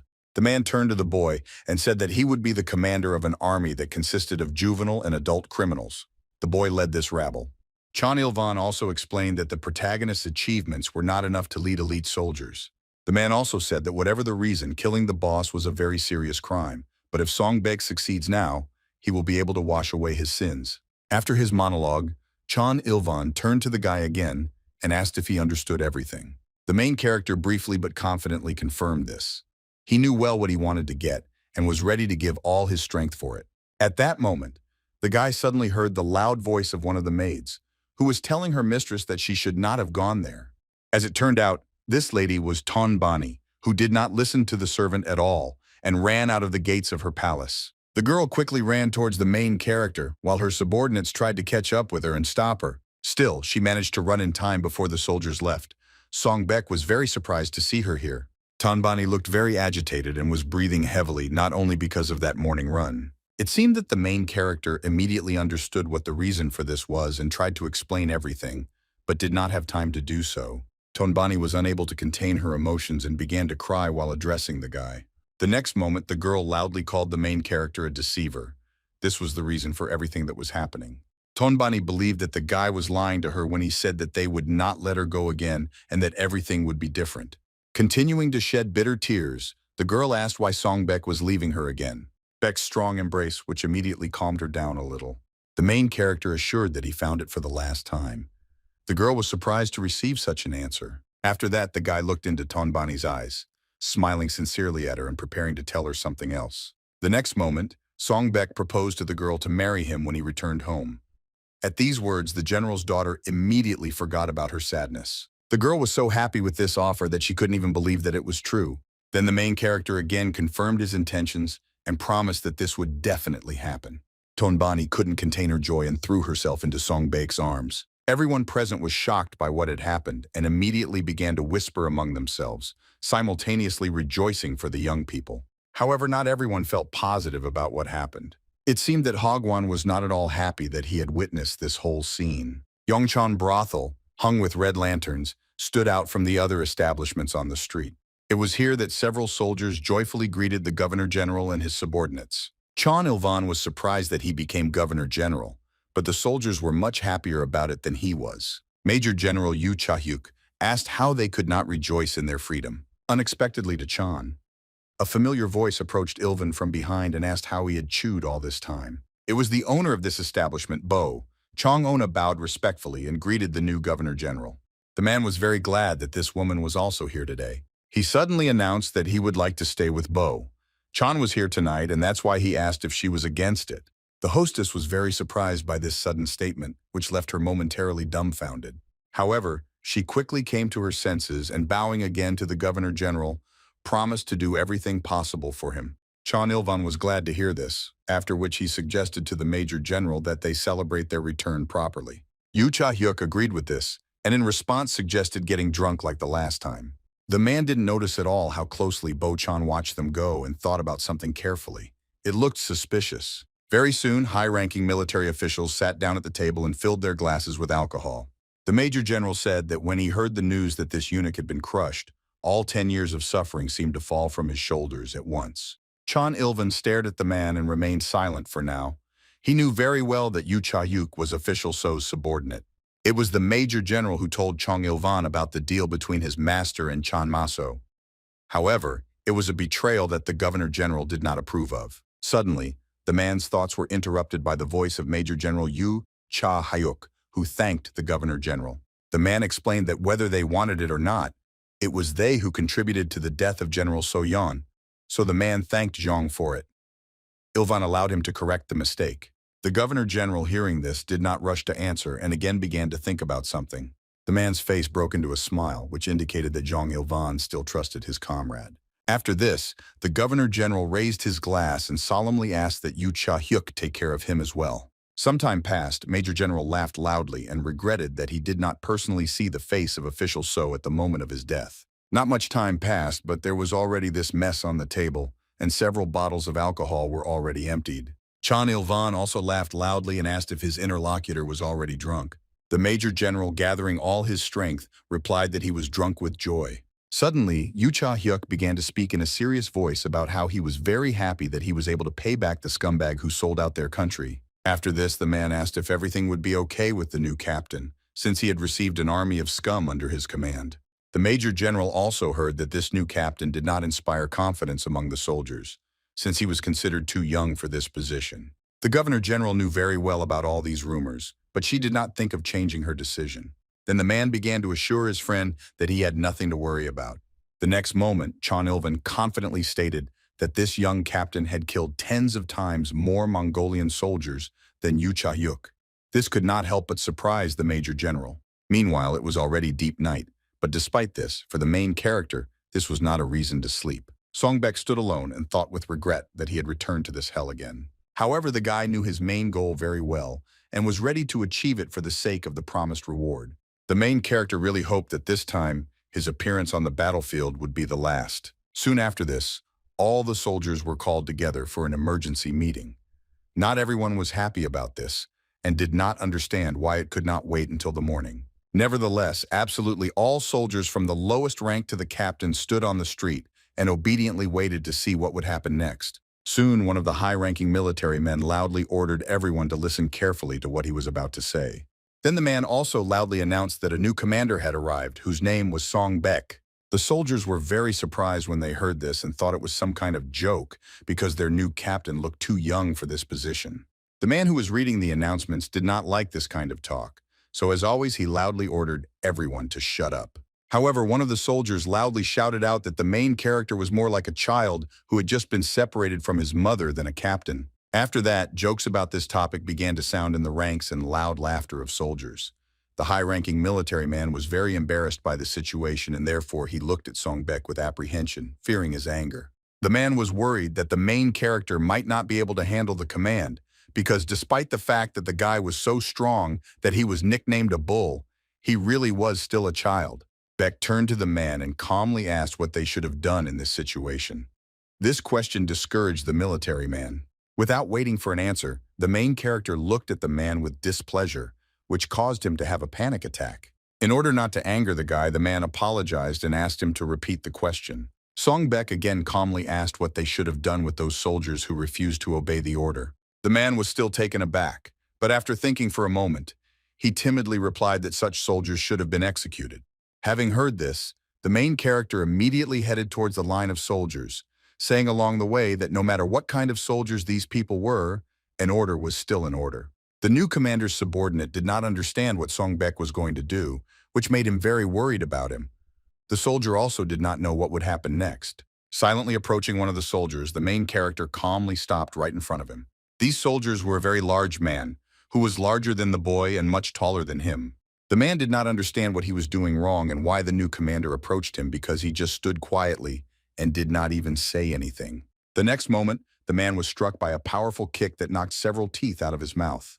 It turned out that the reason for this was the main character, who delivered a crushing blow with his foot right to the man's jaw in order to show the seriousness of his intentions. After this, the guy turned to all the soldiers and very rudely said that he had only warned them once. As soon as Songbek turned around to go back to his seats, the man he attacked fell to the ground unconscious. All the soldiers who had recently laughed at the guy were now afraid to even look him in the eye, so no one questioned his authority anymore. However, there was one soldier in the ranks who was no longer afraid, but was impressed by the actions of the protagonist. It was no Hogwan. He looked intently at the guy, thinking about what had happened. He was very interested in how the main character understood who exactly he should attack, so that everyone would start listening to him. But Hogwan knew that the man who was now lying on the ground was the most aggressive of all. So for the criminals, this was the most effective way of control. This really impressed the guy, so he wanted to know more about him. But Hogwan was very interested in this because he wanted to understand why Tonbani fell in love with the main character. One could assume that this is precisely why the hired killer ended up in an army consisting of criminals. Bake was at all costs. Despite the late hour, no one was sleeping in the military camp.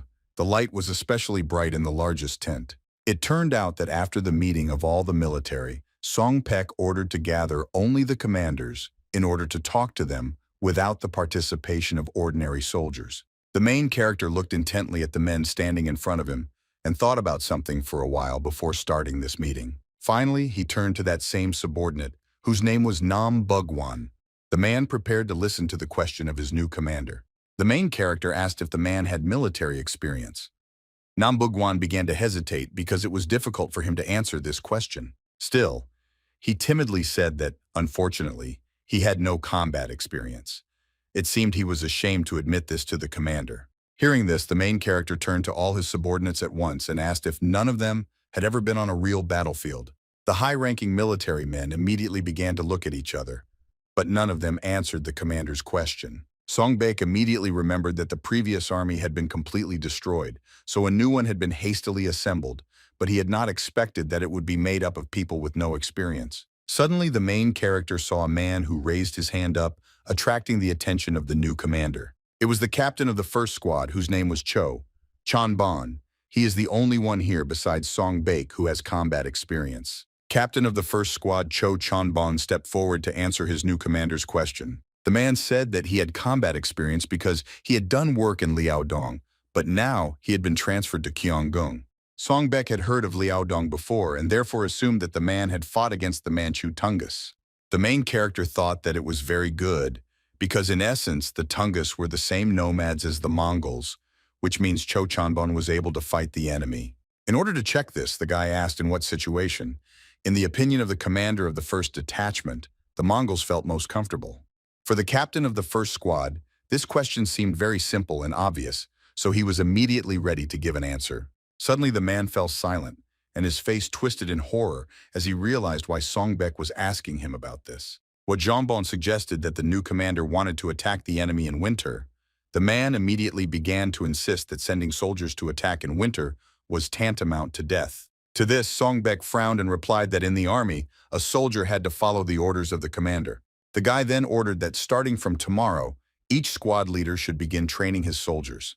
They also had to constantly wear armor in order to be ready for battle at any time. After this, Nambugwana turned to the protagonist and expressed his concern that the soldiers simply would not listen to them. The man recalled that among their subordinates there were many criminals who lacked loyalty, so they could turn their swords against their commanders at any moment. Songbek looked at his subordinate with a stern gaze, as if he was unhappy with the fact that he didn't know what to do in such a situation. Still, the guy said that all the disobedient soldiers should be killed. Nambugwan was shocked by these words but did not dare to protest. Captain of the first squad, Cho Jongbong, was also unenthusiastic about this decision and asked the protagonist to explain what he had said. Songbek was sure that if several people died, then sooner or later the rest of the disobedient would realize that they had to obey. A new day had arrived. A gentle female voice addressed the gentleman and asked him to wake up, because it was already morning. Chan Ilvan, who had spent the previous night very wildly, could now hardly open his eyes. The man was not feeling very well, so he thought he should lie down a little longer in peace and quiet. Bochan, opening the windows and letting fresh air into the room, insisted that the general get out of bed, because it was already morning. Chan Ilvan immediately assumed that the woman was saying all this only because she wanted to quickly escape from him. The brothel owner replied with a smile that she regretted it, but nothing could be done. After that, she went to get some tea. The governor-general received these words with a smile and joked that the woman was unwavering. Nevertheless, the man began to tidy himself up and get dressed. Soon he was ready to go about his business. However, Chan Ilvan was in no hurry to do this. It seemed that he did not want to leave this room and the woman's company at all. Then the general silently looked at the brothel owner in the hope that she would take pity and invite him to stay. However, Bochan didn't even think about it. She stood with her back to the man and silently looked out the window, waiting for him to leave. Unexpectedly, Chan Ilvan asked the woman how much time had passed since they first met. Carefully pouring tea for his guest, She replied that she didn't remember exactly, but their first meeting had taken place about a week ago. Hearing this, the man decided to ask if the woman hadn't gotten at least a little used to him during this time. The owner of the brothel seemed not to understand this question, and therefore asked him to explain what the general meant. Unexpectedly, Chan Ilvan stated that he wanted to hear the woman's real name. Absolute silence reigned in the room. No matter how hard they tried to hide it, Chan began to tremble with excitement. The tea began to spill over the edges of the cup, but the woman did not pay attention to it. She only asked what Chan Ilvan meant. The man began to say that it seemed strange to him that such a luxurious building was located in such a remote place. So he asked a few questions about it from his people from the imperial palace. Bochan pretended not to understand what the general was talking about and insisted that it was an ordinary brothel. Chan Ilvan agreed with this, but did so as if he really doubted the woman's words. The next moment, he directly stated that he knew that it was the Kaban brothel. Just at that moment, the tea in the small teapot ran out, and there was nothing left to pour into the cup, which had long been overflowing. Bochan put the kettle on the table and replied that since Chan Ilvan was so confident in his words, that she had nothing to say to that. After this, the woman confirmed that the governor-general was indeed right and that this was indeed Kaban's house. Then she asked what the man wanted. On this, Chan Ilvan briefly replied that he wanted to get his interlocutor. Bochan didn't expect to receive this answer and therefore immediately became embarrassed because she wasn't prepared for this. The man continued to say that in truth, he only went so far because he did not know how he could become her lover. Bochan was very unhappy with all this, because she believed that a high-ranking gentleman could not say such a thing to a prostitute. She warned that even a stray dog would laugh at a man. She then asked what the governor-general really wanted from her. At that very moment, Chong Ilvan rushed towards the woman and passionately kissed her on the lips. Bochan was again shocked by what was happening, but she did not resist it at all. After that, Chan Ilvan, he said that it didn't matter to him who the woman was because he himself didn't know when and where death would overtake him. Suddenly, the brothel owner pushed the governor-general away from her, believing that their relationship was unacceptable. Bochan was in no hurry to say anything, and only breathed heavily in order to come to her senses. Next, Bo-chan asked how many times the man had seduced women in this way. To this, Chan Ilvan, without a moment's hesitation, confidently answered that she was the first, but the smile on his face clearly said otherwise. Bo-chan stated directly that she did not believe in the man's sincerity. The general replied that the truth of his words was known both in heaven and on earth. The brothel owner was still embarrassed by what was happening, but at the same time she was angry that the man, in her opinion, was simply playing with her. At the same time, the governor-general looked the woman straight in the eyes and smiled sincerely at her, waiting for her answer. Still, Bo-chan turned away from the man, believing that he was really just trying to seduce her with his words. Silence reigned in the room. Ilvan was upset that the woman did not believe in the sincerity of his feelings. The man didn't know what to do next and was already thinking about simply proposing to Bo-chan drink tea. Suddenly he heard a naked woman calling the name Yom Okshi. The governor-general was very surprised by this, but did not immediately understand what the woman was talking about. Turning to face Chan, she told Ilvan that this was her real name. The man was amazed and didn't even know how to react to this. He couldn't believe that he had managed to win this duel of eloquence. Sometime later, the governor-general was leisurely strolling along the outskirts of the city, humming a simple melody to himself along the way. The man looked at the clouds with great pleasure, finding them funny and not understanding how the sky could look so beautiful. However, the smile came off Chan's face. Ilvana quickly went down when he began to think about his dead comrade and what he should have done. The man mentally addressed Mo Yan and told him that his no-good so-called older brother still could not make a decision. He believed that the man whom Mo Yan had been watching like his father was trying to drive Song Baek to his death. Now the man had a choice to save the main character or obey the decision of the General of the East. Suddenly from these thoughts, Chan Ilvana was distracted by the loud voice of one of his subordinates, who was calling for the general. Looking to the side, the man saw a soldier running towards him. The governor-general did not understand at all what could have happened. As soon as the soldier ran closer to Chong, Ilwan asked if he was a member of the squad that Song Baek commanded. Without wasting any time, Nam Bugwan began reporting the latest news regarding Commander Song Baek. The man claimed that the protagonist used sparring as an excuse to kill soldiers. This news really shocked the governor-general. Soon after, the men were running as fast as they could to the scene to stop Song Baek and sort things out. Running closer and closer, Chan Ilvan saw soldiers who were crowded in one place. Something had already happened in the military camp. At this time, Song Baek stood over the lifeless body of a soldier who had been stabbed in the chest with a spear. Chan Ilvan was shocked when he saw this picture, and at first he didn't even know how to react to it. The main character looked at the governor-general with absolutely empty eyes, in which a frightening calm was visible, and greeted the man who suddenly appeared. Song Baek stood over the lifeless body of a soldier who had been stabbed in the chest with a spear. This was another victim of the educational process. The main character looked at the governor-general with absolutely empty eyes, in which a frightening calm was visible, and greeted the man who suddenly appeared, Nam Bugwan. He said that the main character had been killing everyone who did not obey his orders for the last few days. The man was afraid that if this continued, people would start running away.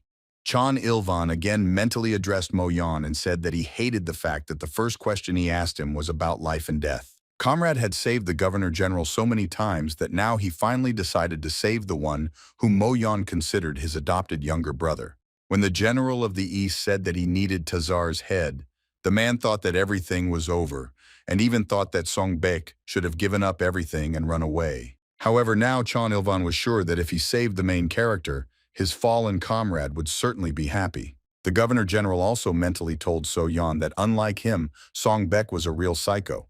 This caused the man to burst into laughter. The next moment, the governor-general could not contain himself and began to laugh out loud, which greatly surprised Nam Bugwan with its suddenness. Finally, Chan Ilvan he calmed down, but there was still a sincere smile on his face. After this, the man turned to the main character and suggested that they try to carry out the order together. Of course, the governor-general spoke about catching the Mongol commander and cutting off his head and delivering it to the general of the East. Soon after this, it was deep night, but in one of the tents, a light was still burning. Song Baek sat at a table that was covered with various documents and maps. The protagonist carefully studied the information available to him in order to be absolutely prepared for the upcoming battle. The guy found information that his army consisted only of murderers, thieves, and other unreliable elements.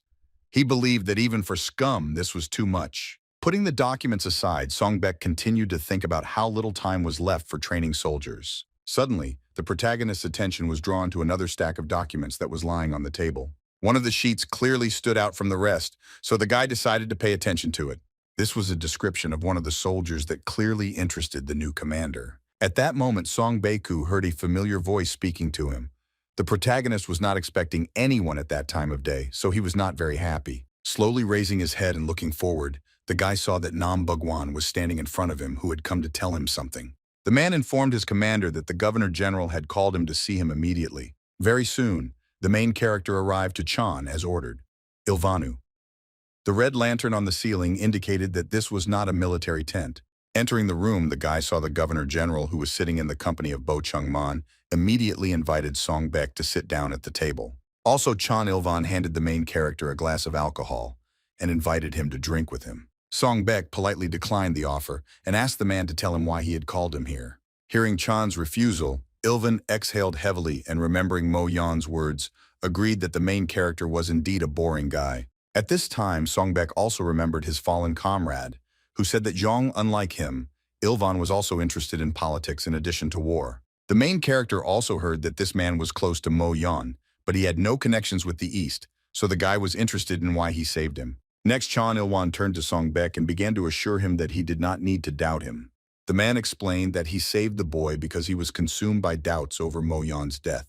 These words surprised the protagonist. Suddenly, the governor-general remembered that he had not introduced his companion to the main character. The next moment, Chan Ilvan stated that the woman sitting next to him was his fiancée. This greatly embarrassed Bo Chan. However, the brothel owner quickly pulled herself together and, bowing respectfully, greeted the main character. Song Baek also showed his manners in response and bowed and told the woman his name. After that, Bo Chan began to wonder why this young commander seemed so familiar to her. Next, Chan Ilvan asked the woman why she was looking at the guy so intently, assuming that they knew each other. It seemed like Bo Chan is impossible.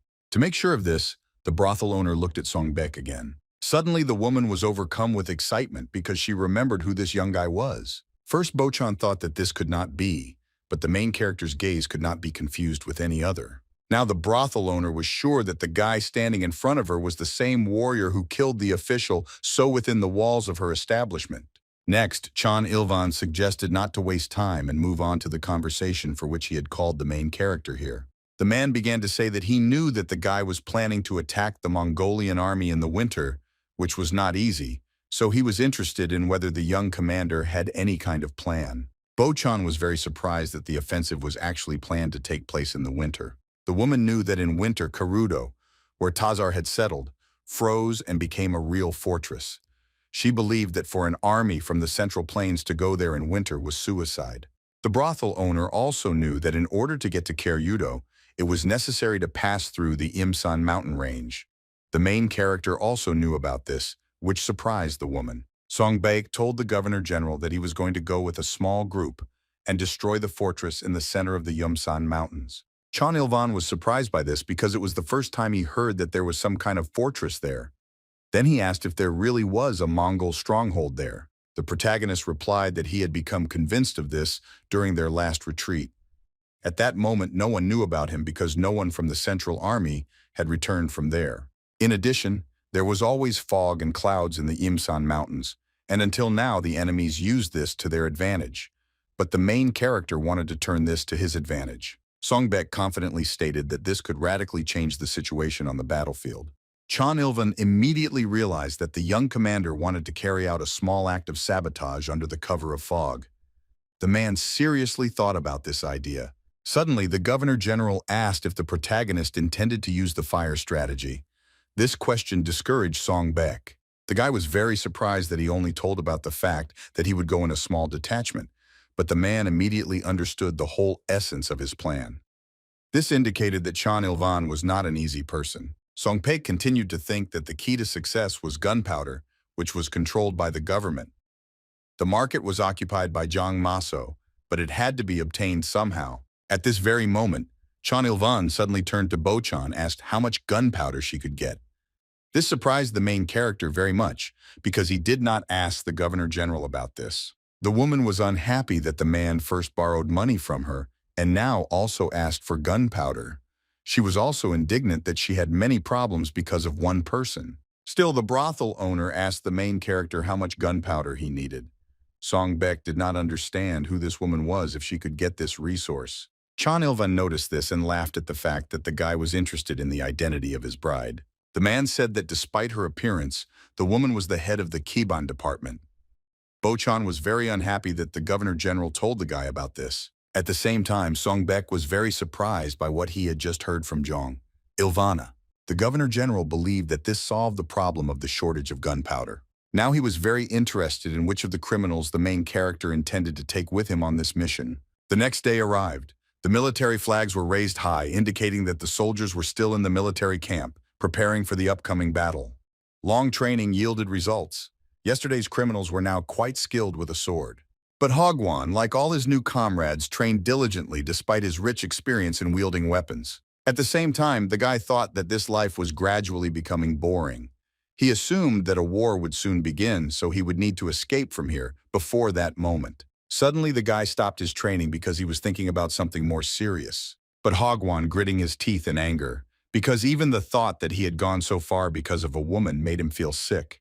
The guy was already starting to think about whether he should have punched the main character before leaving. At that moment, No Hogwan's commander loudly addressed him and ordered him with displeasure not to be distracted from training. The guy had to apologize for this. Suddenly, a loud announcement was made that all soldiers had to line up. After some time, all the soldiers stood in front of a small platform on which stood Commander Songpek and his subordinates. The soldiers were not at all happy to see their commander and were already assuming that someone would be killed again today. Suddenly, the main character threw a heavy bag at his feet, and coins immediately began to jingle inside. The soldiers were amazed by this and began to listen attentively to what their commander would tell them. Song Baek kicked the bag with his foot, causing a handful of unusual coins to spill out onto the ground. The protagonist calmly explained that this was the price of the lives of those soldiers who would be selected for the upcoming mission. The guy then stated that if the soldiers wanted to get this money, they should have reduced the number of people to 5. As soon as the main character announced all the conditions for receiving a large sum of money, the soldiers, who were former criminals, immediately rushed at each other. A real massacre began in the military camp. Soldiers used all their skills and all available means to become one of the 5 lucky ones who will receive the award. Nam Bugwan, who had just arrived at the military camp, was shocked by what he saw and did not understand what was happening here at all. Song Baek watches the battle calmly explain that this mission will be extremely dangerous, so only the strongest should pass. Nam Bugwan understood perfectly well that incredible qualities were required from the candidates. I was the only one who believed that it was impossible to select soldiers for the mission in this way. Not long before this, Chan Ilvan asked the main character which of the criminals he was thinking of taking with him. The man thought that it would be very problematic if the soldiers suddenly decided to escape in the middle of the mission. In addition, the Governor General had already heard that many recruits were dissatisfied with Song Pek's approach to training. The main character replied that in order to motivate the soldiers, he would promise them amnesty. The guy explained that in this case, instead of punishment, the criminals would receive the lives of ordinary commoners, and the number of applicants would decrease if only those who could be forgiven were left. Chan Ilvan now understood what the main character had in mind, but it seemed that the man really liked this approach. After this, the Governor General began to be surprised at how high the guy was able to rise, because at first he was a servant, then he became an adopted son, and now he was setting his sights on the master's precious daughter. Chan Ilvan continued with a smile, saying that, whatever the case, Songbek knew little about criminals. After this, the man placed a large bag of money on the table in front of the main character, and the ringing sound spread throughout the room. The Governor General insisted that this was the best way to make the soldiers fight, and asked the young commander to exploit their greed. Even while watching the battle, Songbek remembered the words of the man who said that the stronger the greed of the criminals, the greater their thirst for life. Chan Ilvan suggested giving the soldiers half of the reward immediately and promising the second part in case of victory. The man believed that this would significantly increase the chances of success. At first glance, the Governor General seemed like a simpleton to Songbek, but the boy admitted that he actually understood people. The main character also heard that the man was very close to Mo Yan, but this did not mean that he could be trusted. Suddenly, an unfamiliar voice addressed the young commander, distracting him from his thoughts. Looking forward, the main character saw one of the soldiers who was calmly standing in place. It was no Hogwan who asked what to do if there were not 5 people left as needed, but only one. It turned out that the guy managed to defeat all of his opponents, which meant that the entire reward should have gone to him alone. After some time, two soldiers walked one after another through the military camp. They were in a hurry because they still had things to do today. It was Songbek behind whom Nambugwan walked silently, ready to accept the young commander's order at any moment. The man walked behind so he could quietly watch the main character and think about his own things. Nambugwan, I thought that no matter how you looked at it, Songbek was nothing more than a child who had just turned 20 years old. The main character turned out to be rude to him, but the man was surprised that he managed to subdue the criminals. Nambugwan also knew that the guy was the adopted son of the general of the East. Suddenly the man turned to the young commander and asked if he could ask him something. Songbek was not against it. We were interested in Bugwana why the guy decided to become a military man, because in his opinion, this was not the most suitable place for the adopted son of an Eastern general. Hearing this question, Songbek suddenly stopped, which indicated that for him this was a rather serious topic for discussion. Nam Bugwan was surprised by this, but he was even more worried by the silence of the main character, who was in no hurry to answer the question. The man had already begun to anticipate the worst and regret that he had dared to ask the young commander a question. Still, the main character began to answer the question, thanks to which Nam Bugwan could breathe a sigh of relief. Songbek briefly replied that he became a military man because he had no other choice. Immediately after this, the main character asked the same question to Nam Bugwan. It was clear that this question was quite painful for the man as well. The main character knew that the man's father and his brother were officials, so the guy found it strange that Nam Bugwan was here given the status of his family. Nam Bugwan was surprised that his young commander was interested in his origins, because before that the man thought that Songbek cared about nothing except training. Having received no answer, the protagonist asked if his question was too rude. Nam Bugwan immediately began to deny it. After this, the man fell silent again, which again confirmed that this was a rather personal topic for him. The captain was surprised that Songbek was interested in this issue, because before that, he thought that the guy didn't care about anything except his own goals. Still, the man assumed that he was mistaken about his new captain. Nambugwan began to tell us that his brother had been capable since childhood, so they were always compared. The man, of course, loved his brother, but after he passed the civil service exam, Nambugwanu for some reason suddenly began to learn to read and write. That day, the boy had the feeling that his brother was the only child in the family, and he simply did not exist there. Nambugwan. He thought that he couldn't surpass his brother, so he decided to join the military. At that moment, Songbek remembered what he was like as a child. These feelings were very similar to those described by Nam Bugwan. The main character could also only watch from the side as his father praised his older brother, who trained every day and improved his skills. These memories did not please the guy at all, so he understood perfectly well what Nam Bugwan was telling him.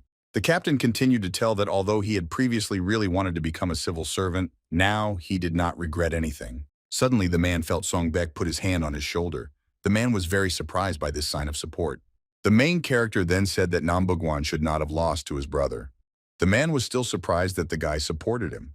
Songbek continued to talk about how they were obliged to bring Tazar's head so that their brothers would look up to them.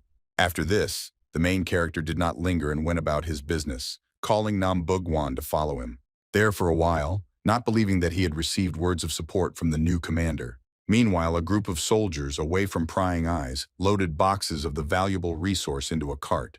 These boxes were quite heavy, so the soldiers were not particularly concerned about placing them on the cart as carefully as possible. As soon as the man who was in charge of the whole process noticed this, he became indignant and demanded that the soldiers handle the cargo carefully because the lives of everyone present depended on it.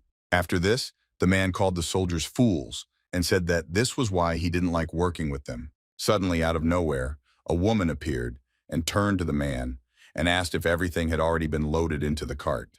It turned out it was Bo-chan, who was accompanied by two silent guards. The man immediately began to behave more restrained. He informed his boss that the work she had requested was almost done. After this, the man asked why the soldiers needed so much gunpowder, since with that amount they could demolish an entire mountain. Bo-chan calmly confirmed that they really needed to demolish the mountain.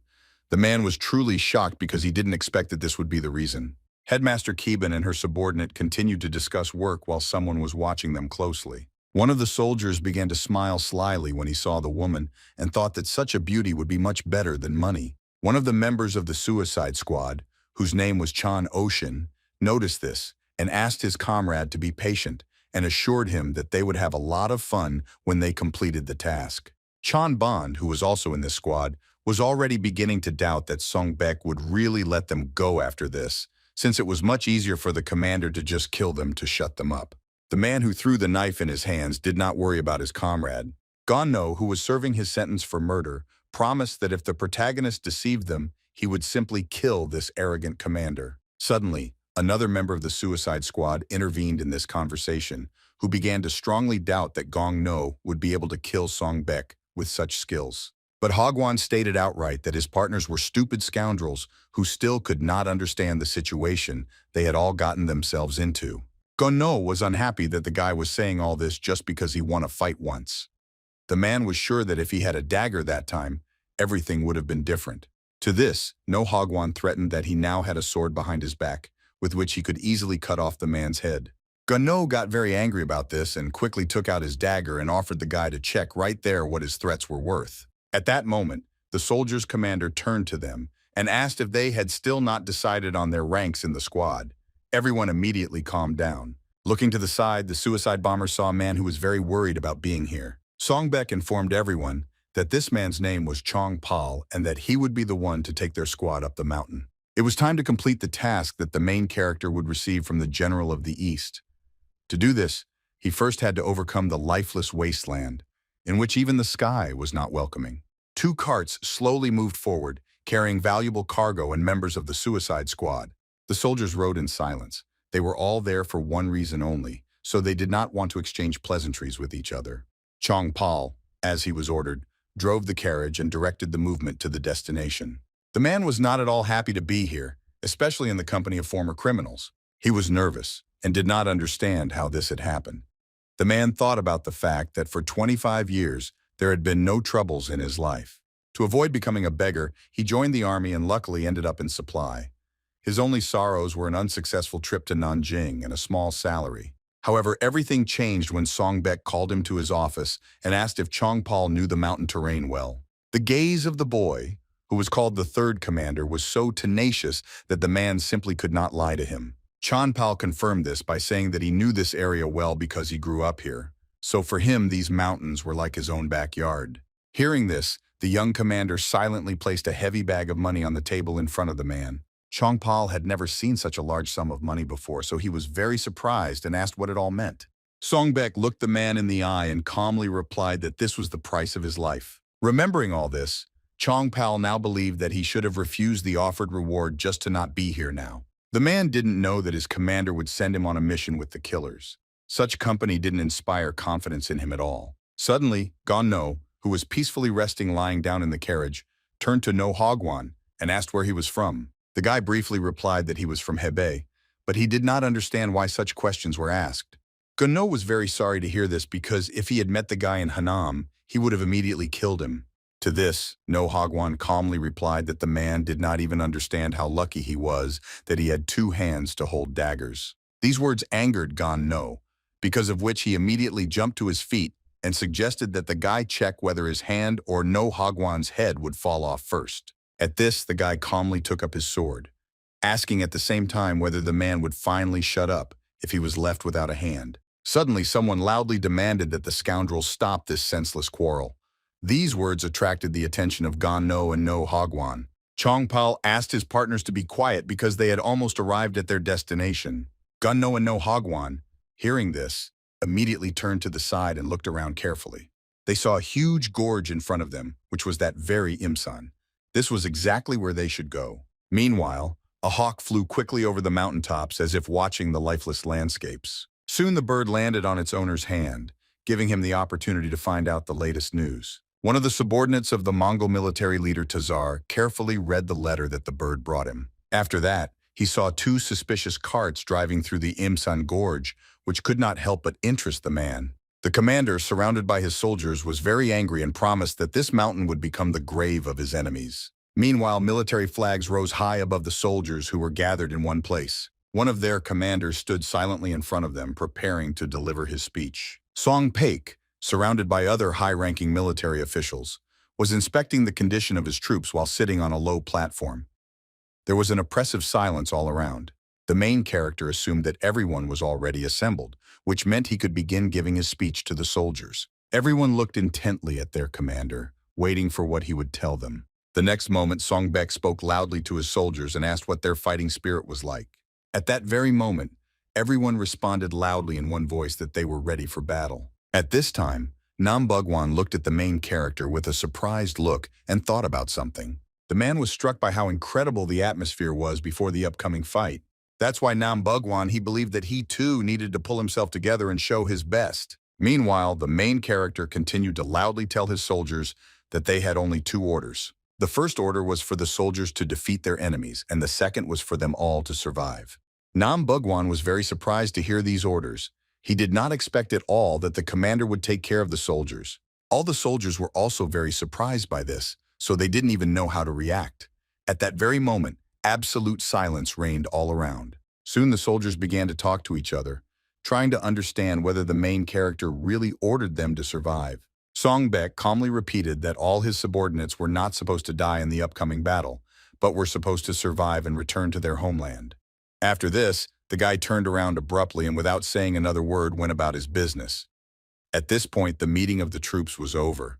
Nam Bugwan continued to look at his commander in surprise because he did not expect to hear these words from the guy. At that moment, the man's opinion about Songbek definitely changed for the better. Meanwhile, Governor General Chong Il-van stood alone and looked into the distance while carefully thinking about something. The man recalled how Mo Yan always said that if the general of the East comes to power, then the country will be safe. However, Chong Il-van was still tormented by doubts. He did not know whether a man who put the lives of his soldiers at risk could govern the state fairly. From these thoughts, the man was suddenly interrupted by the voice of his subordinate, who arrived to report the situation. Adjutant Chang Kwan-yong bowed respectfully to the Governor-General and reported that the 3rd Detachment had already set out. Chong Il-van immediately asked how the bodies were doing with the preparation of the main forces. The man assured that they could also set off on their journey the following day. The Governor-General was pleased to hear this and believed that this would be the end of their difficult relations with the enemies. After this, the man looked into the distance again, no longer always able to bear the weight for the battle with the Mongol commander Tazar. Some time passed. The horses walked slowly along the dusty road, carrying high-ranking military personnel. The captains of the detachments rode on horses in front and led their soldiers. The very first of them was Songbek, who rode forward silently, pondering the upcoming battle. Immediately behind him was Nam Bugwan, who was still under the impression of the main character's words that he had spoken before leaving. The man had long thought that the guy was a commander who did not care about the lives of his subordinates. However, remembering Songbek's speech and those words spoken a few days ago, Nam Bugwan assumed that the lives of the soldiers worried the protagonist much more than it seemed. Suddenly the man turned to his commander to tell him what Songbek was not at all against it. Nam Bugwan began to say that in addition to his older brother, he also had a younger sister.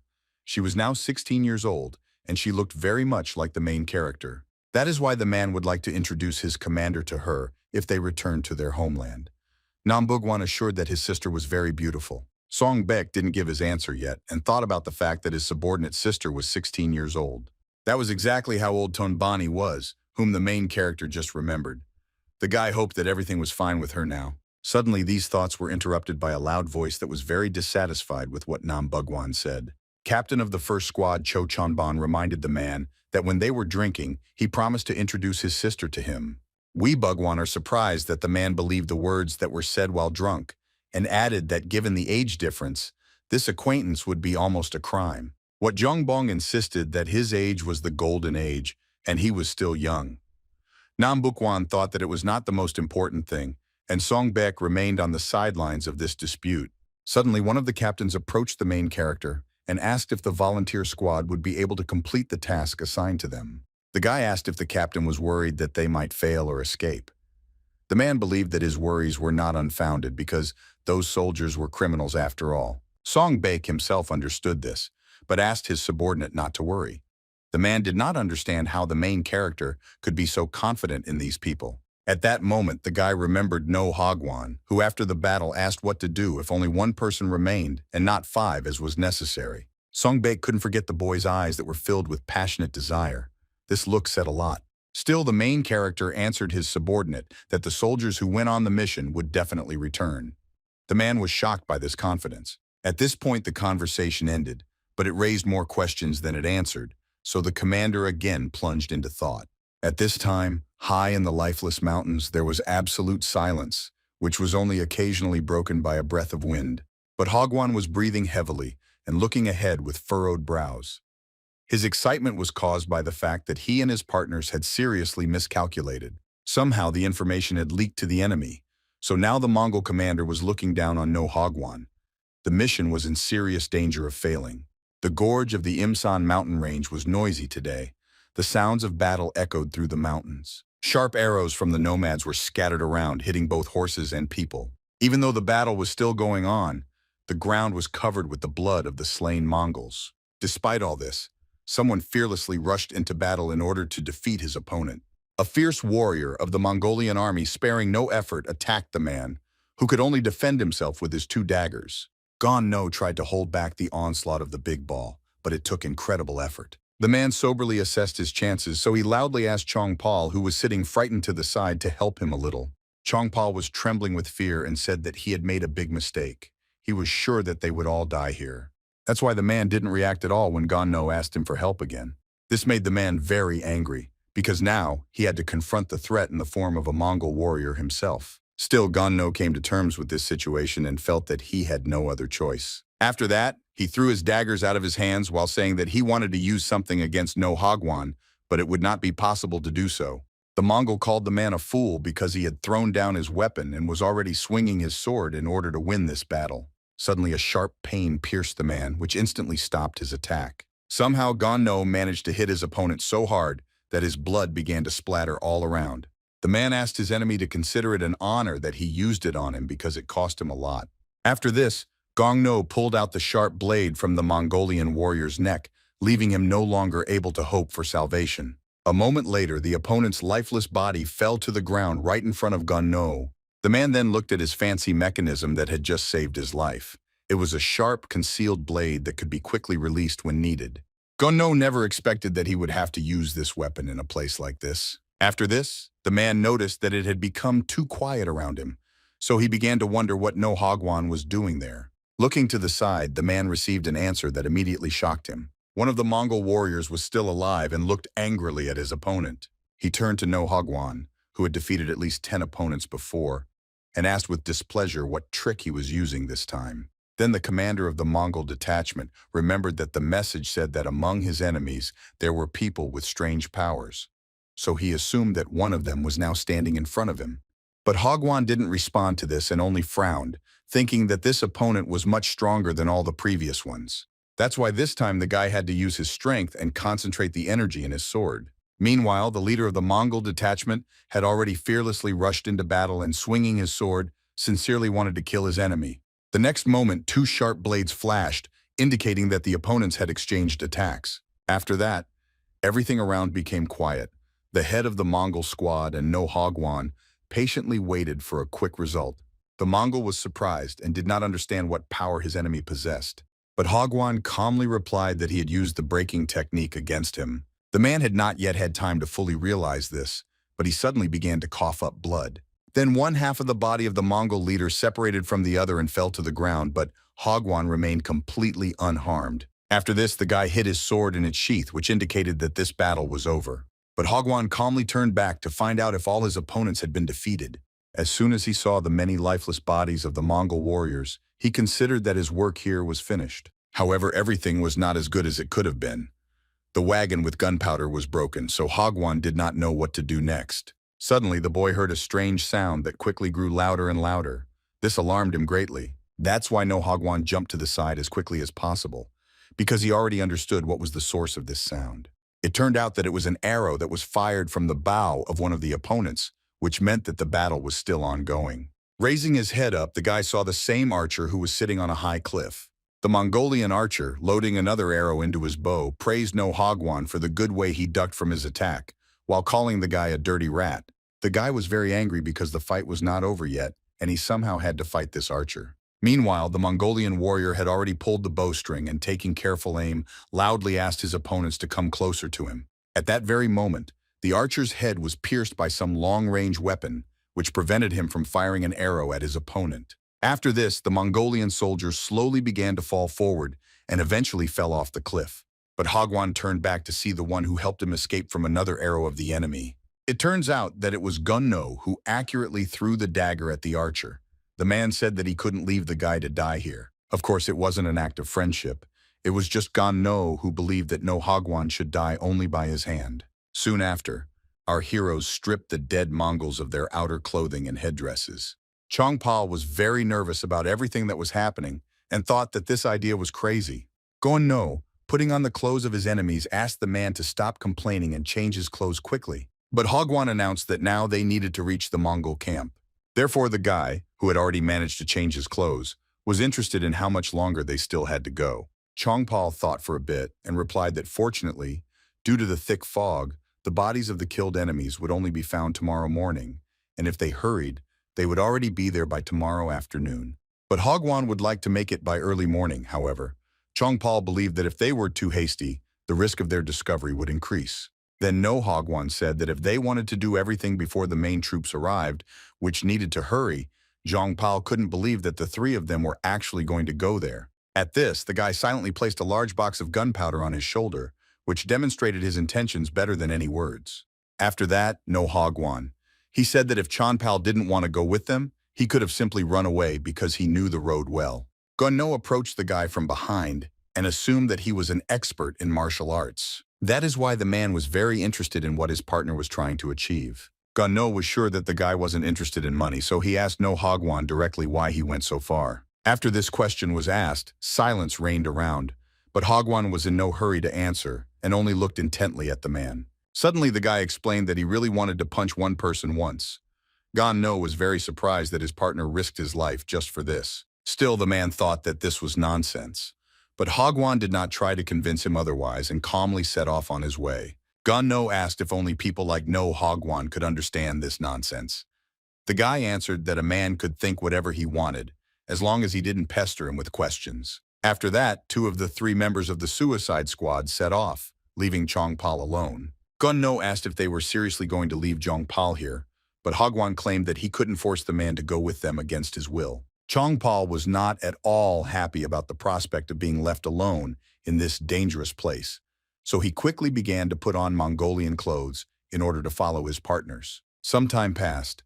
Despite the fact that the partners had long since left, this gorge became noisy again. The thing was that the army commanded by Songbek had already managed to reach this place. For some reason, Nambugwan was very unwell here, so he needed time to recover. The reason for this was the dead bodies of Mongolian soldiers that were scattered throughout the gorge. The main character examined one of his killed enemies and was surprised that his body was cut in half. Songbek immediately realized that this was the work of that very soldier.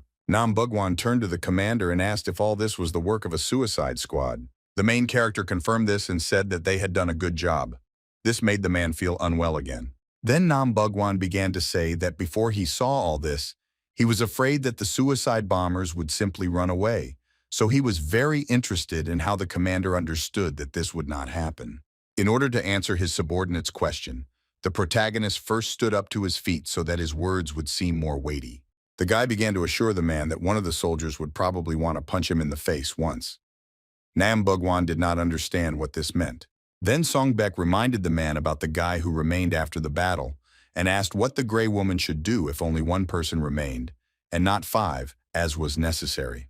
The main character heard this question and immediately understood that this guy wanted to get something else and not just money. But Hagwon explained that all the recruits were so weak that he would really like to compete with the commander. Looking at the guy with a stern look, Songbek agreed to let the guy hit him if he remained alive. Meanwhile, the surviving members of the suicide squad with boxes of gunpowder on their shoulders seemed to have already reached the right place. They stood on the edge of the cliff and looked down intently at that very Mongol military camp. Very soon, thanks to our heroes, a strong fire broke out in the Mongol military camp, which was impossible to control. People desperately tried to put out the fire, worried that everything would burn to the ground, but they were unsuccessful. Moreover, the Mongolian soldiers could not find those who caused all this commotion.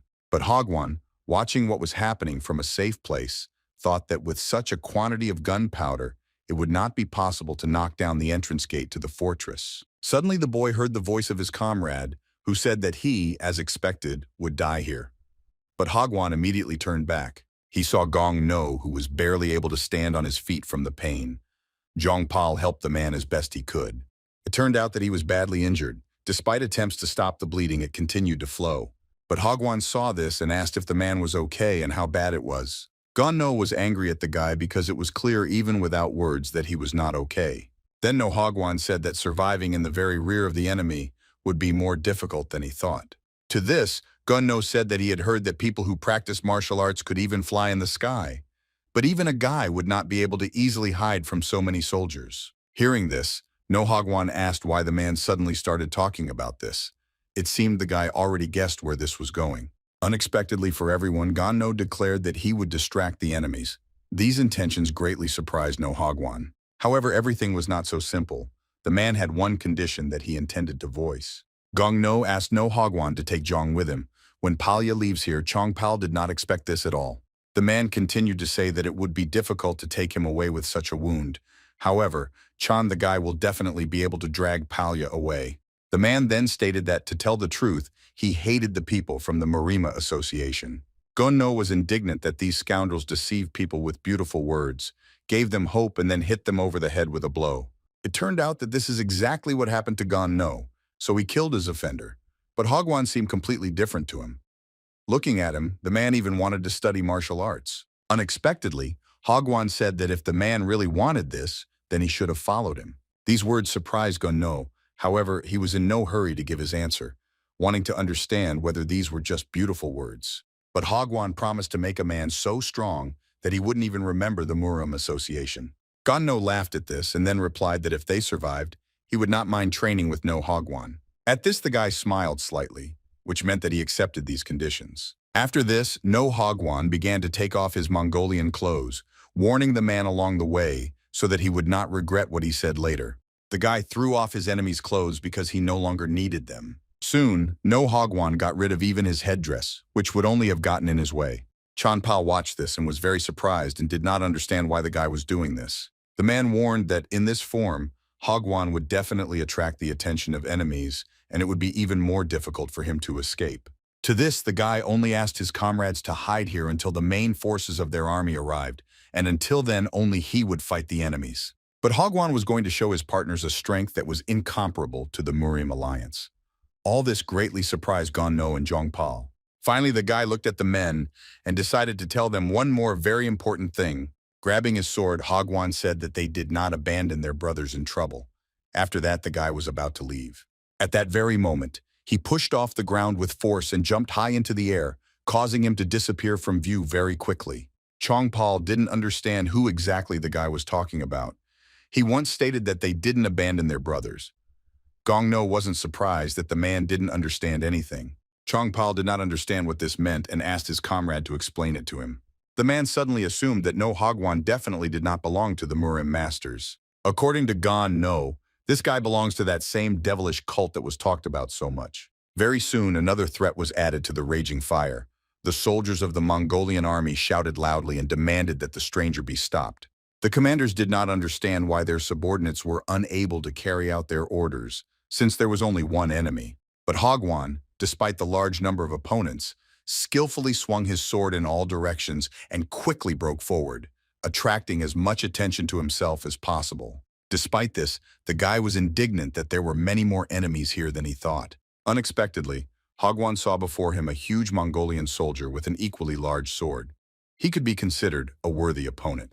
But Hagwon fearlessly ran forward straight at this man while he swung his weapon, wishing death on the guy. The guy wasn't scared at all, but was only surprised by how huge his opponent was. Choosing the right moment, the Mongolian soldier swung his huge sword. It seemed that Hagwon would not be able to avoid this blow. Suddenly the man's attention was drawn to something above, so he frowned and raised his eyes. It turned out that No Hagwon had no intention of fighting this opponent, and so simply jumped high into the air to dodge his blow. After that, the guy deftly jumped onto the wall of the fortress, but he didn't plan to linger there either. The Mongolian warrior watched in surprise as No Hagwon ran away from him to another part of the fortress.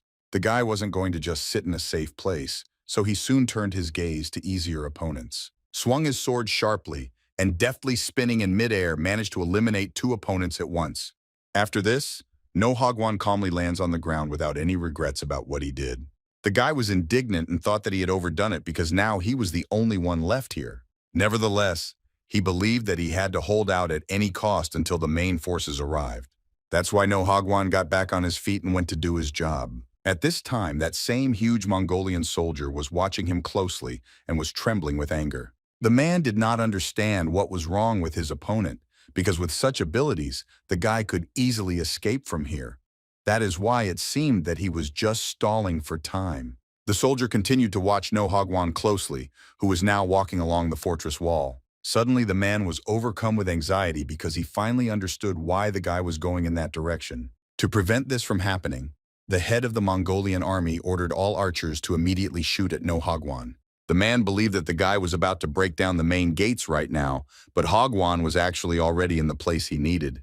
The guy was concentrating on what he was about to do and intended to give it his all one last time. Swinging his sword, No Hagwon mentally addressed Songbek and demanded that he keep his promise. The next moment, a huge explosion was heard in the fortress of the Mongolian army, which probably destroyed the main gate to pieces. Meanwhile, the mountain gorge was again in disarray.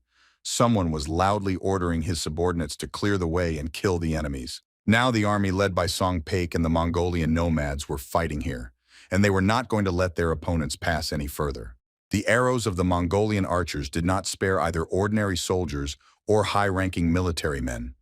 Nambugwan saw with his own eyes how captains he knew died. Looking around, the man did not understand how there could be an enemy ambush in this place, after which he assumed that the suicide squad had failed to complete its mission. Suddenly, Nambugwan spoke loudly to his commander and said that they had to retreat back before they were destroyed by the Mongol army.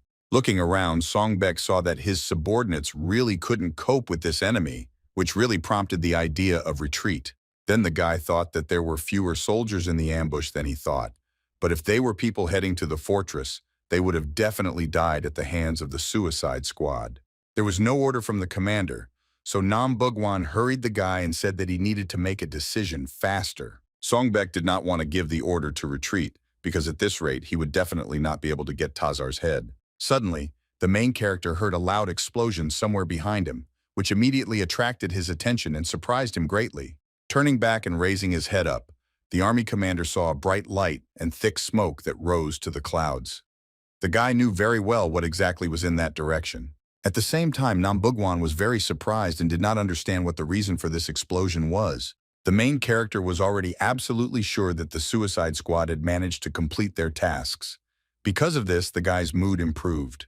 Without wasting any time, Songpek mounted his horse and ordered his adjutant, Nambugwan, to immediately gather troops and follow him, ignoring the enemy ambush. The man did not understand why the commander made such a decision and tried to get at least some explanation from him, but the main character had already rushed far ahead.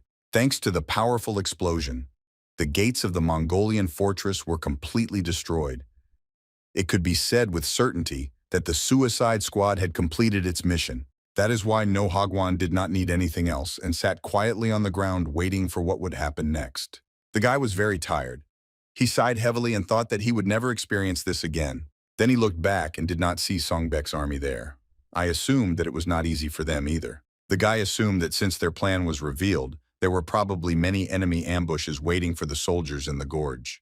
But Hagwon was already beginning to doubt the success of this whole undertaking and asked himself whether he had overestimated the main character. Suddenly, someone's footsteps were heard not far from the guy. Someone was slowly walking towards him. The commander of the Mongolian army turned to his enemy and asked with displeasure why it was necessary to break down the gates if there was no one behind them. The enraged man swung his huge sword sharply, demanding that Hagwon not even think about dying an easy death. Despite the great danger, the guy still remained sitting on the ground, not reacting at all to his enemy and his intentions. But Hagwon only thought that death on the battlefield was a real blessing for the demon. The only thing the guy regretted was that he would never be able to see Tonbani again. The guy would really like to talk to the general's daughter at least once, but it seemed that this was no longer possible. But Hagwon was already prepared for death. But suddenly he heard a sound next to him that was very familiar to him, which surprised the guy very much. It turned out that the highest military leader of the Mongolian army had stabbed herself with a spear, causing blood to spray in all directions. But Hagwon quickly looked up and was amazed at what he saw. He was not at all prepared for such a sight. The spear went right through his neck, causing the man to immediately abandon his intentions to kill. But Hagwon could hardly control his body at all. The next moment, the enemy fell to the ground with a crash and did not rise again. Shocked by this unexpectedness, Hagwan did not understand what was happening. Soon behind him, the boy heard the clatter of hooves and a familiar voice praising him for his excellent work. Turning his head back, Hagwan saw Songbek sitting on a horse. She asked the boy for forgiveness for being late. But Hagwan was shocked by such a sudden appearance of the main character, and for some time could not even say anything to him. The Mongols who still remained in the fortress were also surprised by the appearance of the commander of the enemy army and did not understand how this was possible. But Hagwan began to come to his senses little by little, but he still had a lot of questions for the main character. The first thing the guy did was ask hesitantly if Songbek had really come here all alone. The protagonist calmly confirmed this and then asked if there was really a problem with this. This answer struck Hagwan. He immediately became indignant and asked why the commander had come here at all since he was the only one. Songbek remained calm and said that if the guy was worried, then he should have gotten up on his feet and helped him. But Hagwan doesn't understand what kind of help they could have been talking about. While the guy was in shock from this whole situation, the main character slowly got off his horse. The next moment, the army commander pushed off the ground with great force and rushed forward at great speed. For a second, he rushed past No Hagwan, who did not understand what the guy was going to do. Still without stopping, Songbek grabbed his spear because now he would need it. The weapon immediately jumped out of the lifeless body of the Mongolian commander, which had already managed to cool down. Songbek was absolutely ready for something foggy to happen, so he continued running forward without slowing down. The Mongols, seeing the approach of their enemy, ordered him to stop, preparing to use force. The protagonist did indeed stop, but only to attack the enemies with his sharp spear. The guy's skill and physical strength were enough to kill two enemies at once with one blow. Without wasting time, Songbek quickly freed your weapon, because he still needed it. A moment later, the guy was ready to deliver another crushing blow to his target, while the dead Mongols only now fell to the ground. All this greatly frightened the Mongolian soldiers who witnessed this. They took timid steps back, trying to retreat, and at the same time their bodies trembled with fear. But Hagwan couldn't help but be surprised by how the main character broke the spirit of the opponents with just one attack. However, there were still too many Mongols left. Suddenly the commander turned to the guy and said that if he had already rested, then he should get back on his feet faster. But Hagwan was very surprised by this and did not understand what exactly Songbek wanted from him. The guy couldn't believe that the main character seriously wanted just the two of them to fight against so many opponents. Having received no response or reaction to his words, Songbek turned to No Hagwan and asked if he really needed more time to rest. At that very moment, the guy laughed loudly, which indicated that he still had enough strength left. But Hagwan, gripping his sword tighter, thought that in the demon cult he had seen quite a lot of crazy people, but the main character was a real psycho. After this, the guy still got to his feet and began to justify himself by saying that he thought that his work for today was already finished. Songbek, hearing this, offered the guy to pay even more money, but Hagwan didn't need the money, so he only asked that the commander keep his promise. Then the main character warned that if the guy doesn't keep up with him, he will leave him behind. But Hagwan didn't expect anything else from the commander. The next moment, the boys, shoulder to shoulder, fearlessly rushed into battle, despite the many times superior numbers of opponents. At this time, the horses that were carrying high-ranking military personnel ran forward as fast as they could in order to reach the right place. The squad leaders were the first to pass through the mountain gorge, as they were much faster than the ordinary soldiers who were running somewhere behind.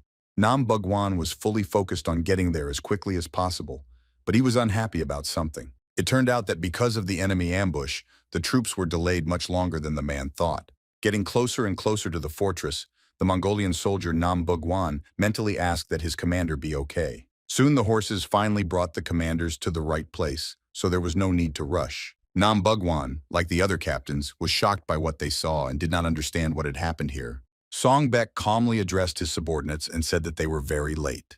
But Hagwan was unhappy that the main troops were taking so long to get there, because he really almost died here. It turned out that these two warriors were able to kill all the enemies who were in the fortress and were now sitting quietly and resting. Some time passed.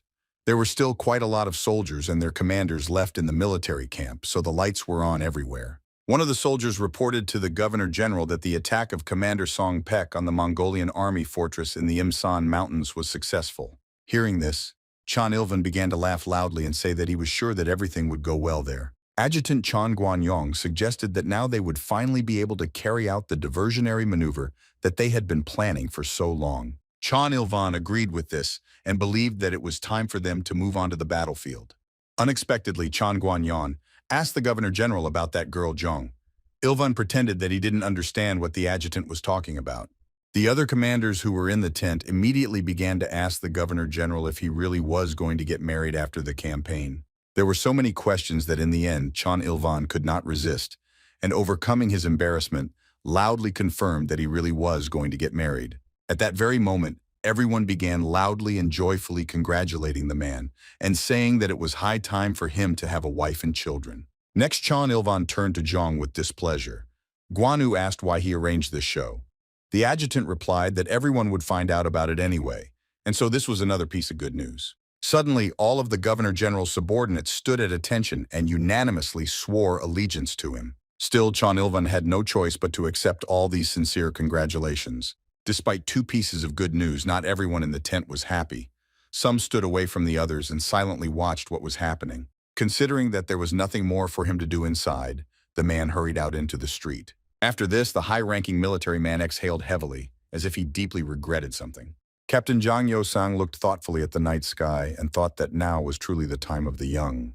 The man continued to think about how the general, who was younger than him, and even the guy who was the same age as his nephew, had already made their contribution. Smiling slightly and lowering his head, Captain Zhang Yosang admitted that he was already beginning to feel old. Suddenly a voice was heard behind the man, asking if it wasn't terrible that someone who had worked hard for decades was left behind because of the young. Captain Zhang Yosang, hearing this, turned around and asked who this talkative stranger was. The man was very surprised when he saw in front of him an apparently ordinary soldier. However, what interested the captain most now was how this man knew about him and what thoughts were troubling him. Zhang Yosang found the man standing in front of him suspicious, so without thinking twice, he grabbed his sword. As he approached the captain, the stranger laughed as he pointed his sword at an ordinary soldier. Chan Yosan insisted that the soldier give his name. The suspicious stranger was not at all afraid of the captain's wrath, so he was in no hurry to answer his questions. Suddenly, this man began to take off his armor, which could not help but surprise Zhang Yosang. After this, the suspicious soldier casually threw his weapon and armor on the ground. The man watched the stranger's actions closely because he did not understand what he was doing and why he was taking off his outerwear. Opening his clothes, the man asked if this was enough proof. Chan Yosan was shocked by what he saw. The stranger showed off a large snake tattoo on his chest and said he was only there to deliver a message. The stranger showed off a large snake tattoo on his chest and said he was only there to deliver a message. Captain Zhang Yosan immediately recognized this snake sign and was therefore not at all pleased with the appearance of this man here. It turned out that this suspicious stranger was a subordinate of the emperor. The captain was very interested in why this man came to him. Suddenly, this man ordered the captain to kill Chan Ilvana. The man was very surprised that he was asked about such a thing. The stranger explained that this operation would fail in any case, so the commander should focus on protecting and preserving his own life. Captain Zhang Yosan was very angry with this man, but asked why he had to kill the governor general.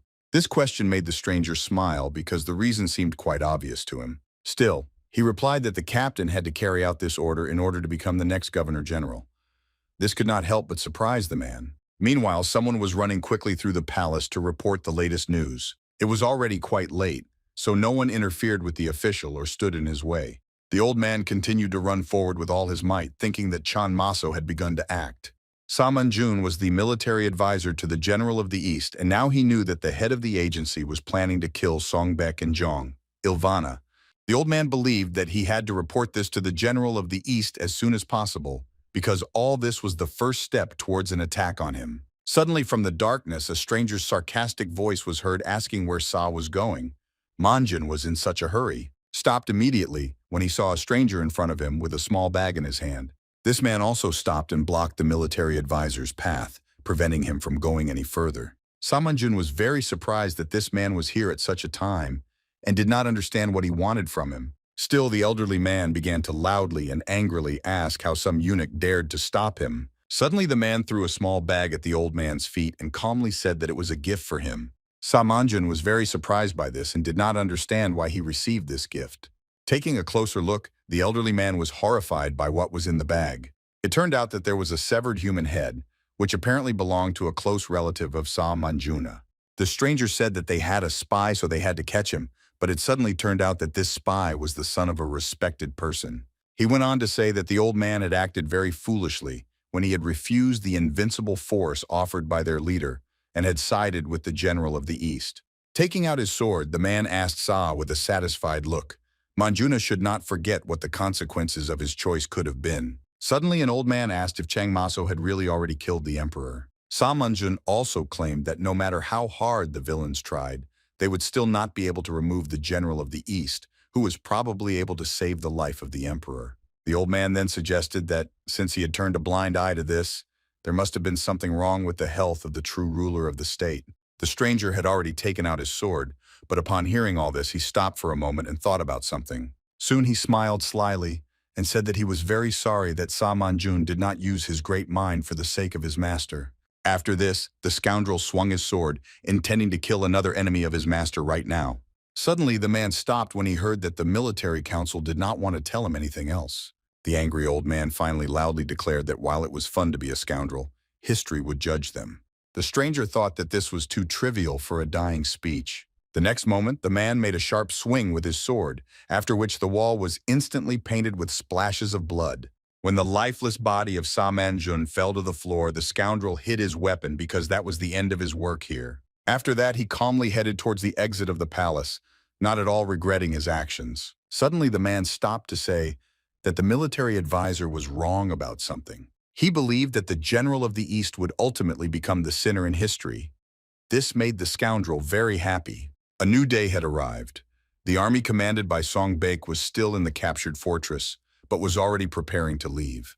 The main character asked if it was true, but Hagwon didn't want to go with them because the guy could have helped a lot with the next attack on Kyeryudo. But Hagwon thought that he had had enough of this war, because he believed that if he did something like that again, he would definitely lose his life. Suddenly, the commander asked if Hagwon was sorry that he still hadn't been able to hit him.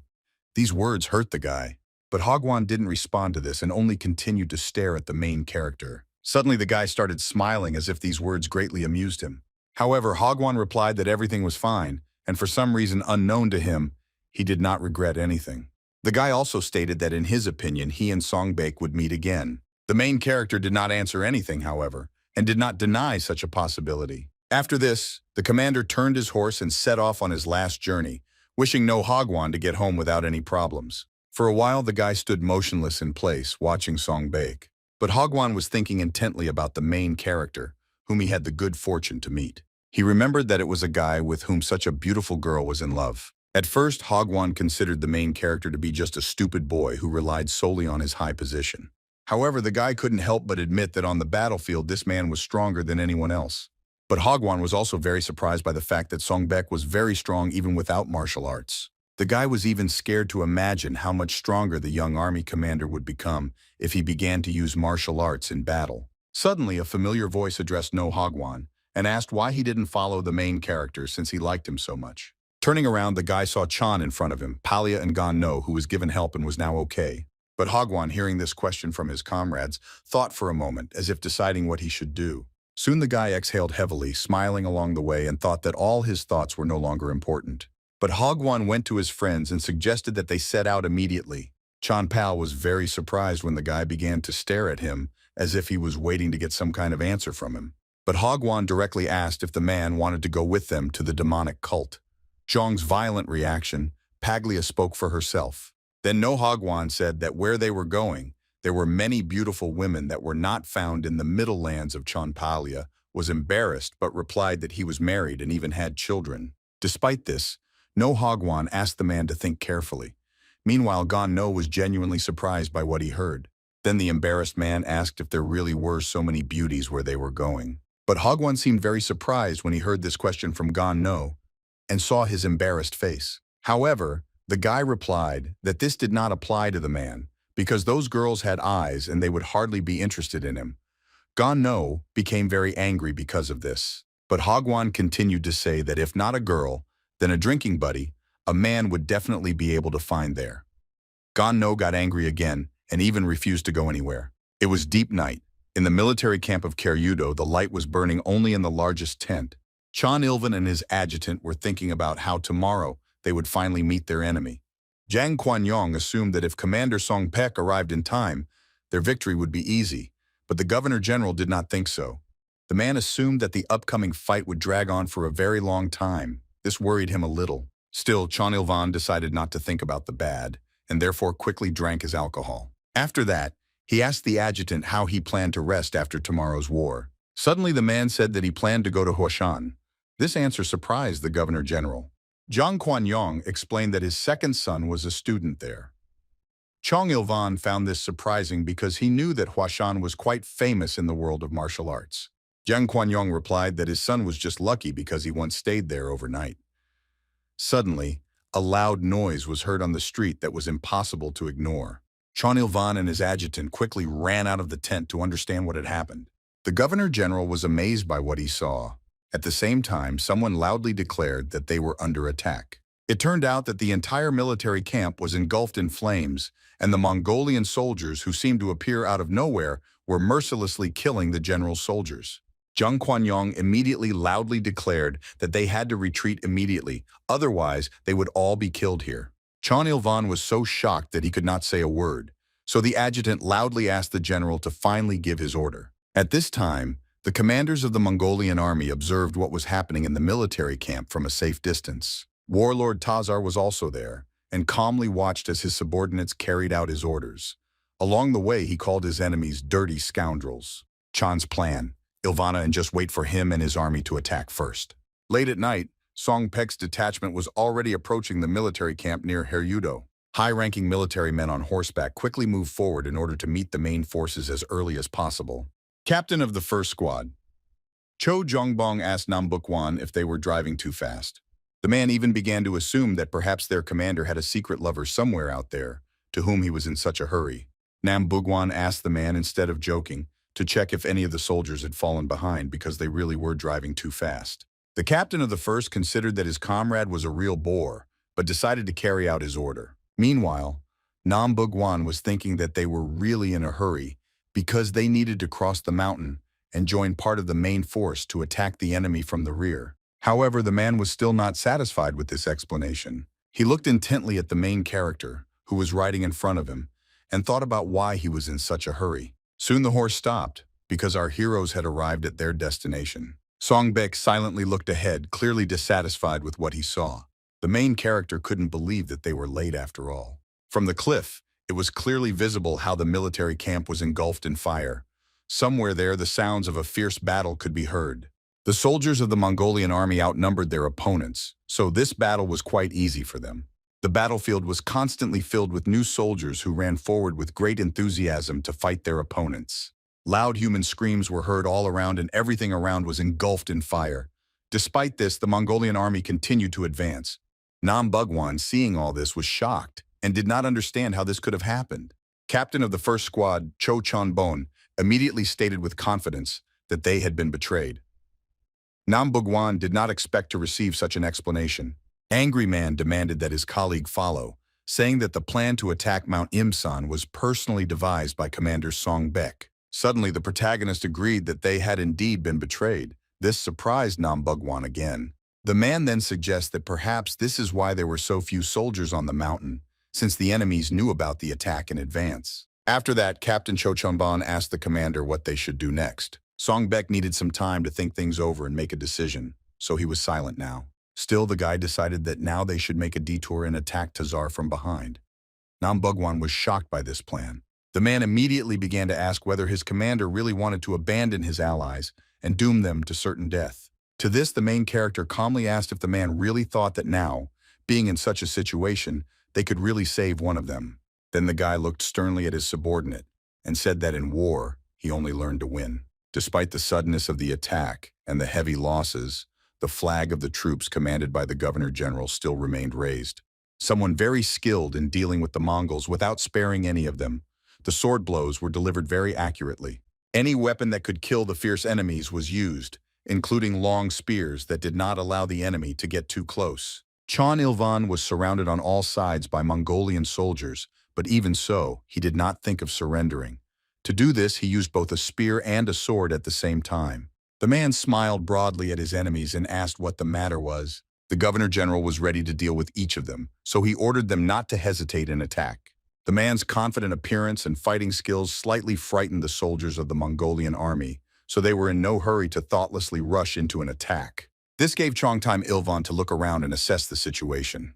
The only thing the man saw was the lifeless body of one of his comrades who died at the hands of the enemy. Then the governor-general looked in the other direction, expecting to at least find some support there. The man saw the murdered adjutant Zhang Quanyong and could not believe that even he had abandoned him. All this made Chan very angry. Ilvana, who now wanted to take revenge on his enemies for the death of his comrades. Suddenly, the man remembered So-yeon, who claimed that there was not a single person in this world who wanted to die.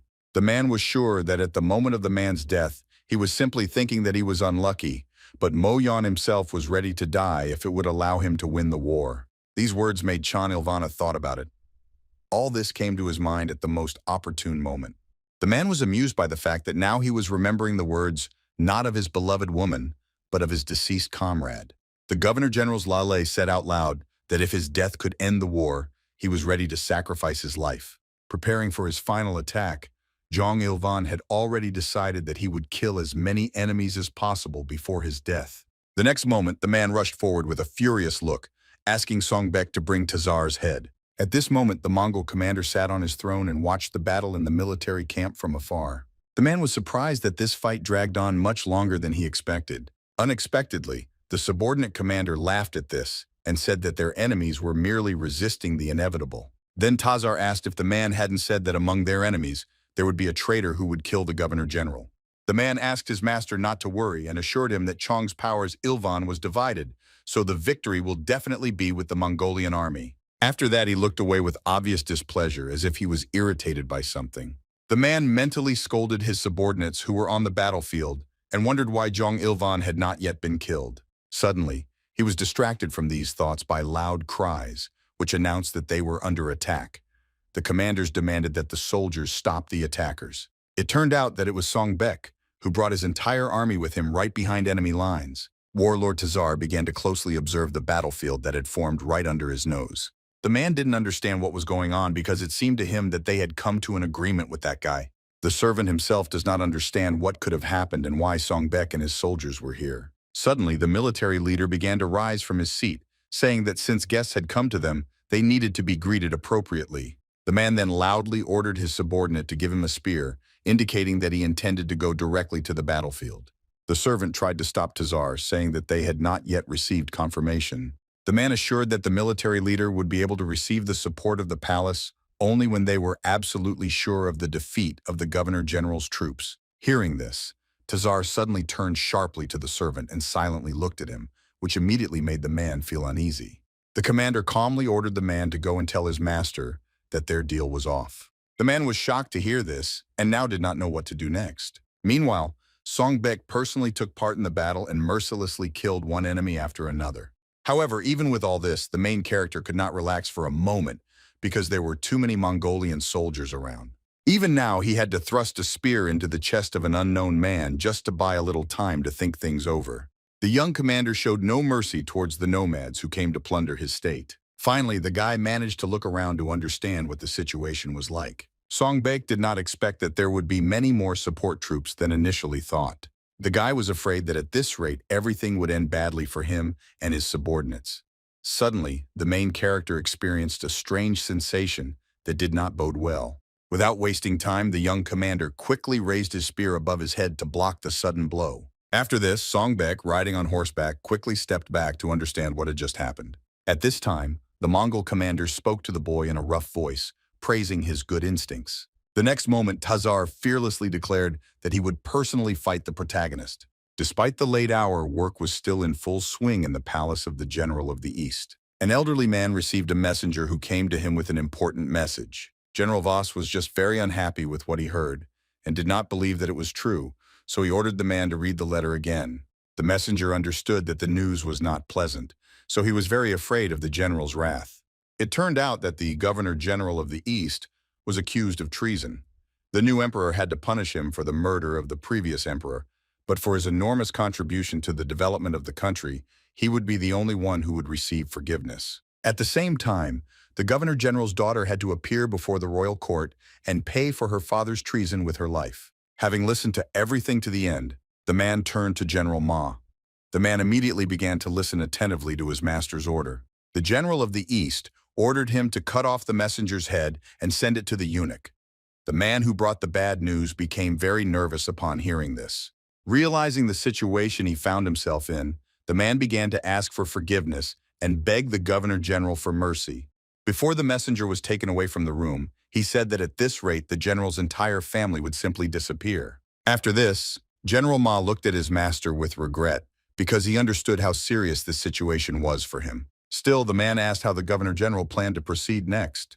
The angry old man thought it over carefully and said that they would not stop the traitors from here. That is why the governor-general decided that they needed to go to the Palace of Welfare. Meanwhile, Tonbani was in a good mood and calmly went about her business because she didn't yet know what had happened. The girl was engaged in survival but suddenly pricked her finger with a sharp needle. Seeing blood on her finger, the general's daughter began to get upset because everything had been going wrong for her since the morning. Suddenly, someone entered the room and loudly addressed his mistress. The girl was very surprised by this urgency. Looking towards Tonbani, she saw several of her maids. The girl didn't even guess why they were here. The general's daughter immediately turned to her nanny and asked what had happened. The woman, who seemed very worried, briefly replied that her mistress had to run. It was very difficult for the woman to explain the reason for this suddenness. However, she did say that the governor-general was accused of treason. Tonbani was shocked by this news and did not even know how she should react. Meanwhile, two horses ran forward quickly, parallel to each other. Loud sounds of battle were heard all around. Songbek fought back against the attacks of the commander Tazar with all his might and tried to strike back.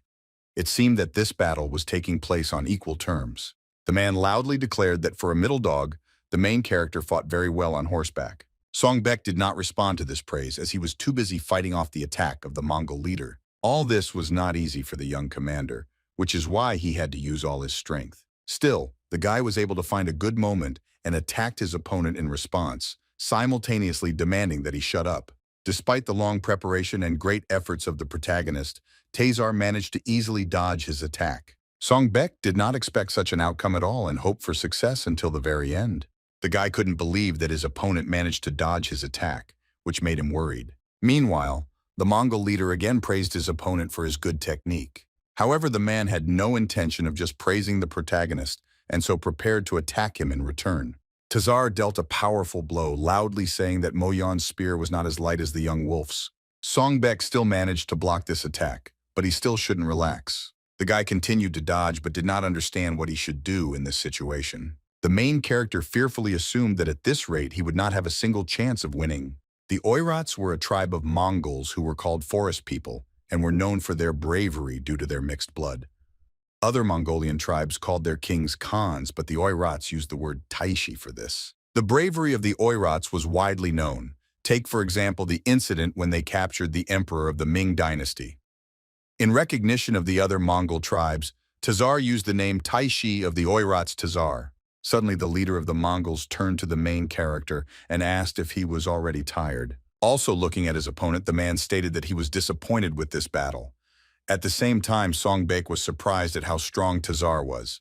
The military leader continued to say that since the young commander had nothing more to show, he should simply die. After this, the man rushed into the attack with fury, wanting to end this battle right now. Songbek clearly saw his opponent approaching as well as his bright aura, but he could do nothing. The guy was very indignant that the man surpassed him in strength and skills. There was very little time left, so Songbek had to come up with something. Suddenly, he remembered No Hogwan, who asked if the guy had ever planned to study real martial arts. Songbek replied that he knew that the guy had mastered martial arts, but no matter how you look at it, he killed more opponents than he did. But Hogwan admitted that the commander had done well. However, the guy believed that if there was a master here, the battle would be different. But Hogwan said that the techniques that the main character used were good, but only against those who did not know martial arts. The young commander believed that all these words were just an excuse for the guy who did not want to acknowledge his strength. But Hogwan was willing to bet that no matter how strong his commander was, he still couldn't cope with someone who mastered martial arts. These words came to the main character's mind during the battle with Tazar and did not give him any confidence at all. After thinking it over carefully, Songbek still decided that in the end, he had only one way to survive. The next moment, the protagonist let go of the reins and dismounted from his horse right in the middle of the battle. Tazar, who was already rushing towards his opponent in order to kill him, was very surprised by what he saw. Songbek stood fearlessly in place and humbly waited for the leader of the Mongols to approach him. At the same time, Tazar was very angry at his opponent, believing that it was some kind of joke. The man believed that once the warrior decided to abandon his horse, he was already ready to die. Songbek. He saw that his opponent was getting closer and closer, so in order not to waste time, he got into a fighting stance and began to prepare. The guy wanted to repeat what he did during training many years ago, but then it happened by accident and now it just won't work. Tazar's voice noticed that the main character had something in mind, but he did not let up and wanted to deal with the enemy as quickly as possible. Meanwhile, Songbek closed his eyes and began to think about what true martial arts were. The boy began to remember his older brother, whom he relied on more than anyone else. However, at the same time, Songbek hated him more than anyone else because he did not keep his promise and abandoned him. Nevertheless, the main character admitted that it was his older brother that he wanted to be like more than anyone else. The young commander remembered very well with what admiration he watched the boys training. These memories gave Songbek strength and answered his questions, so now he was absolutely ready to fight his opponent on equal terms. The next moment, Songbek suddenly jumped up and ran forward to meet the enemy horse. Tazar was surprised that the main character decided to run towards him, but he did not attach much importance to this. The man simply thought that the young commander was a fool and therefore tried to attack him with his halberd. Songbek clearly saw how his opponent's weapon moved, which meant he could dodge this attack. At that moment, time seemed to slow down for the main character, so he was able to make several precise movements. The leader of the Mongols was amazed that the boy managed to dodge his lightning attack. At the same time, the young commander dealt a powerful blow to the legs of the enemy horse. After this, the animal could not continue to run, so it began to fall to the ground along with the rider. Songbek remained unharmed and his aura became noticeably brighter due to the use of martial arts. Soon everything became quiet. Tazar's horse, whose legs were cut off by Songbek, fell to the ground and died. The head of the Mongols himself sat on the ground, unable to rise, and clutched a large wound on his chest. Suddenly the man began to cough up blood, which indicated that the wound was quite serious. The military leader looked at his bloody hand in surprise. It seemed like he hadn't seen his own blood for a long time.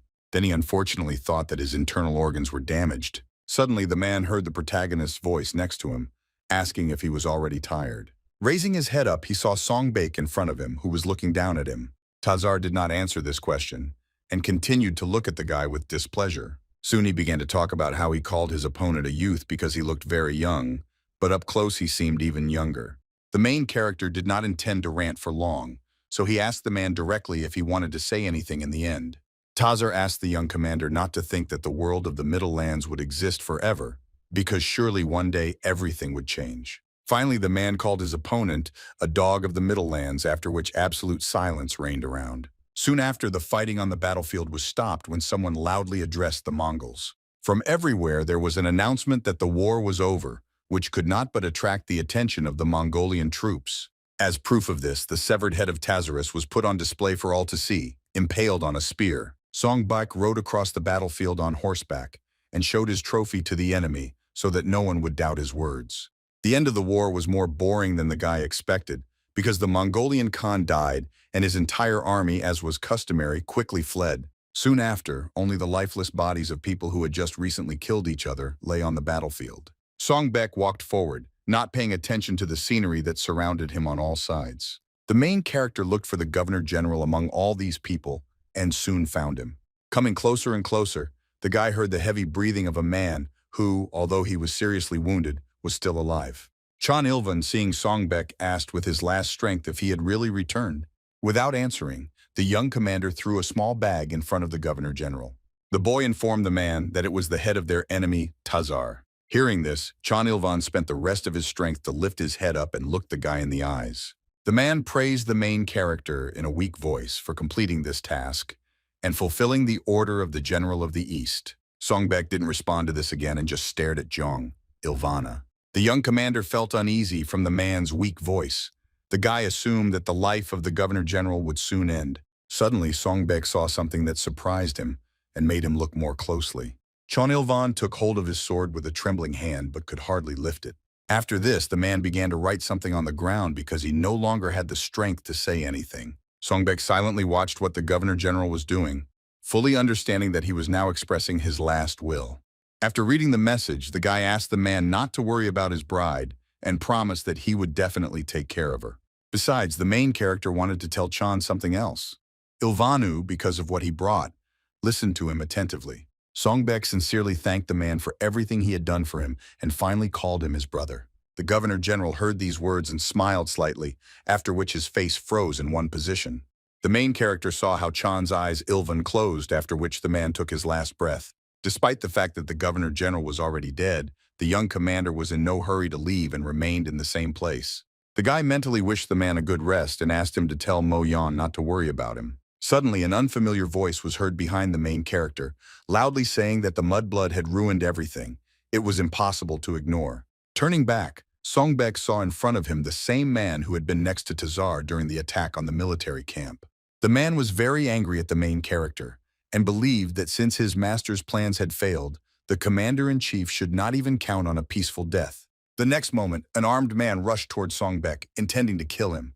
The main character was very surprised by what he saw, because the technique that the enemy was now using was very similar to the one that the unknown masked man used near the emperor's palace. Meanwhile, the enraged man quickly ran forward, wishing death on the young commander for interfering with his plans. The unknown man was getting closer and closer and had already prepared his sword, but Songbek still remained standing in place, a weapon with him, and he didn't know what to do next. Suddenly, out of nowhere, a loud voice of one of the captains was heard ordering the archers to open fire. Hearing this, the stranger immediately stopped and looked to the side in order to understand what was happening.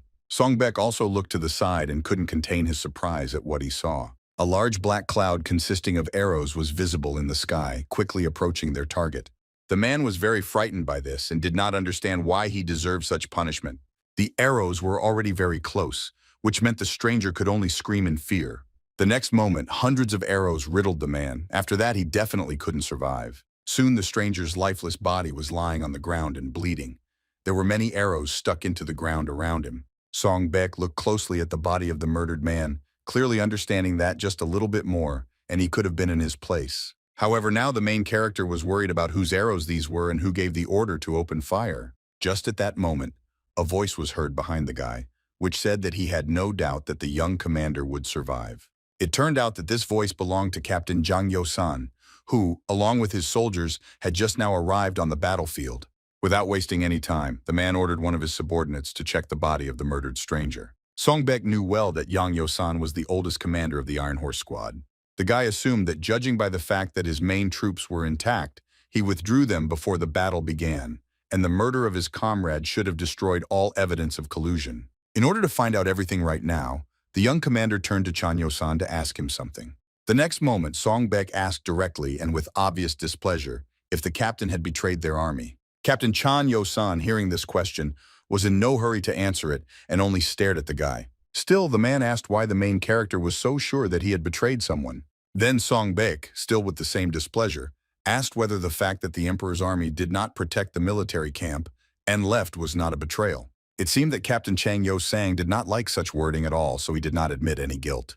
Then the man asked the young commander who they were supposed to protect. Songbek did not quite understand this question. Suddenly, the captain very emotionally stated that they had nothing more to protect, so the main character should not have called him a traitor. Songbek still didn't fully understand what was happening, so he asked the man directly what he meant. Captain Chan Yo-san exhaled heavily and finally decided to tell the young commander the latest news. The man said that the Governor General's daughter was in danger. Songbek did not know all the details, but these words were enough to shock him.